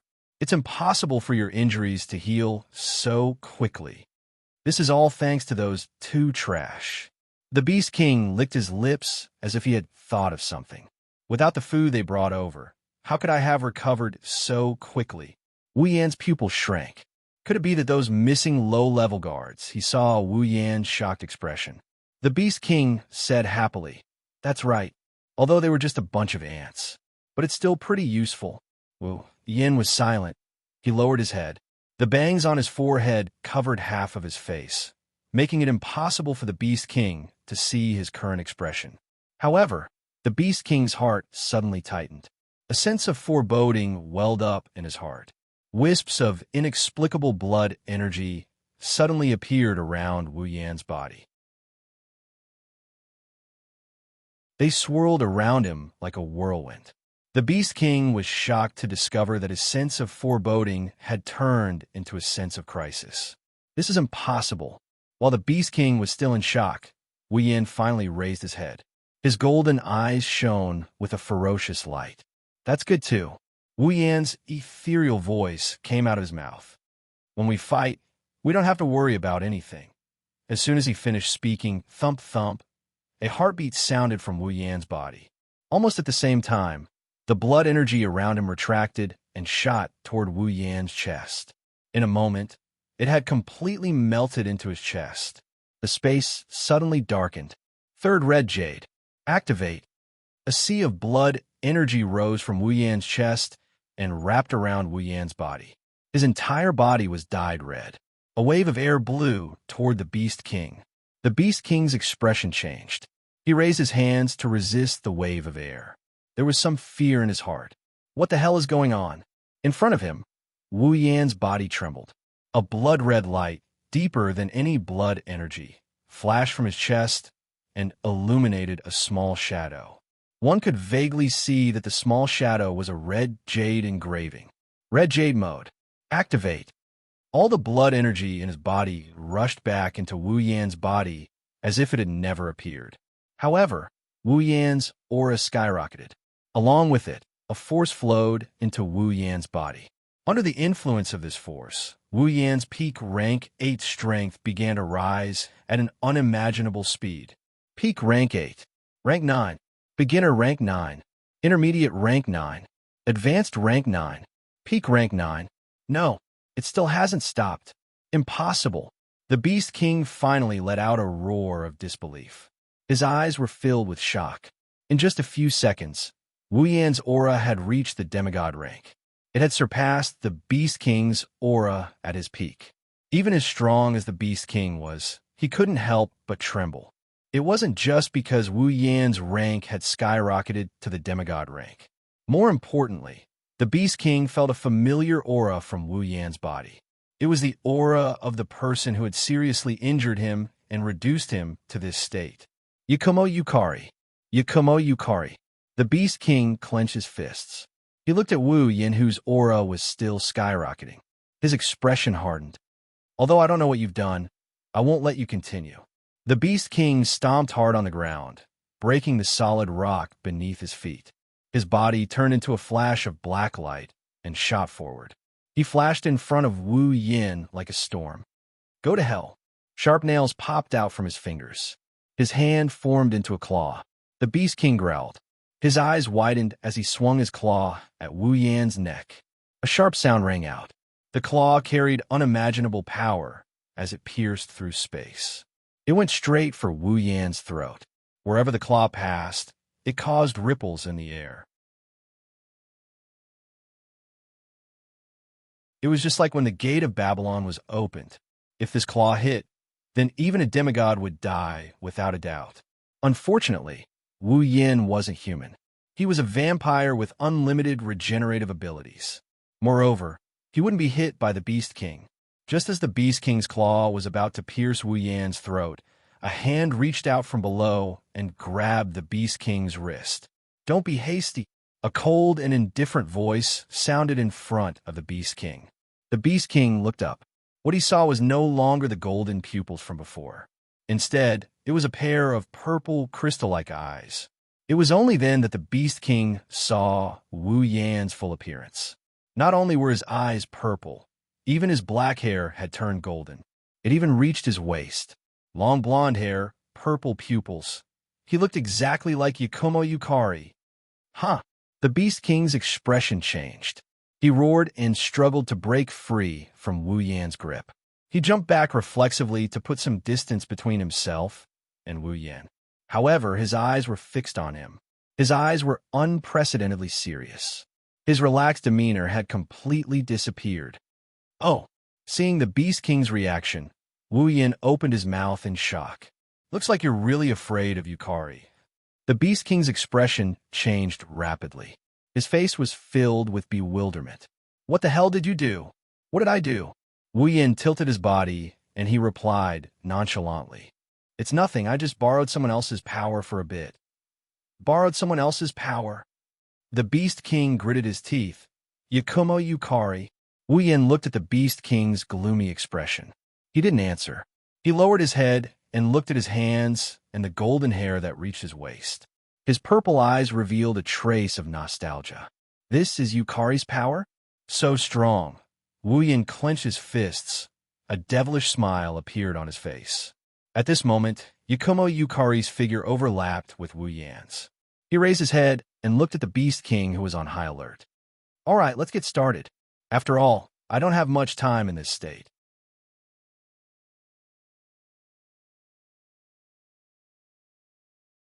Chapter 840. The Beast King has more or less calmed down. He is a demigod after all. Even if he is a demigod, his mental fortitude is not weak. He calmed himself down and took a deep breath. He doesn't know how Wu Yan managed to borrow Yakumo Yukari's power, but with her power, he is no longer an ant he can kill. If he doesn't go all out, death is not impossible. I must go all out. Clap. The Beast King clasped his hands together, and a terrifying aura surged out from his body. Roar the Beast King didn't open its mouth, but the roar of the beasts reverberated throughout the cave. It was as if tens of thousands of lions were roaring at the same time. The sound waves rippled through the air and dust as they surged towards Wu Yan with a force that could topple mountains and overturn seas. Bang, bang, bang, bang, bang. Wherever the sound wave passed, the ground was blasted apart. The sound of explosions rang out incessantly. The walls of the cave were shattered into pieces. Countless pieces of gravel were like porcelain, shattering into pieces before being crushed into powder. The might of a demigod. How terrifying. If Wu Yan was at the peak of Tier 8, he would have been crushed into powder like the pebbles. But now that he has entered Yukari's red jade mode, Wu Yan's face was expressionless. He didn't make any extra movements. He just reached out and waved his hand lightly. Dong! The 100-meter-long airwaves and dust that were raised by the oncoming sound waves suddenly froze, as if even time had stopped. Then, they trembled all over, and without any sign, they suddenly disappeared and fell silent. The Beast King sucked in a breath of cold air. Having fought Yakumo Yukari before, he knew what Wu Yan was doing. The realm of being and non-being. Wu Yan paused. Then he smiled, as expected of someone who fought Yukari before.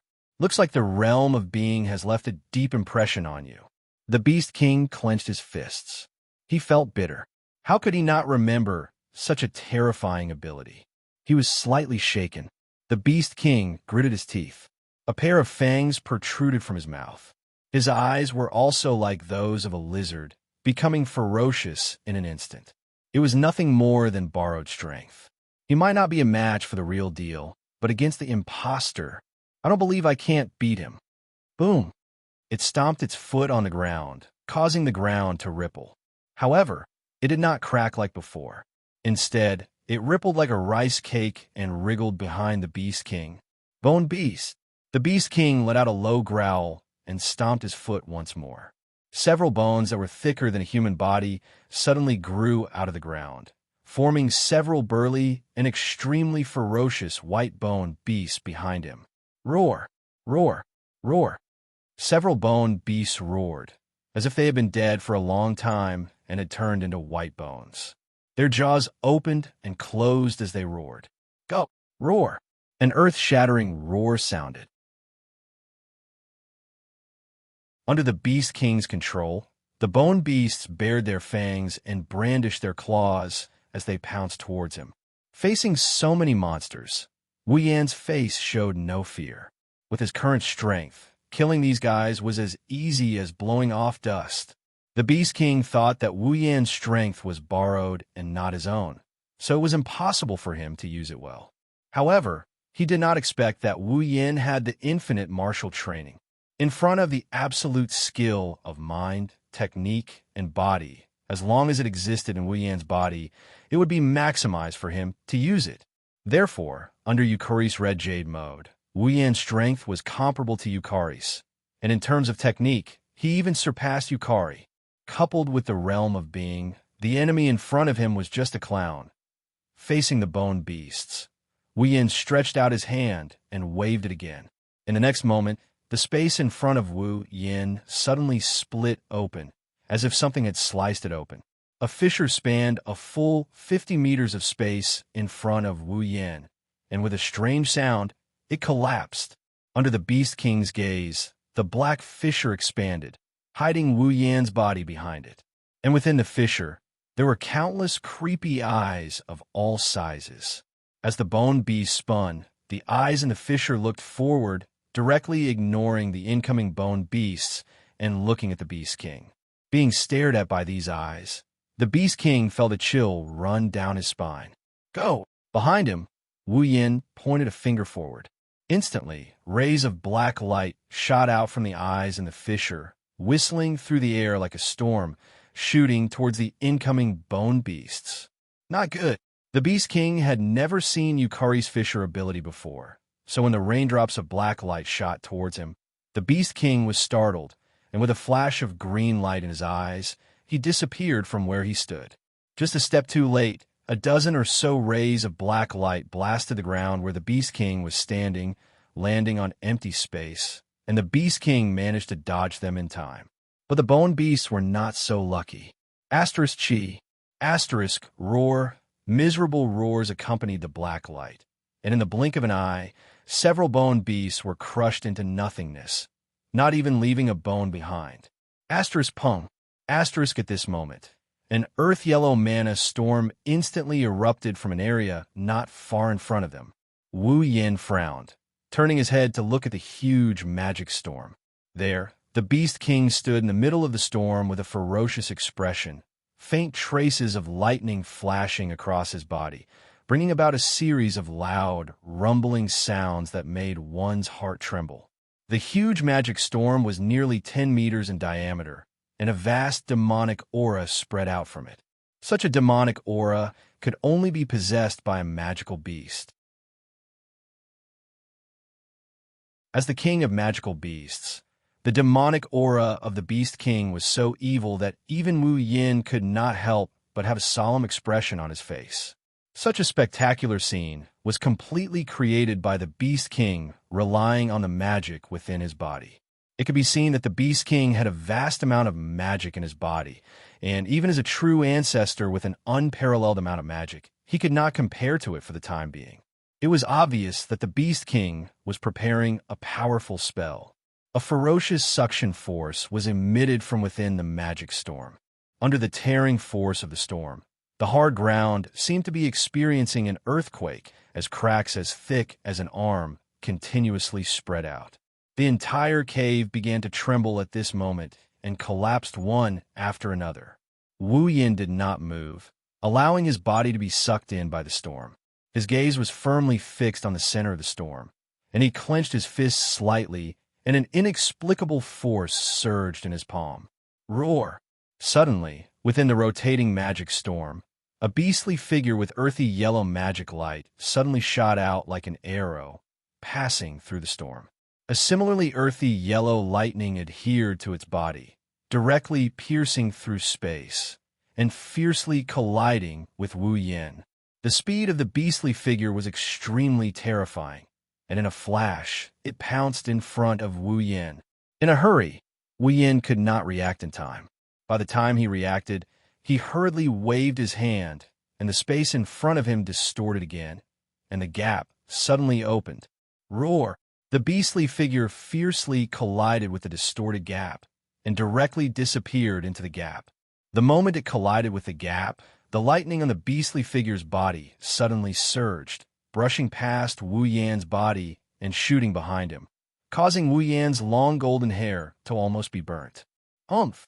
Within the magic storm, a cold snort faintly sounded, and with a flash of light, the storm rolled, and a snake completely formed by magic power shot out, directly towards Wu Yan's head. Feeling the sound of wind breaking above his head, Wu Yan's body moved slightly, and directly appeared more than 10 meters away. Chi! The snake figure trembled, and once again rushed out like a maggot in one's bones, and directly shot towards him. Just as his body stabilized, the sound of wind breaking entered his ears again. Wu Yan frowned slightly, and immediately became a little angry. Raising his hand, a rich fluctuation emerged from the palm of his hand. Immediately, he viciously grabbed at the snake figure that was flying towards him. A grip! Bang! The world seemed to have lost its color.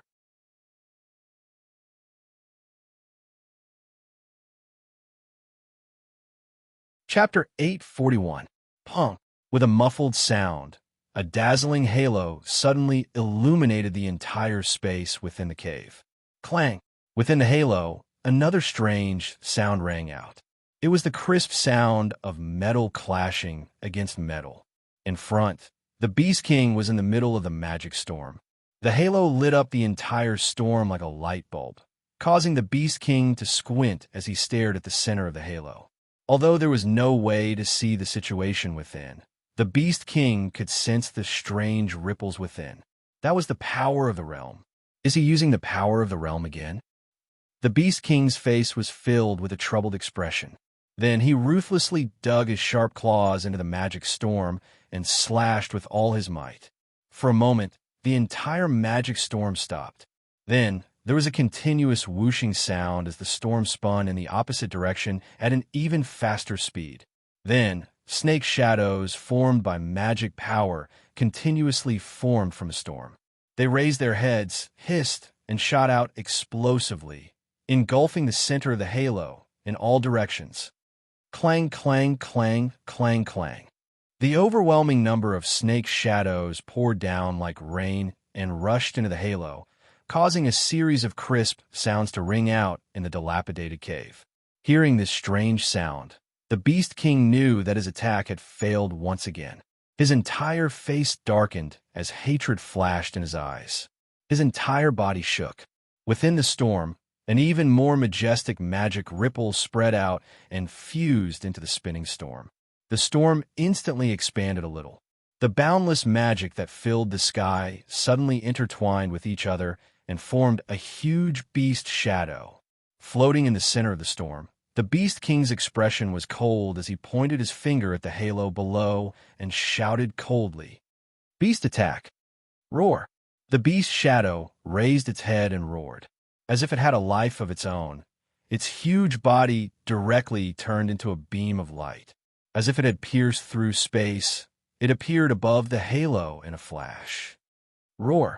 In the next moment, the beast shadow flew into the halo, causing a series of ripples. Wherever it passed, the halo instantly collapsed. It was clearly light, but it shattered like glass and rushed straight into the center. Seeing this, the Beast King was overjoyed.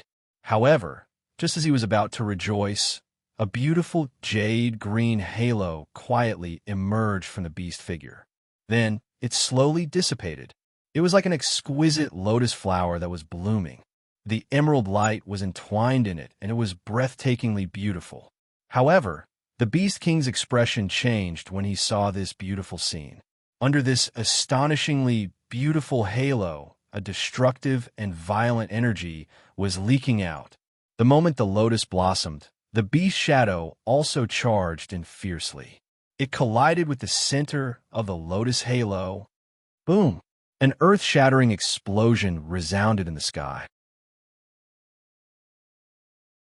The walls of the entire cave collapsed, revealing the rocks in the mountain range. A huge hole was blasted in the ceiling of the cave. If someone were to look from the outside, they would see that the center of the barren mountain that contained the cave was completely ventilated, and the entrance of the cave went straight to the top.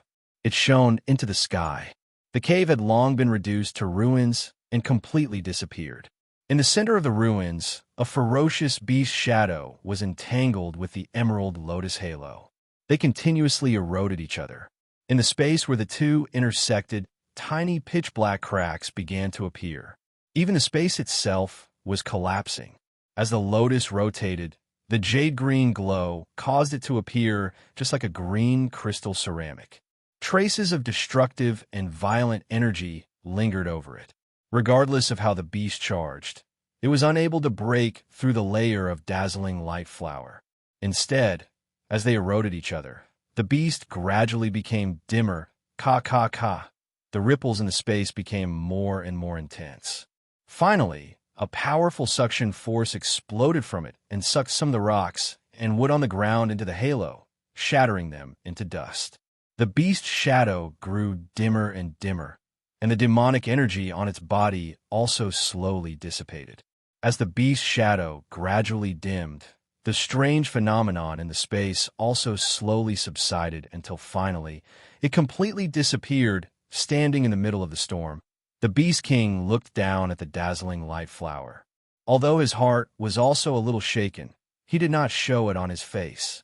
He only clenched his fists tightly and felt a little despair in his heart. Not to mention the never-before-seen gap. The Beast King has no way of dealing with the terrifying power of the realm. In other words, he can't do anything to Wu Yin. His sharp fangs pierced through his lips and blood flowed out. Feeling the taste of blood in his mouth, the Beast King's heart was very unsettled. If he can't even defeat a fake who borrowed power, how can he take revenge when he meets Yakumo Yukari again? Just as the Beast King's heart wavered, the emerald flower floating above the ruins suddenly shot toward the Beast King, leaving a beautiful trail of light behind it. The Beast King hurriedly calmed himself down when he saw the light flower rushing towards him. He spread out his arms, and a huge magic storm let out a sorrowful cry. It expanded like a light shield and wrapped around the Beast King. Bang! Just as the light barrier was formed, the light flower suddenly flashed and exploded on top of the light barrier like a bomb thrown into water. Like a magnificent firework, the berserk energy charged downwards. Circles of ripples rapidly spread over the seemingly sturdy magic energy light barrier. The speed at which the ripples spread became increasingly faster. Finally, it was unable to withstand the frightening destructive power and burst apart. The light flower rushed up and hit the center of the light barrier without mercy. Boom! With a muffled sound, the Beast King was directly sent flying, leaving behind a few afterimages in the sky. His figure flashed and dodged the halo that was pouncing towards him. By the time he stabilized himself, his figure had clearly become a little more miserable. Light smoke rose from his body. The Beast King's face was terrifyingly gloomy. With one foot in the air, he floated up. Demigods have the ability to fly on their own. The collapse of the cave gave the Beast King more space to move around. He lowered his head and looked down at the light that had yet to dissipate. His ferocious beast eyes turned vicious. "Don't you plan to come out?" The Beast King's voice was terrifyingly cold. "Then I'll beat you out." As soon as he finished speaking, a majestic magic power burst out from the Beast King's body and floated above his head like water vapor. It wrapped around his body and formed a huge bone statue. The bone statue looked like a lion and a tiger. It was completely composed of bones, but it was no longer grayish-white like before. Instead, it was black and gave off a demonic and terrifying feeling. A ferocious aura descended from the sky, causing the heaven and earth to become somewhat chaotic. His emotionless beast eyes stared at the light barrier. He raised his arm and pointed a finger at the light barrier below. Holy image technique.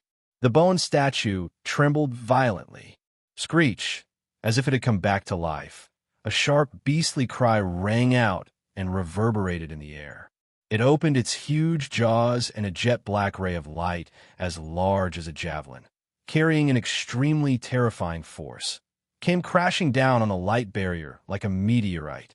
As if it had enveloped the heaven and earth, the strange jet-black ray of light caused the light barrier to tremble slightly. Within the light barrier, Wu Yin, who had his eyes closed, suddenly felt a sense of danger. Without hesitation, his figure flashed to the back. A pitch-black crack with eyeballs opened in the void behind him and swallowed him in. Then, it closed abruptly and disappeared. Boom! Almost at the same time, the strange jet-black ray of light descended from the sky and landed heavily on the light barrier. Suddenly, a strange, sizzling sound rang out from within. On the light barrier, a huge hole suddenly appeared. Around the hole, wisps of jet-black flames burned slowly, burning the entire light barrier cleanly like firewood. In midair, Wu Yan appeared and stared at the wisps of extremely faint jet-black flames. He was a little surprised. The strange flames, which seemed to have spread out from the depths of hell, carried a sinister and chilling aura. This was the source of the sense of danger that Wu Yan had felt earlier. Seeing Wu Yan's surprised expression, a smile finally appeared on the Beast King's face. Then, it suddenly disappeared. With a point of his finger, another jet-black ray of light shot out from the bone statue behind him. Like a black python, it shot out as fast as lightning, bringing with it a series of low sonic booms that resounded throughout the sky as it attacked Wu Yan.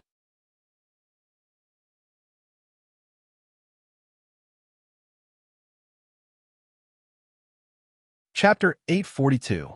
The strange black light caused Wu Yan, who was floating in the air, to frown. His purple eyes wavered slightly.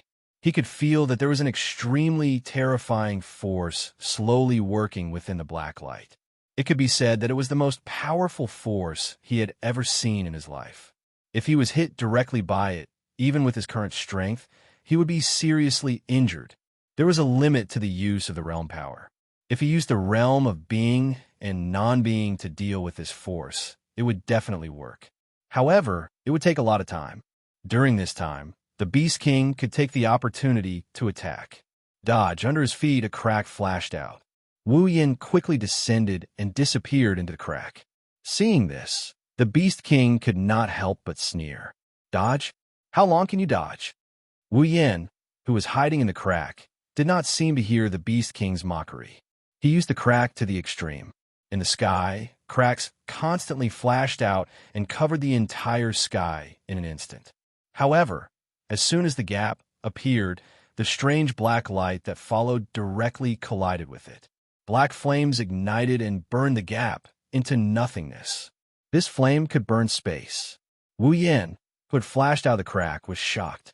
At this moment, the strange black light turned around and shot towards him. Wu Yan's face turned serious. He waved one hand. The fluctuation of the realm power appeared in his hand and went towards the black light. However, as Wu Yan expected, although the black light was fading, it was still rushing towards him. It was not that it was ineffective, but that there was not enough time. The black light flew past quickly and kept fading. However, it did not stop at all. It was still rushing towards him. Looking at the black light flying towards him, Wu Yan had a serious look on his face. Hiding like this is not the way to go. Wu Yan's mind turned quickly. He had the realm power. He could deal with this extremely unusual attack. However, it would take time to destroy it. Or perhaps he could use the realm power. He could create an attack that was stronger than it. In the purple eyes, a thoughtful light flashed in them. Wu Yan clenched his left hand and the realm power emerged. Immediately, a gust of white flame appeared and surged in his hand. It rose and burned. Within it, a terrifying temperature suddenly took effect, causing this part of the world to become extremely hot. Fire. The Beast King was stunned and frowned. Is it the realm power again? The Beast King harumphed coldly. He had already developed a bit of hatred for the power of the realm. No matter what you do, I will not hesitate. The Beast King waved his claw. The speed of the huge, strange black light increased sharply and rushed towards Wu Yan. However, Wu Yan did not even raise his head. He leaped back and dodged far away. On his palm, the white flame burned slowly and became more and more intense. The temperature within it also became more and more terrifying. It was as if a large rock had been thrown into a calm lake. Spatial ripples spread out from the center of the white flame. Under the scorching temperature, the atmosphere suddenly became violent. When the white flame burned to the size of a millstone, Wu Yan's figure finally stopped. He raised his head and looked at the Beast King in front of him. On his palm, the dense white flame suddenly transformed into a fiery glow and shot towards the strange black light that was heading towards him. The space shook violently. Pitch-black spatial cracks split open along with the white flame. It was as if ink had been spilled on a piece of paper. It drove the atmosphere of this part of the world, and a fierce wind suddenly rose. Heaven and earth also became violent. The Beast King's expression changed violently. A sense of horror welled up in his heart. Within the white flame, he truly felt an extreme sense of danger. It was the same feeling that his attack had given Wu Yan. The Beast King stared fixedly at the white flame that cut through the sky, bringing with it countless turbulent air currents and spatial cracks. The Beast King's expression was extremely serious. He waved his claw, and the black light that swept across the sky flew back like lightning and burrowed into the huge bone statue behind him. As the strange black light burrowed into the huge bone statue suddenly became much more solid. The terrifying aura that permeated the air also became more and more intense. A vein popped out on his forehead as the Beast King roared. Holy image technique. Full power. Screech behind him. The bone statue raised its head to the sky and let out a sharp, beastly cry. The pitch-black light expanded greatly. The vigorous black light squirmed on the bone statue for a moment. A moment later, all of it condensed into its mouth, forming a vortex that resembled a black hole. A terrifying magic fluctuation swept out from the black vortex, also stirring up the surrounding atmosphere and rolling into a whirlwind. The temperature was the exact opposite of the scorching heat brought about by the white flame. The black vortex caused the temperature of heaven and earth to continuously drop. Roar! The Beast King's expression was ferocious. With a roar, the black vortex on the bone statue suddenly shot out like a cannonball. A stream of white flames streaked across the sky. The pitch-black vortex ruthlessly met it with a resolute force. The next moment, boom, a thunderous explosion suddenly sounded, stirring up countless ripples. The airflow that the two brought along with the enormous sound wave seemed to have substance as it crazily poured down from the sky. The wild and ferocious fluctuation stirred up the dark clouds in the sky until they began to churn. Amidst the explosion, the pitch-black vortex quietly exploded. Without any sound, it turned into pitch-black flames that surged out. Together with the white flame, it was like a huge wave in the sea, crashing into each other with a loud bang. The entire sky had turned into a world of flames in an instant. White and black filled the entire sky, dividing it into two halves. In the white sea of fire, the temperature rapidly rose, while the black sea of fire crazily froze the air. The two waves of fire covered the sky at this moment, and the thick layer of dark clouds was actually evaporated into nothingness. The white and black waves of fire spread out, burning each other towards their respective masters. Wu Yan and the Beast King's expressions changed. One quickly opened up a gap to swallow the oncoming waves of fire, while the other burned with magic to form a bone shield, blocking all the aftershocks. Fortunately, it was only the aftershocks. Otherwise, the two of them knew their own attacks. This degree of resistance was not much different from not having any. In the center of the black and white sea of fire, the two colors of fire constantly collided. Under the waves of fire from both sides, ripples of energy undulated. The two sides seemed to be fighting to a standstill, each with their own territory, but not long after, a strange phenomenon suddenly occurred. A small dot of light flashed from the center of the collision between the two flames, and then rolled up. The white and black flames rushed into the dot of light at the same time, and in just a moment, They were completely swallowed by the dot of light. The sky suddenly fell silent. Katja! A crisp and soft sound quietly rang out in the silent sky. The sound was very soft, but it still did not escape Wu Yin and the Beast King's ears. The two of them only felt their hearts tighten. They suddenly raised their heads and looked forward, their eyes fixed on the small dot of light, and their pupils shrank. There, a small spatial crack was spreading around the dot of light. The crack was not conspicuous, but with Wu Yin and the Beast King's eyesight, they could see it clearly. The moment they saw it, their faces changed dramatically. This was because they could faintly sense a destructive force fluctuating in the dot of light. Katja!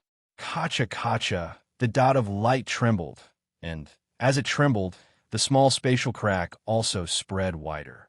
The faint Katja! Katja! sound slowly rang out, and in the end, it was almost a continuous sound. Could it be? A thought came to their minds. Wu Yin and the Beast King's hearts jumped, and they quickly retreated. The moment they retreated, the dot of light stopped. Boom! A terrifying spatial storm, accompanied by white and black flames, surged out from it. It expanded at an unimaginable speed and engulfed the retreating Wu Yin and the Beast King. A roar, devastating the world.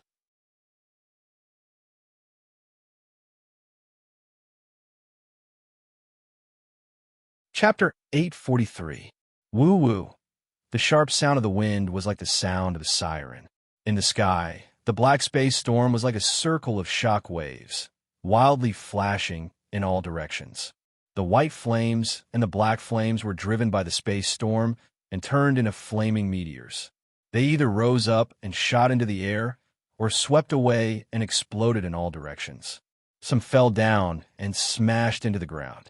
In the surroundings, the trees that had been standing for God knows how many years were blown away like chopsticks by the wind. Some of the trees that were hit by the two colored flames were directly turned into ashes in an instant. This was still the best.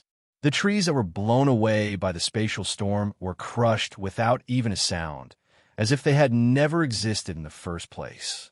How terrifying! The barren mountain that originally contained the cave had been completely turned into a pile of gravel, scattered on the ground like rubbish. The intact open space was like a dry wasteland, inch by inch cracking. The water in it had already dissipated under the effect of the flames. It was likely that it would be a matter of hundreds or thousands of years before it would be restored to its original state. The two different colored flames flowed along with the spatial storm in midair, making people wonder if it would continue like this forever. Fortunately, it didn't seem to have any intention of continuing to stay in this world. Although it was still wreaking havoc, compared to the beginning, its scale was already much weaker. On the other side of the white and black sea of fire, in midair, a crack full of eyeballs opened up, spitting out a figure. If one looked carefully, they would find that before the figure came out, the figure stumbled for a moment, looking quite embarrassed. It seemed that, before entering the crack full of eyeballs, he was in a hurry, standing on the side of the crack without flames and the space storm. Wu Yin slightly raised his head, exposing his face to the air. He was panting slightly, his face slightly pale. After using such a powerful move like the white flames, even with the omnipotence of the realm power, he could not bear it. Although its power was terrifying, at the same time, its consumption had reached a frightening level. Wu Yin could even feel that the demonic power that he had, because he was in Purple's red jade mode, was a little weak at the moment. He raised his gaze and looked straight at the raging dual-colored sea of fire and the spatial storm. Wu Yan's purple eyes still had a trace of lingering fear. If he didn't escape in time, even if he didn't die, he would have lost a layer of skin. Wu Yin did not relax just because he escaped. After all, the spatial storm was too terrifying. His white flames and the Beast King's black flames were equally powerful. Wu Yin did not want to be pulled into the storm again because of a moment of relaxation. He took a few deep breaths. After calming his breathing, Wu Yin narrowed his eyes and looked at the weakening spatial storm and sea of fire. "How is the Beast King?" Katja, Katja. In front of him, the spatial cracks were still spreading rapidly, covering every corner of this space. The dual-colored sea of fire stirred up waves after waves, although it was gradually dimming. However, its power did not decrease by much. In this world of spatial storms and dual-colored flames, even a peak Type 9 powerhouse would not be able to return alive if they entered. Boom! Suddenly, from a corner of the area, a loud and clear sound of something crashing could be heard. It sounded like a mountain had cracked open. Wu Yan's expression stiffened. A black light shot out from it, and then there was a bang sound. It blew away the surrounding spatial storm and sea of fire. The spatial storm and sea of fire that covered the sky and earth spread out in all directions at an extremely fast speed. The shocking energy of the storm and the varying temperature of the sea of fire cut many spatial cracks in the process of spreading out. As they spread out, they were mixed with fierce air waves. Once again, the entire ground was plowed. Wu Yan's purple eyes stared at the place where the strange sound came from. Some sparks flew past him with sharp winds, but it did not distract him in the slightest. He just continued to watch like this. Vaguely, Wu Yan saw a dense flow of demonic energy surging from that corner. A moment later, the flow of demonic energy suddenly contracted and then expanded. Then, a figure pushed by the flow of demonic energy flashed out like lightning and stood in front of him. It was the Beast King. However, his appearance had changed greatly. The beast's skin clothes on his body had become tattered, and his hair was curled up, emitting wisps of smoke. The skin on his body was slightly charred, and his face was completely covered by a pale white color. A trace of blood dripped from the corner of the Beast King's mouth, dripping onto the bone statue that had wrapped around him at some point in time. It added a bit of red to the pitch-black bones. It was obvious that the Beast King was not as capable as Wu Yan, who could use the gap to escape the spatial storm and the dual-colored sea of fire. He had completely withstood the attack this time. Wu Yan's eyes turned cold. His body moved, and a gap appeared and swallowed his body. When the gap appeared again, he was already behind the Beast King. At the same time the gap appeared, a sharp black light shot out from the bone statue towards Wu Yan, who had just come out of the gap. Wu Yan sneered. He pointed his finger, and a gap appeared in front of the black light. Bang! The sound of a collision rang out, and the dark light turned into pitch-black flames that burned the gap into nothingness. The gap had only blocked the dark light for less than a second, but that 1 second was enough. Wu Yan pointed his finger again, and a beam of light shot out from the tip of his finger. Like a cannonball, it slammed into the Beast King's figure in the bone statue. Bang! When the light beam exploded, the violent impact caused the Beast King to let out a muffled groan. It could no longer stabilize its body and fell down, heavily smashing into the ruins of the ground. The Beast King spat out a mouthful of blood. The unusual pain caused him to clutch his chest, and his mind went blank. Before he could regain his senses, a crack filled with eyeballs opened up beside him. Holy statue! Alarm bells rang in his heart, causing the Beast King's consciousness to be pulled back in advance. He let out a low roar, and the bone in the sky swayed and disappeared in an instant. When it reappeared, it had already protected the Beast King in the pitch-black bone. Bang, bang, bang, bang. At the same time, a few black and white balls of light smashed into the bone statue, causing a cloud of dust to rise. But the Beast King was not harmed. Wu Yan's face did not show the slightest bit of surprise. He closed his eyes, and his palm gently reached forward. His body flashed forward, and he appeared in front of the bone statue. The corners of his mouth curled into a cold smile. His palm gently pressed against the pitch-black body of the bone statue. The Beast King's pupils slowly shrank to the size of a needle. In the next second, a voice slowly rang out, the realm of being and non-being. As the voice fell, a strange wave of energy rose from the area where Wu Yan's palm and the bone statue's body touched, and it took effect on the bone statue. Clang! A strange sound was emitted along with the energy wave. It reverberated like a ripple. The entire pitch-black bone statue actually began to erode in the ripple. Its color gradually dimmed. Traces of cracks spread out from the pitch-black bones. In a short while, they covered the entire bone statue. Bang! Like a porcelain bowl, the bone statue directly shattered into pieces that filled the sky. Looking at the fragments that filled his vision, the Beast King's heart trembled violently, as if it was a reef that had been hit by a huge wave. Then, a fierce look flashed across the Beast King's eyes, and he activated the little bit of demonic power left in his body. However, before he could react, a figure appeared in front of him in a ghost-like manner. The hand that had just been on the bone statue was gently placed on the Beast King's thick shoulder. A cold murmur slowly rang out, causing the Beast King's body to stiffen. "It's over," in his heart. A fatal sense of danger surged up along with a familiar energy. The realm of heaven and earth. The voice that fell into the Beast King's ears was no less than a death sentence, and it became the declaration of the end of this battle. Boom, the sky shattered, the earth cracked.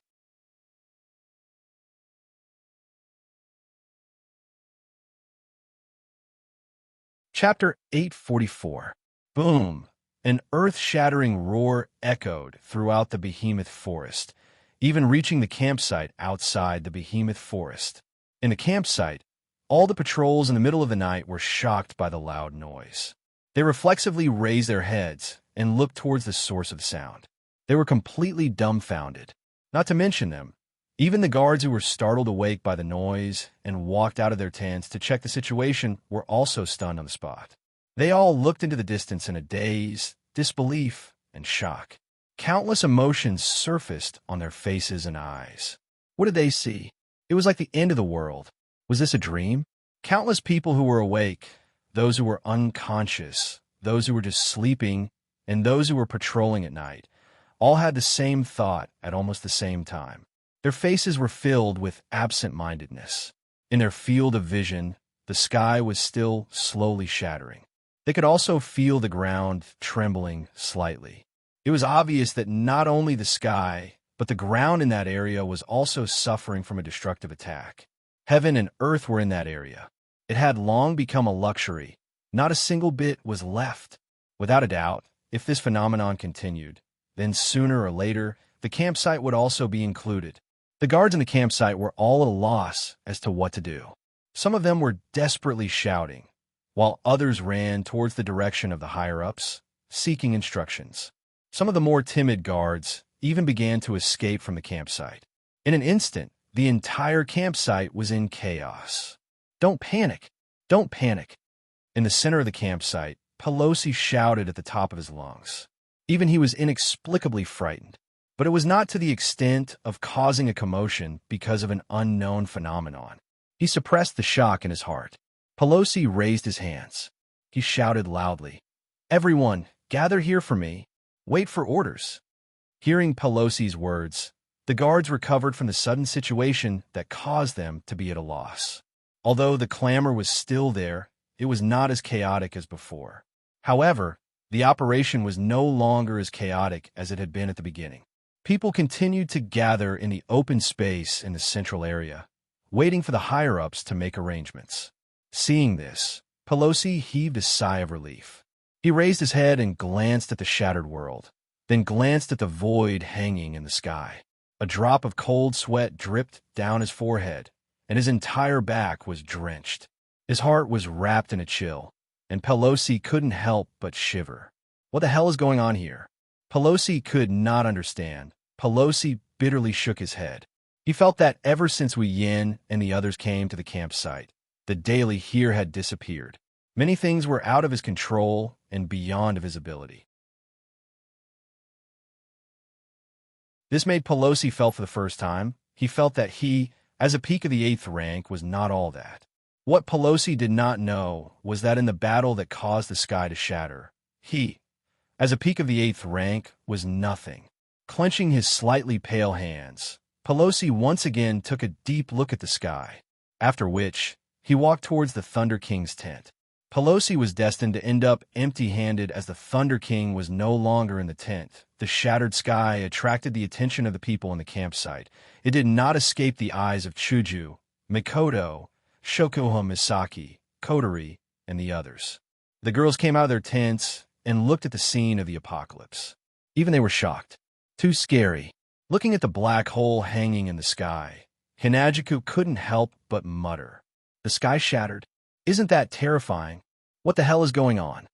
The fearless Mikoto shrunk her neck in fear. Did something happen in the giant beast forest that gave us a headache? Shokuho Misaki narrowed her eyes and exchanged glances with Kotori. Both of them seemed to be deep in thought, causing the girls around them to be confused. From the looks of it, you two seem to know something. Kurumi stood on her toes and tilted her head. Not really. Shokuho Misaki sighed. I just have a feeling that it's not a natural phenomenon. Mikoto rolled her eyes and retorted. Isn't that the same as not saying anything? What kind of natural phenomenon could cause something like this? No, that's not what Shokuho meant. Kotori replied on behalf of Shokuho Misaki. She meant that the sky shattered because of someone's actions. Huh? Hinajiku and Mikoto looked at each other with an amused expression. Are you trying to say that the shattering of the sky was caused by someone? I'm afraid. Shokuho Misaki lowered her head. I think so, Kotori said with uncertainty. Hey, are you two joking? Kinuhata Sai was the first to react. Is there really someone who can shatter the sky? I think so too.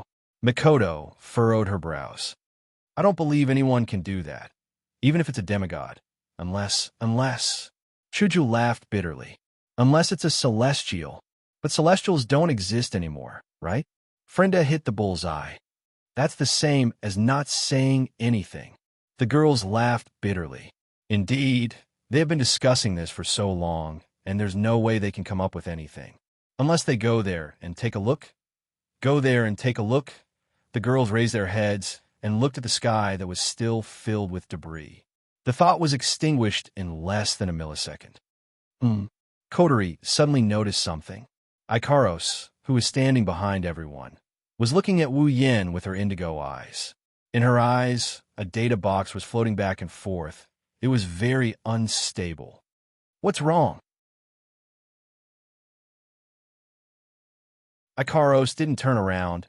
She was still looking at the sky, but the answer that came out of her mouth shocked the girls. Master is there. What did you say? The girls were shocked. Mikoto screamed. You said that guy is there. Ikaros. Shokuho Misaki's expression turned serious. Can you sense Xiaoyan's presence? Ikaros shook her head.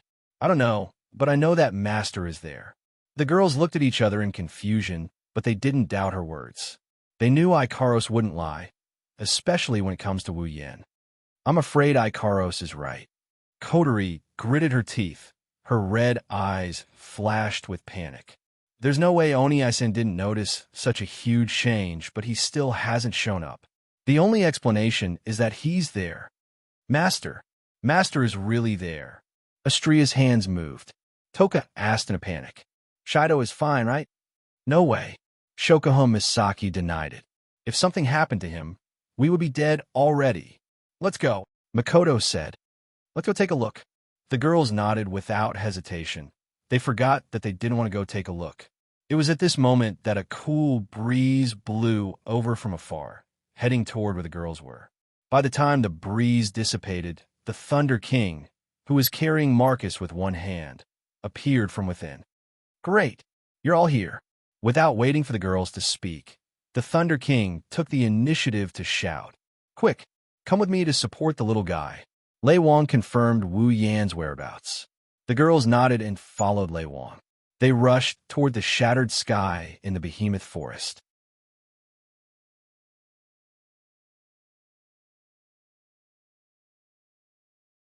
Chapter 845. The shattered sky isn't just shocking to look at. Only those who are in this world would know that there's a terrifying power comparable to a spatial storm here. Just as the people in the campsite had imagined, if the sky continued to shatter, by the time it reached the campsite would have no choice but to disappear. Unfortunately, the master who shattered this world doesn't have that much power. At a certain moment, the speed of the shattering of the sky started to slow down. Although it's not easy to notice, it is indeed gradually stopping until it completely stops under the empty black hole. The rain-like fragments from the shattered sky also slowly disappeared. The terrifying power contained in them gradually dissipated, and together with the things in the sky, they were crushed into nothingness. Then, the sky returned to normal. At a speed visible to the naked eye, the empty black hole was covered by a dark cloud and retracted, returning the curtain of night to the Spalier world. After an unknown amount of time, when the empty black hole completely disappeared, the strange changes in the sky returned to normal. It was still silent. Only a little bit of starlight and moonlight were showing their existence. Everything seemed like nothing happened. Of course, if someone came to this world, they wouldn't think so. Not only did the sky shatter, the ground also disappeared. A huge crater with a diameter of more than a kilometer stood in this corner. It's as if the entire behemoth forest was dug out alive. Not to mention the magical beasts and creatures that were living here a moment ago. Even the trees are gone. Only in that huge crater, several hundred meters deep, there are still 2 breaths. Looking up, Wu Yin bitterly smiled as he looked at the sky that returned to normal and the pitch-black crater that filled his field of vision. Her pale complexion made her look exceptionally sorrowful. His long golden hair fluttered without wind, gently fluttering, caressing his black robe. His purple eyes were filled with endless exhaustion. His chest was violently rising and falling. His rough breaths turned into hot breaths in this world that has returned to normal, showing his master's current state. He sensed the little Yao energy left in his body. The bitter smile on Wu Yan's face also turned into helplessness. Before he used the realm of heaven and earth, he had never thought of playing with such power, but in the end, he almost collapsed from playing with it. With infinite arms refinement, even if it's an unfamiliar power, he can perfectly control it. The same goes for his realm power. Under these circumstances, in Yukari's Red Jade mode, Wu Yen can be considered a Yakumo Yukari. At least, that's what Wu Yen thinks. But that wasn't the case. Being able to perfectly control one's abilities did not mean that one would be able to fight perfectly. No matter what, Wu Yin himself was only a little fellow at the peak of the 8th step. Even though he had grasped the power of a demigod, he was still unable to adapt to it. As a result, even though there were no problems during the battle, Wu Yin did not fully understand what kind of power the realm of heaven and earth possessed. In a situation where he didn't understand the power of the skill, in order to guarantee that he could defeat the Beast King, Wu Yin had no choice but to go all out. In the end, it led to the current situation. He took a deep breath. Wu Yin lowered his head and looked at his feet. The Beast King was lying there. Only the last bit of clothing was left on his body. Everything else had been reduced to ashes. His skin had already rotted away. Strands of blood sprayed out from his body as if they were free of charge, dyeing him into a blood-soaked man. Not much muscle was left on his face, and all the blood in his body was boiling due to the pressure and the friction with the atmosphere. The right side of his body was almost unrecognizable, and not a single bone was intact. Other than that, one of his arms and 2 of his thighs disappeared from his body. There was not a single part of his body left untouched. Even so, the Beast King's chest was still rising and falling at an almost imperceptible rate, proving that he was still alive. After withstanding the impact of the spatial storm and the dual flame sea, and withstanding the realm of heaven and earth, the Beast King was still alive. One had to admit that demonic beast vitality was very strong, and even though it couldn't compare to the true ancestors of vampires, it was still much stronger than humans. This was especially true for the Beast King, who stood at the peak of demonic beasts. His vitality was already stronger than the average immortal vampire.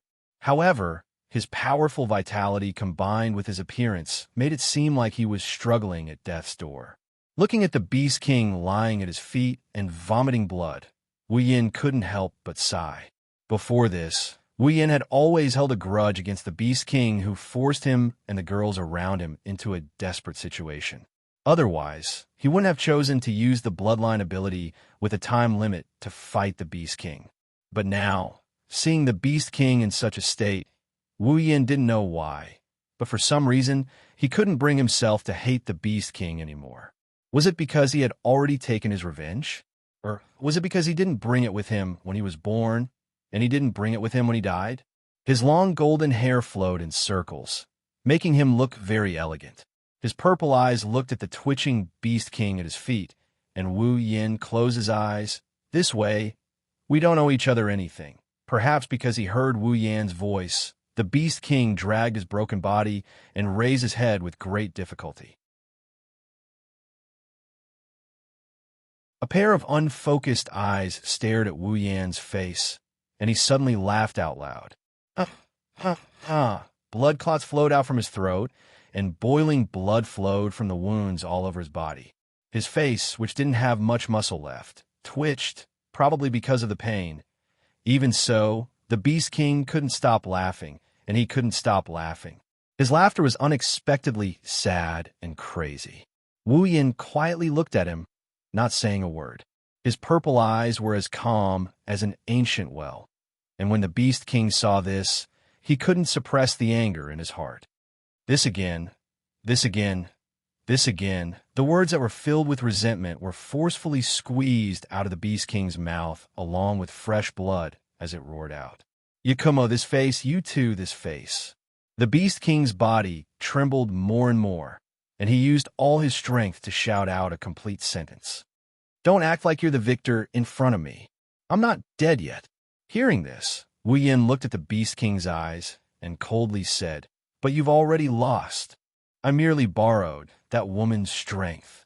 The Beast King squeezed out his resentful voice intermittently, as if he had reached his limit. His body was no longer trembling as he laid there, but his chest was rising and falling more and more violently. Wu Yin was silent, and then he bitterly laughed. Raising his hands, Wu Yin looked up and whispered, You're right, I just borrowed Yukari's power. It's not a true victory. The Beast King didn't say anything. He just looked at Wu Yin with cold eyes.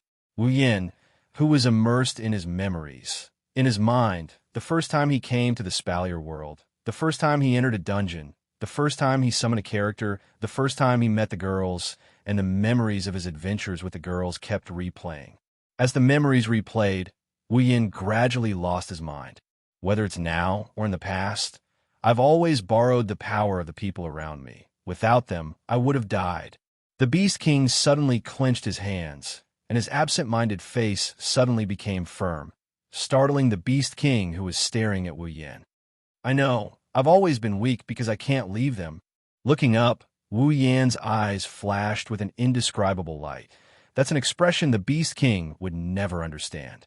That's why I need to keep getting stronger, until one day, it's my turn to lend my power to them. I'll keep getting stronger. Wu Yin glanced down at the Beast King, who was still in a daze. Beast King, you're really strong in this world. There are only 5 people who can compare to you, and I one day will climb to the top. But by that time, you won't be able to see it. Opening his eyes slightly, Wu Yin raised his hand. A trace of power was gathering on it. I hope we won't be enemies in the next life. Saying that, Wu Yan's hand fell on the Beast King's chest.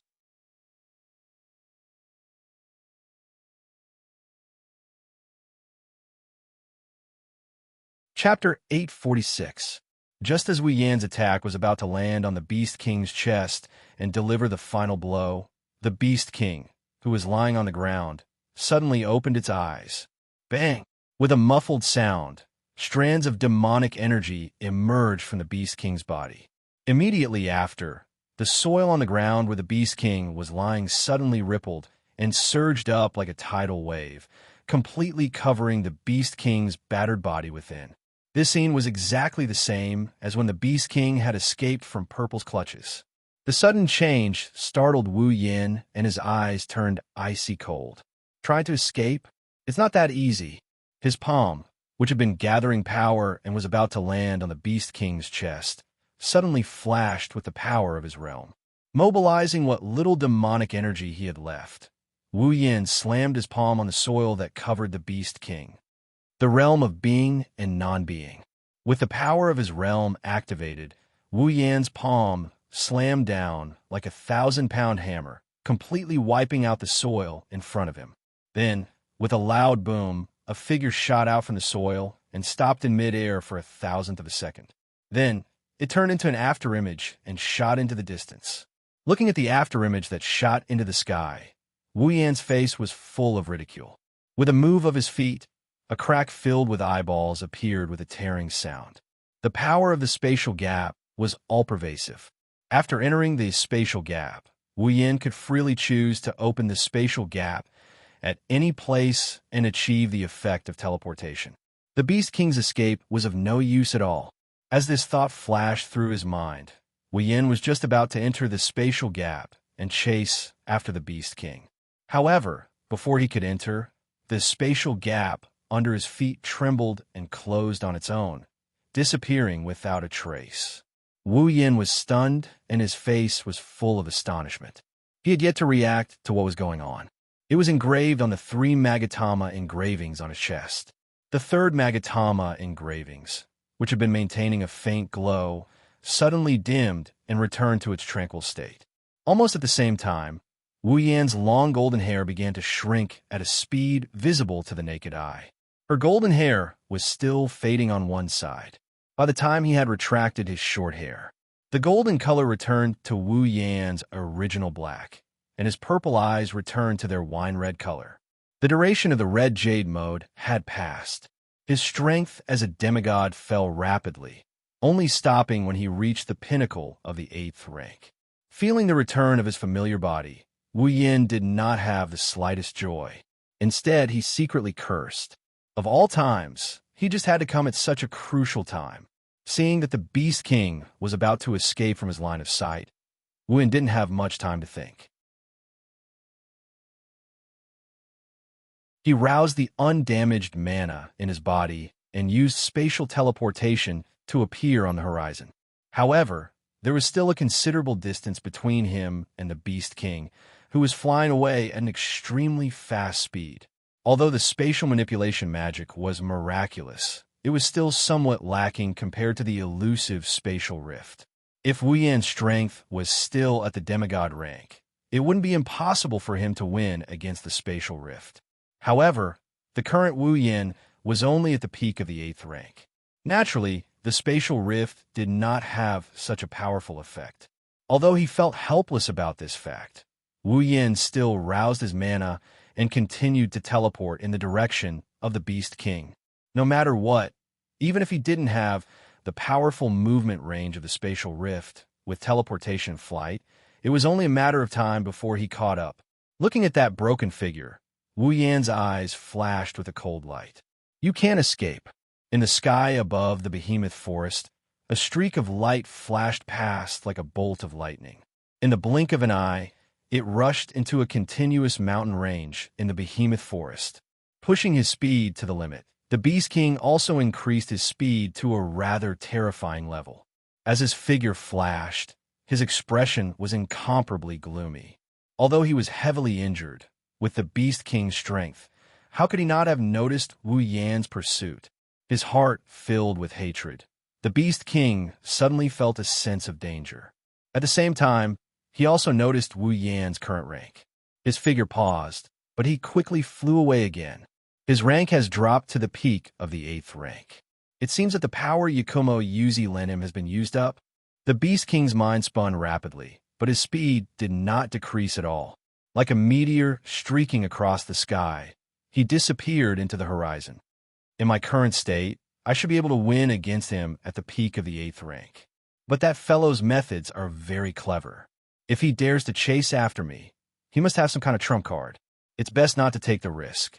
Just as the Beast King was muttering to himself, a strange whistling sound suddenly came from not too far away, causing the Beast King's body to come to a sudden stop. Looking up, his eyes narrowed slightly as he fixed his gaze not too far away. There, a black-robed Wu Yin was floating in the air, his wine-red eyes looking at the Beast King with a hint of mockery in them. This despicable brat, what a terrifying speed. The Beast King sucked in a breath of cold air.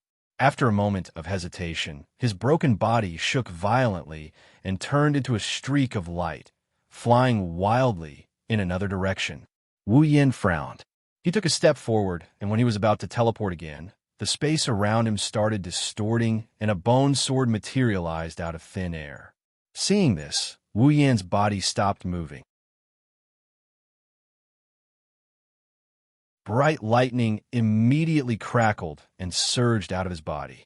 As the lightning surged out of his body, the clouds in the sky gradually darkened. Then, he stretched out his hand and grabbed forward.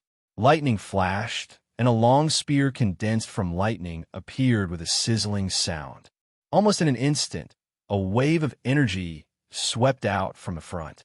The bone sword that appeared out of thin air brought with it a whistling sound as it violently pierced towards Wu Yan. It's not a fight, but a hindrance. Seeing that the demonic energy on the bone sword was not very strong, Wu Yan immediately understood the Beast King's plan. The lightning spear in his hand carried an unparalleled amount of blue and white electricity, crackling nonstop. Then Wu Yan threw out fiercely. Ding! The crisp sound of collision resounded throughout the entire sky. Hearing this sound, the Beast King's body rushed out like a ray of light. He didn't even know how far behind he was. He didn't even turn his head as he fled with all his might. I never thought that there would be a time when I would be chased by a peak level 8 ant. Gritting his teeth, the Beast King's face became a little ferocious. Because of the change in his expression, the Beast King's face started to bleed, but he didn't notice. The killing intent and hatred in his heart had long surpassed the pain. But the Beast King didn't slow down in the slightest. His body streaked across the sky, and in the blink of an eye, he disappeared into the forest. This desperate escape continued for more than 10 minutes.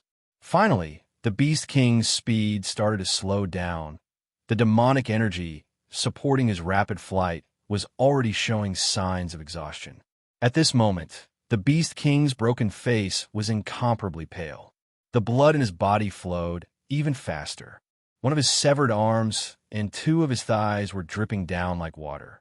If the Beast King wasn't a magical beast and a human was in his place, even if he wasn't killed by Wu Yan, he would have died from excessive blood loss. The Beast King gritted his teeth and continued to fly forward. He had already seen Wu Yan's speed just now. It was extremely terrifying. If he stopped, it wouldn't take long for him to catch up to him. This thought flashed through his mind. Just as the Beast King was about to continue flying, a voice that he hated to the bone and that made his heart tremble with fear rang out behind him. I said, "You can't escape." The Beast King trembled all over and subconsciously turned his head. A moment later, in a space not far behind him, Wu Yan's figure appeared. Seeing this scene, the Beast King's pupils shrank. That's teleportation? The Beast King finally understood how the other party was able to catch up to him with just the strength of a peak level 8. Gritting his teeth, the Beast King fiercely swung his only remaining arm. Immediately after, 4 bone spears that shone with a cold light appeared around his body. Under the control of the Beast King, they shot towards a figure behind him.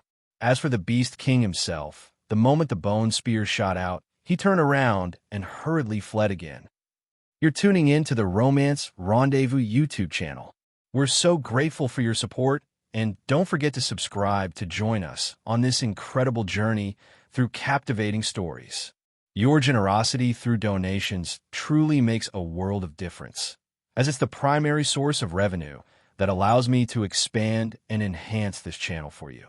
Thank you from the bottom of my heart for being a part of this adventure.